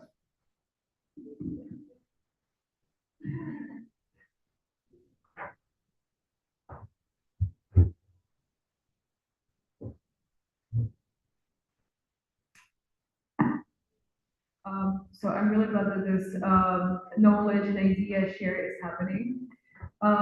First of all, Switzerland, I really like the practice that you have, and I actually looking towards hearing about it a bit more. So, UK, yes, I can see the concern, and maybe with this idea, the risk might be overriding the good parts. So this should be further developed to minimize the risk, and yeah, should be some more work. Romania, regarding the irrelevance in different country context. So basically, like majority of NCs located within EU and some of non-EU NCs would like to also reach EU. So this may be based on outreach to EU institutions, or to how do you approach businesses, how do you approach NGOs, where do you start? Because let's be realistic, UAP delegates, usually teenagers in age of 15, 16, who are with bright eyes and wonderful ideas, but still don't yet have the knowledge or experience of how do you actually proceeding with your ideas and how you bring it into life. So, and this would be just like creating an additional opportunity. But again, there should be a bit more, it should be a bit more thought out. So, Serbia regarding sponsored topics. I actually have a point of privilege. I didn't saw the question. You can talk about it during lunch. Okay.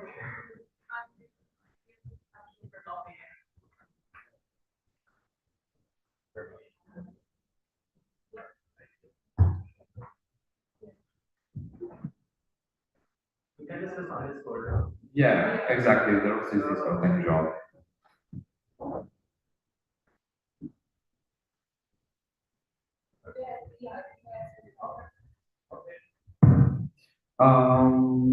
I would say that just to see if there is any other point, just a couple before heading over to lunch. UAP Romania. Okay.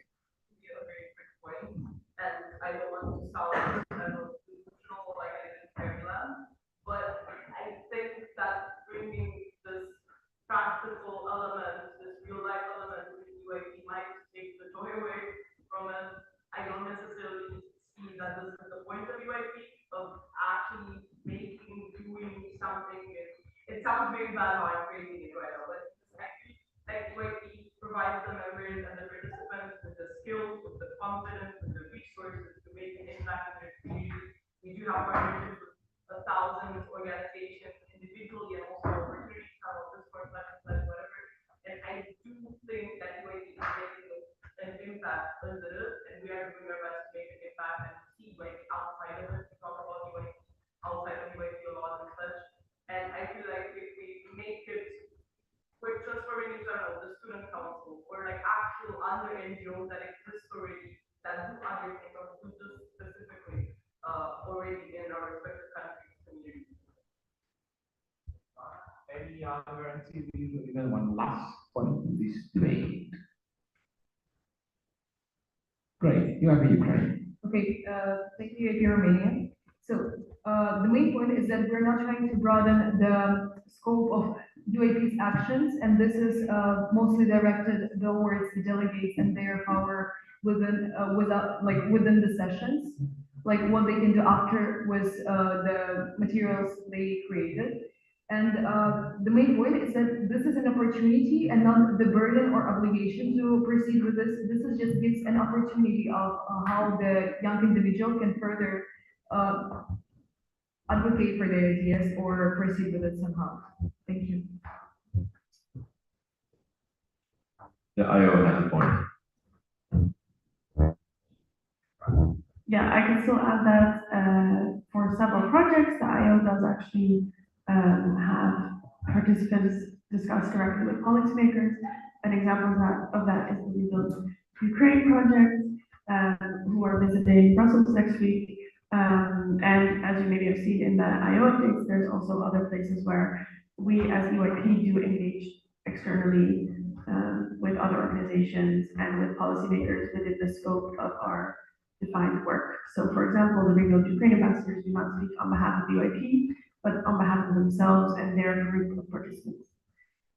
Yeah, just to give a little bit extra context. Thank you, Anadu. And thank you, EYP Ukraine, for a very interesting topic of debate. Now it's 1:45. I would say that before going to lunch, I give the mic to Anadu for an announcement. If you are not yet featured on the UIP Network Instagram stories and have not yet filmed something with Luca, please approach them so you can also be featured with your NC. Woo.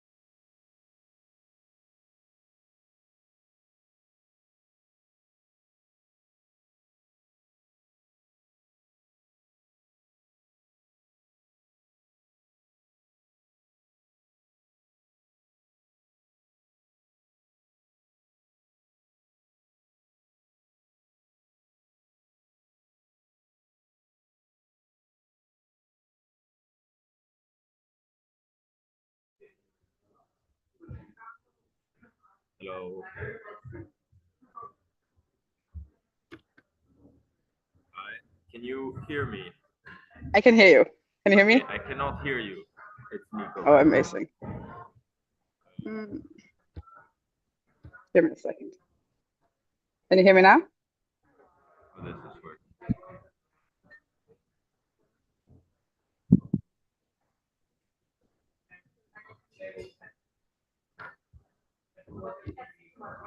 No.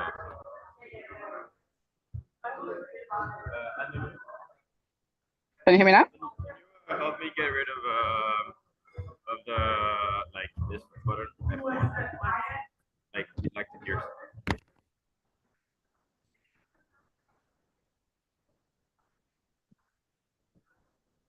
Oh, okay. So, yeah, so something now. Speak. Can you hear us? I can hear you. Can you hear me? Okay, we can hear you as well. Amazing. We're trying to turn everything on. Yeah. It's not on this speaker now, right? You know the name. Okay, guys, please proceed. Hello. About to get started. Can you speak once more?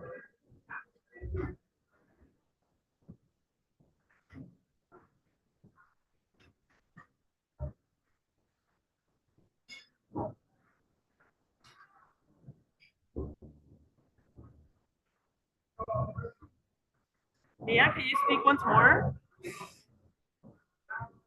Yes. Can you hear me now? On here, right?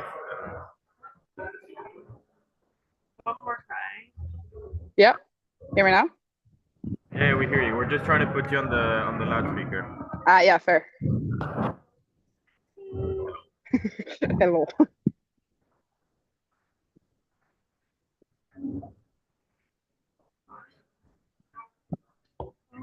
Yeah. Hello.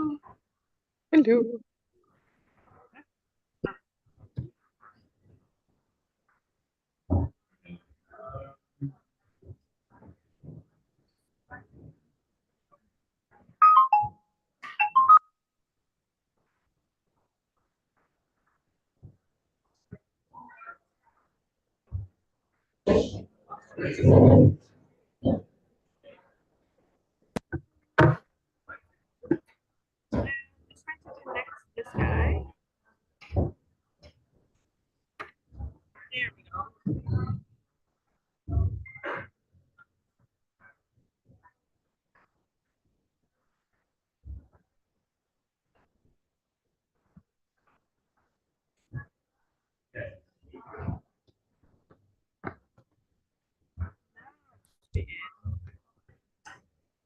Yeah.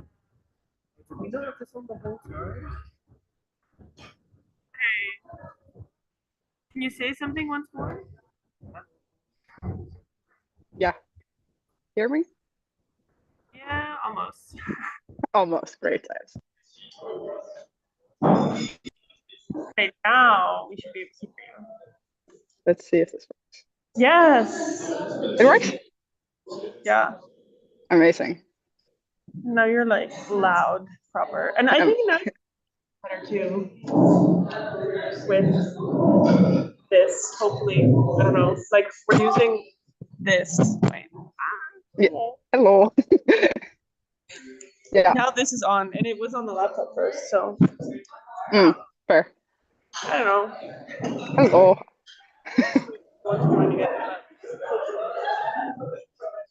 Also, of course, the microphones in the venue aren't working, you know? Oh, as usual. Yeah. You know. Everything is as it should be. It's fine. This is also the first time I joined the PNC from like a roof. Nice. Kind of fun. Okay.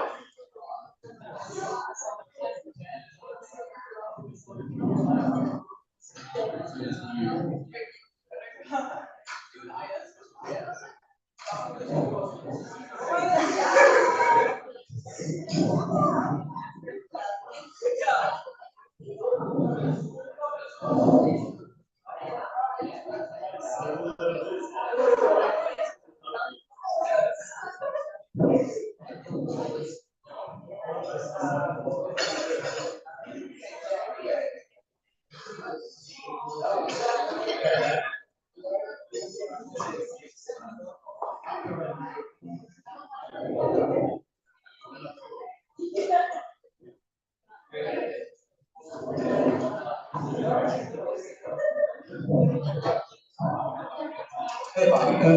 gonna get started now. Thank you for those who joined us. Guys, listen please. So, we are going to move on to our final topic of this BNC 2501, which is rather unfortunately the derecognition of EYP Denmark. The statement of this debate, so this is proposed by the governing body, but unfortunately they are not here. So I'll just read out the statement, but we can proceed.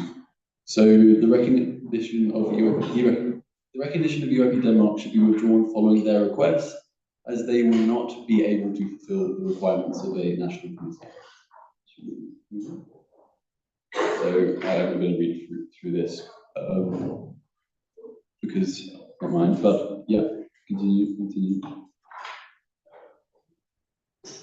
So, like, the general overview of this, it's pretty self-explanatory.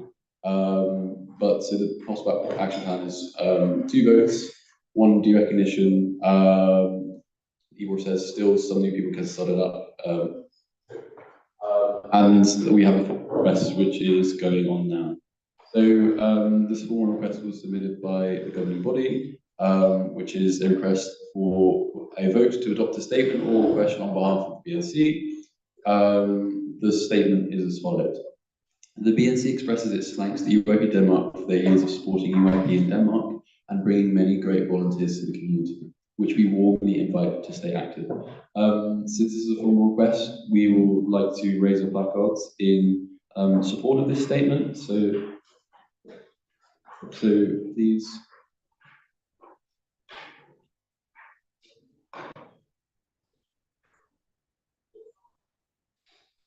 Amazing. And those against or abstaining. There you go. So we have some statements to be made. So we can start with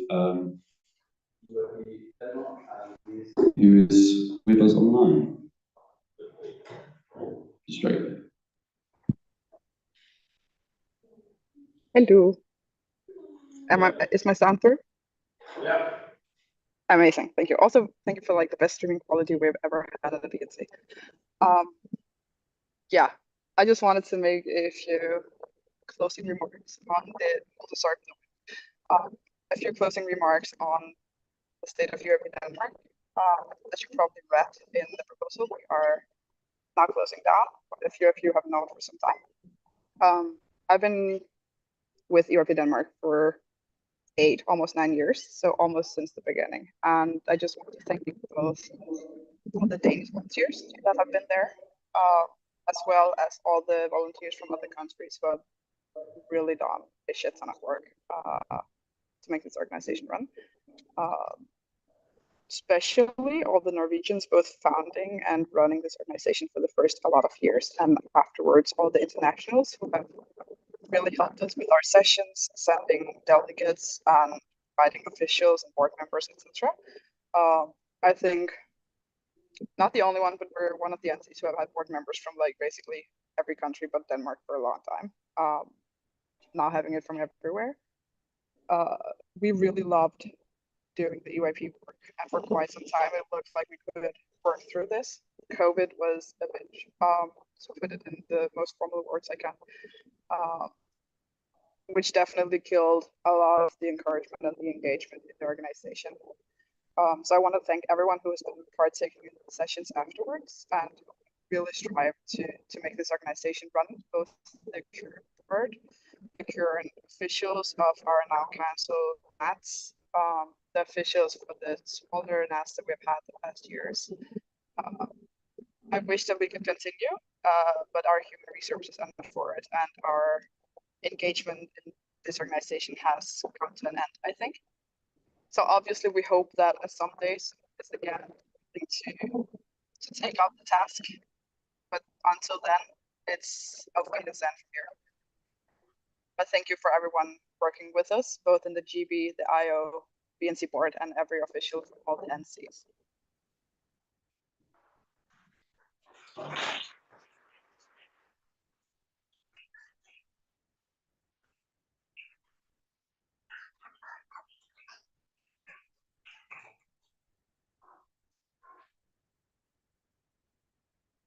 Thank you. I believe we also have some further statements, if I'm not corrected. Yeah. The rest of the Nordic? The Nordic NC. Yes, so in whatever order you want. Do we move next to each other, or does this work? It works, it's still good. Does anyone else want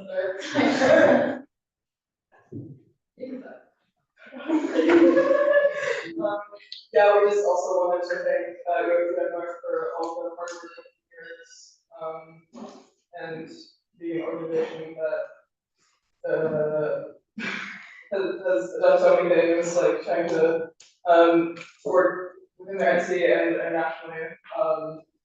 Yeah, very appreciated. They truly worked really hard on any way to stay alive, and they have that organization model, and I think I could. So I am really proud of them for all the work that they have done over the years. And also just on a personal level, the people in work, the delegates, the officials for the company that have all been amazing, and I really hope that they will continue on that journey. And not to keep this chain going a little, but it's really working in Denmark, working closely to the remaining of the active people in Denmark to see, basically to kind of integrate, let's say, the schools that are still active, the delegates are still active, and the rest of the board. We know today to kind of join the rest of the Nordics and work closely together to kind of have and help to establish something there in the beginning of a proper foundation for UAP Denmark.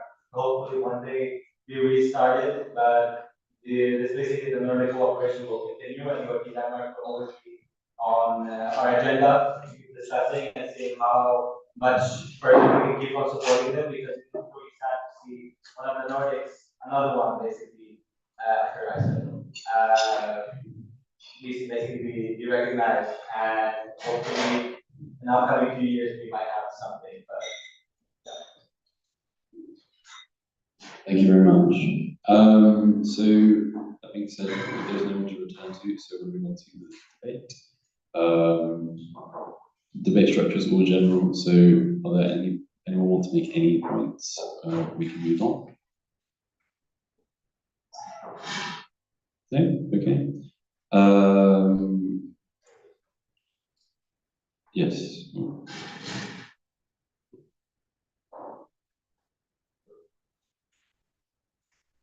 Okay, we already. Okay. So we're going to vote on the accepting this statement. So those in favour of accepting this statement.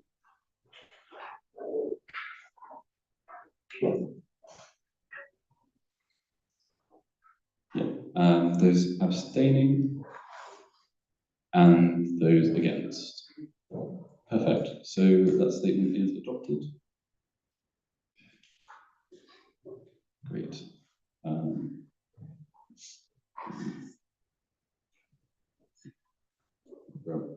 So we're going to move on to the voting for the recognition of UAP Denmark. I mean, we can vote. I will probably don't want to try and match Italian saying contraddicente. But those in favour of the recognition of UAP Denmark, please raise your hands. Those against, and those abstaining. Perfect. So we can now move on. Yeah, so unfortunately it is sad to announce that UAP Denmark has officially been de-recognised as a national committee.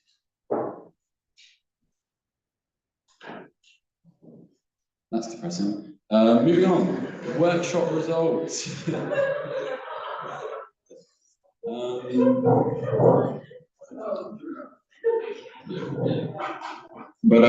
you to BSCC for joining. Let's continue. So we had workshops. Thank you, Mia.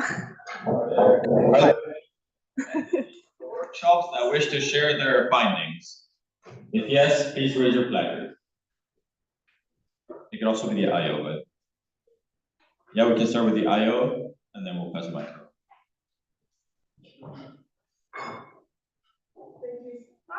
Well, thank you all for joining our workshops.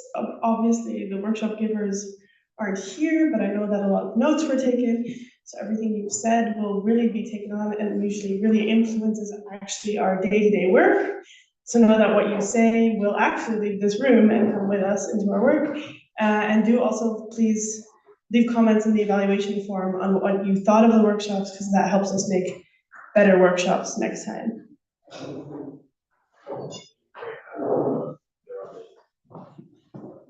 Thank you. Thank you to everyone who came to the workshop of UAP Ukraine. And we had a workshop on surviving OpenSea in crisis, where we were telling about how Ukraine survived and our strategies, something that worked, something that didn't work, and what other NCs may learn from it. And afterwards, we had a long, interesting discussion with other NCs, their crises and their strategies. It was really fruitful. Yes, thank you very much. Is there anyone else? You sure, yeah? Okay, that's the mic, please.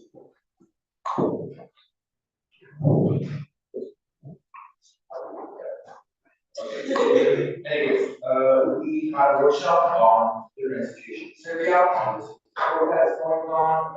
Essentially, it was more like equal point knowledge sharing, basically, where we discussed what's going on, how it came up to this point, how has it been affecting us, the enemy side, of how and what ways we do to adapt, and also how can we all support each other on an NC basis, on a membership basis, and everything.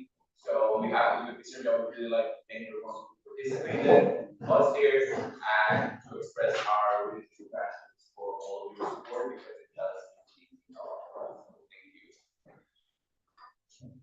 Any other proposing entity? It'll be very short, since you know. Yeah, go ahead. Yeah, we had a workshop on international delegations, policies, and management agencies. It was very productive. A result message will be shared on Discord, and also the IO and GB and the guidelines were presented. So, make something that's standard going forward. Thank you. Repeat the Netherlands. If that is all, then we will move on to next slide, please. To the closing of the meeting. And as said, okay, we'll stall for 30 seconds once Anelu will come. Usually at BNCs, it closes or who exercises a statement for the closing. Today, Anelu will be taking over.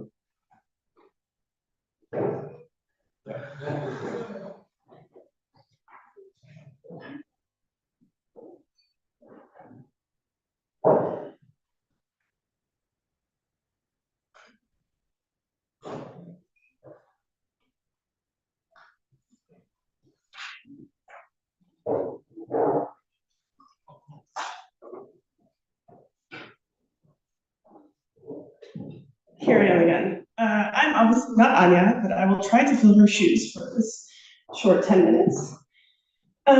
Firstly, thank you all so much for being here, for spending your weekend discussing all of these network-wide policies, which some people might think are quite boring, but you definitely made them very, very interesting this weekend. And thank you all for all of the work that you do in your NCs. You guys are the reason why UAP can keep running, why we can keep engaging so many participants every year. And you guys are the people making the real impact in your communities. The work you do is super important. bringing together so many nationalities as we have this weekend and as you do at your sessions is something truly unique that we don't see other youth organizations or other organizations in general really do. So please keep up the good work. We're super happy and excited to be able to support you in whatever way you need us to support you. Please always get in touch with us, email us, call us, stop by the office if you're in Berlin, you're always welcome. It's also your office. Yeah, and then what I would want to say is a big thank you to my governance team, Zoya, who did a lot of the logistics, Joshua, who is also somewhere around here, who also did a lot of the minute taking, also Luca and the rest of the IO staff who have been here over the weekend. This also couldn't take place without them. A big thank you to the venue, who are so kind to sponsor this venue for us and sponsor the entire Saturday of food and drinks that you have enjoyed yesterday. And my very, very big thank you to the outgoing BNC board, who put a lot of work and effort into making this agenda, into listening to all of you, into dealing with all of my proposals, all of your proposals, all of the GB's proposals, all of the last minute changes. And as a little token of appreciation, I have the very special UAP cards for you. So thank you guys, and I hope you guys won't leave UAP behind after this, because your impact is real. That was it. I will now stop.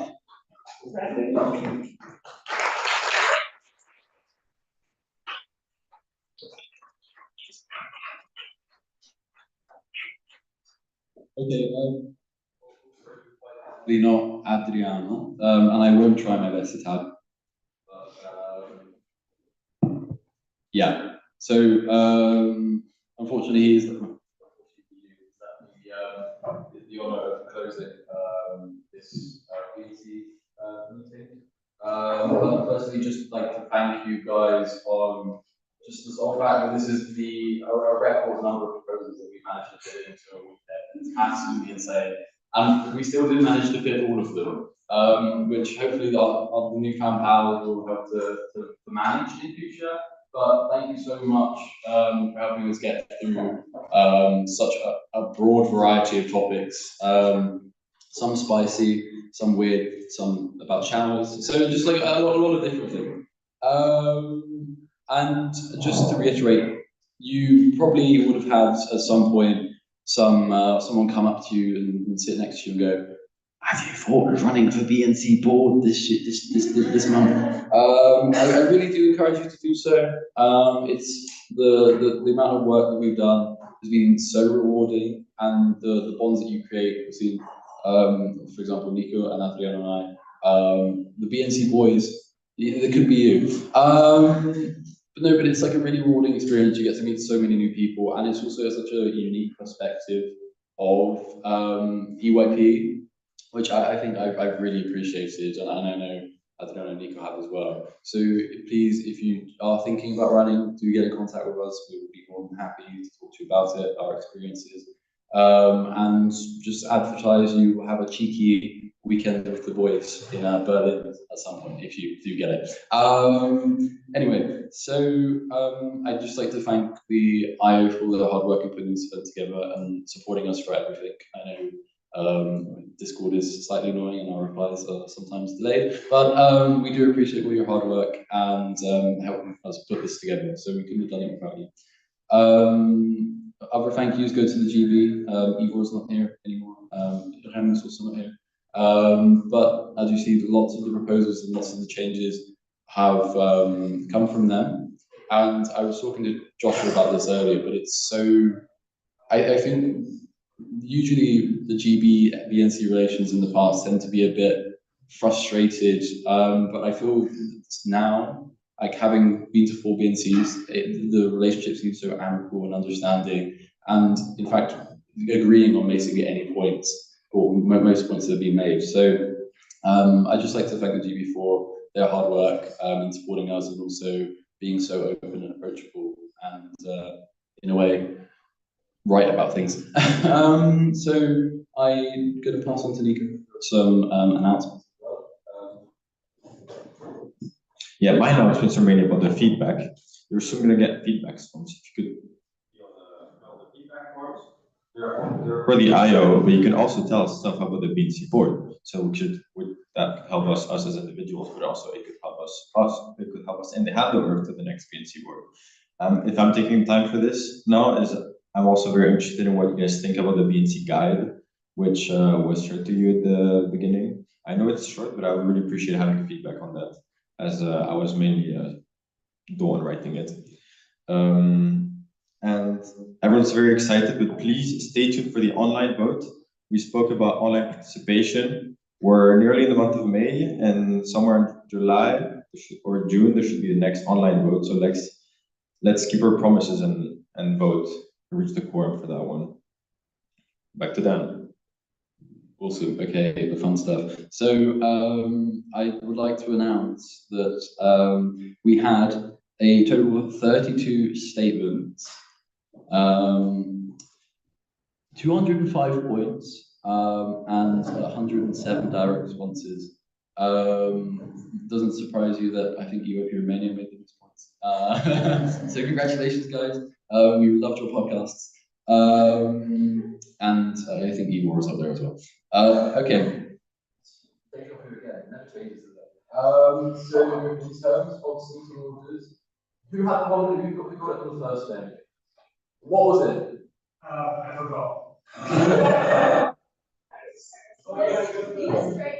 Yeah, so it was a US trade deficit by country. The biggest being at the end, so UK and Netherlands and Switzerland up there, and Germany. And we thought it was relevant. Saturday, what was Saturday? Yes, so we thought it, being a all Catholic board, we should have a Catholic related seating order on the Pope's funeral, or the Pope's funeral. I hope you also appreciate the Pope hat. As you understand, how much on? That's €6 in that, so we appreciate it. And today was? Yes, the Global Peace Index. So congratulations to those who got that. Most peaceful to least peaceful. Wait, where's...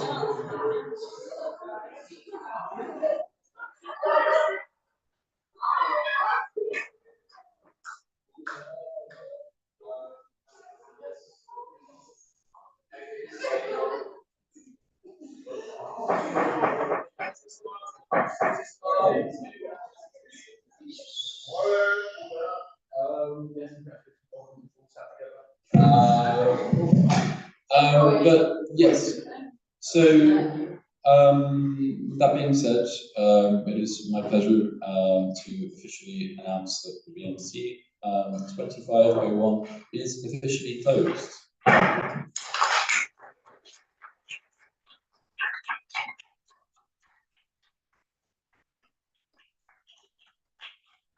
And now for a logistical announcement, please leave the plastic from your badge with Zoya over there.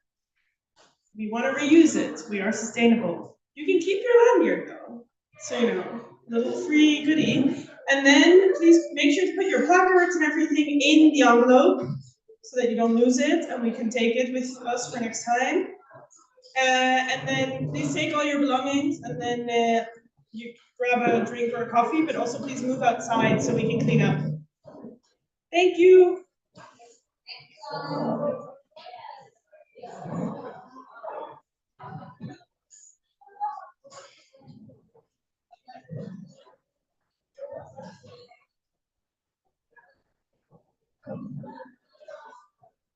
Oh, yeah, that's your problem.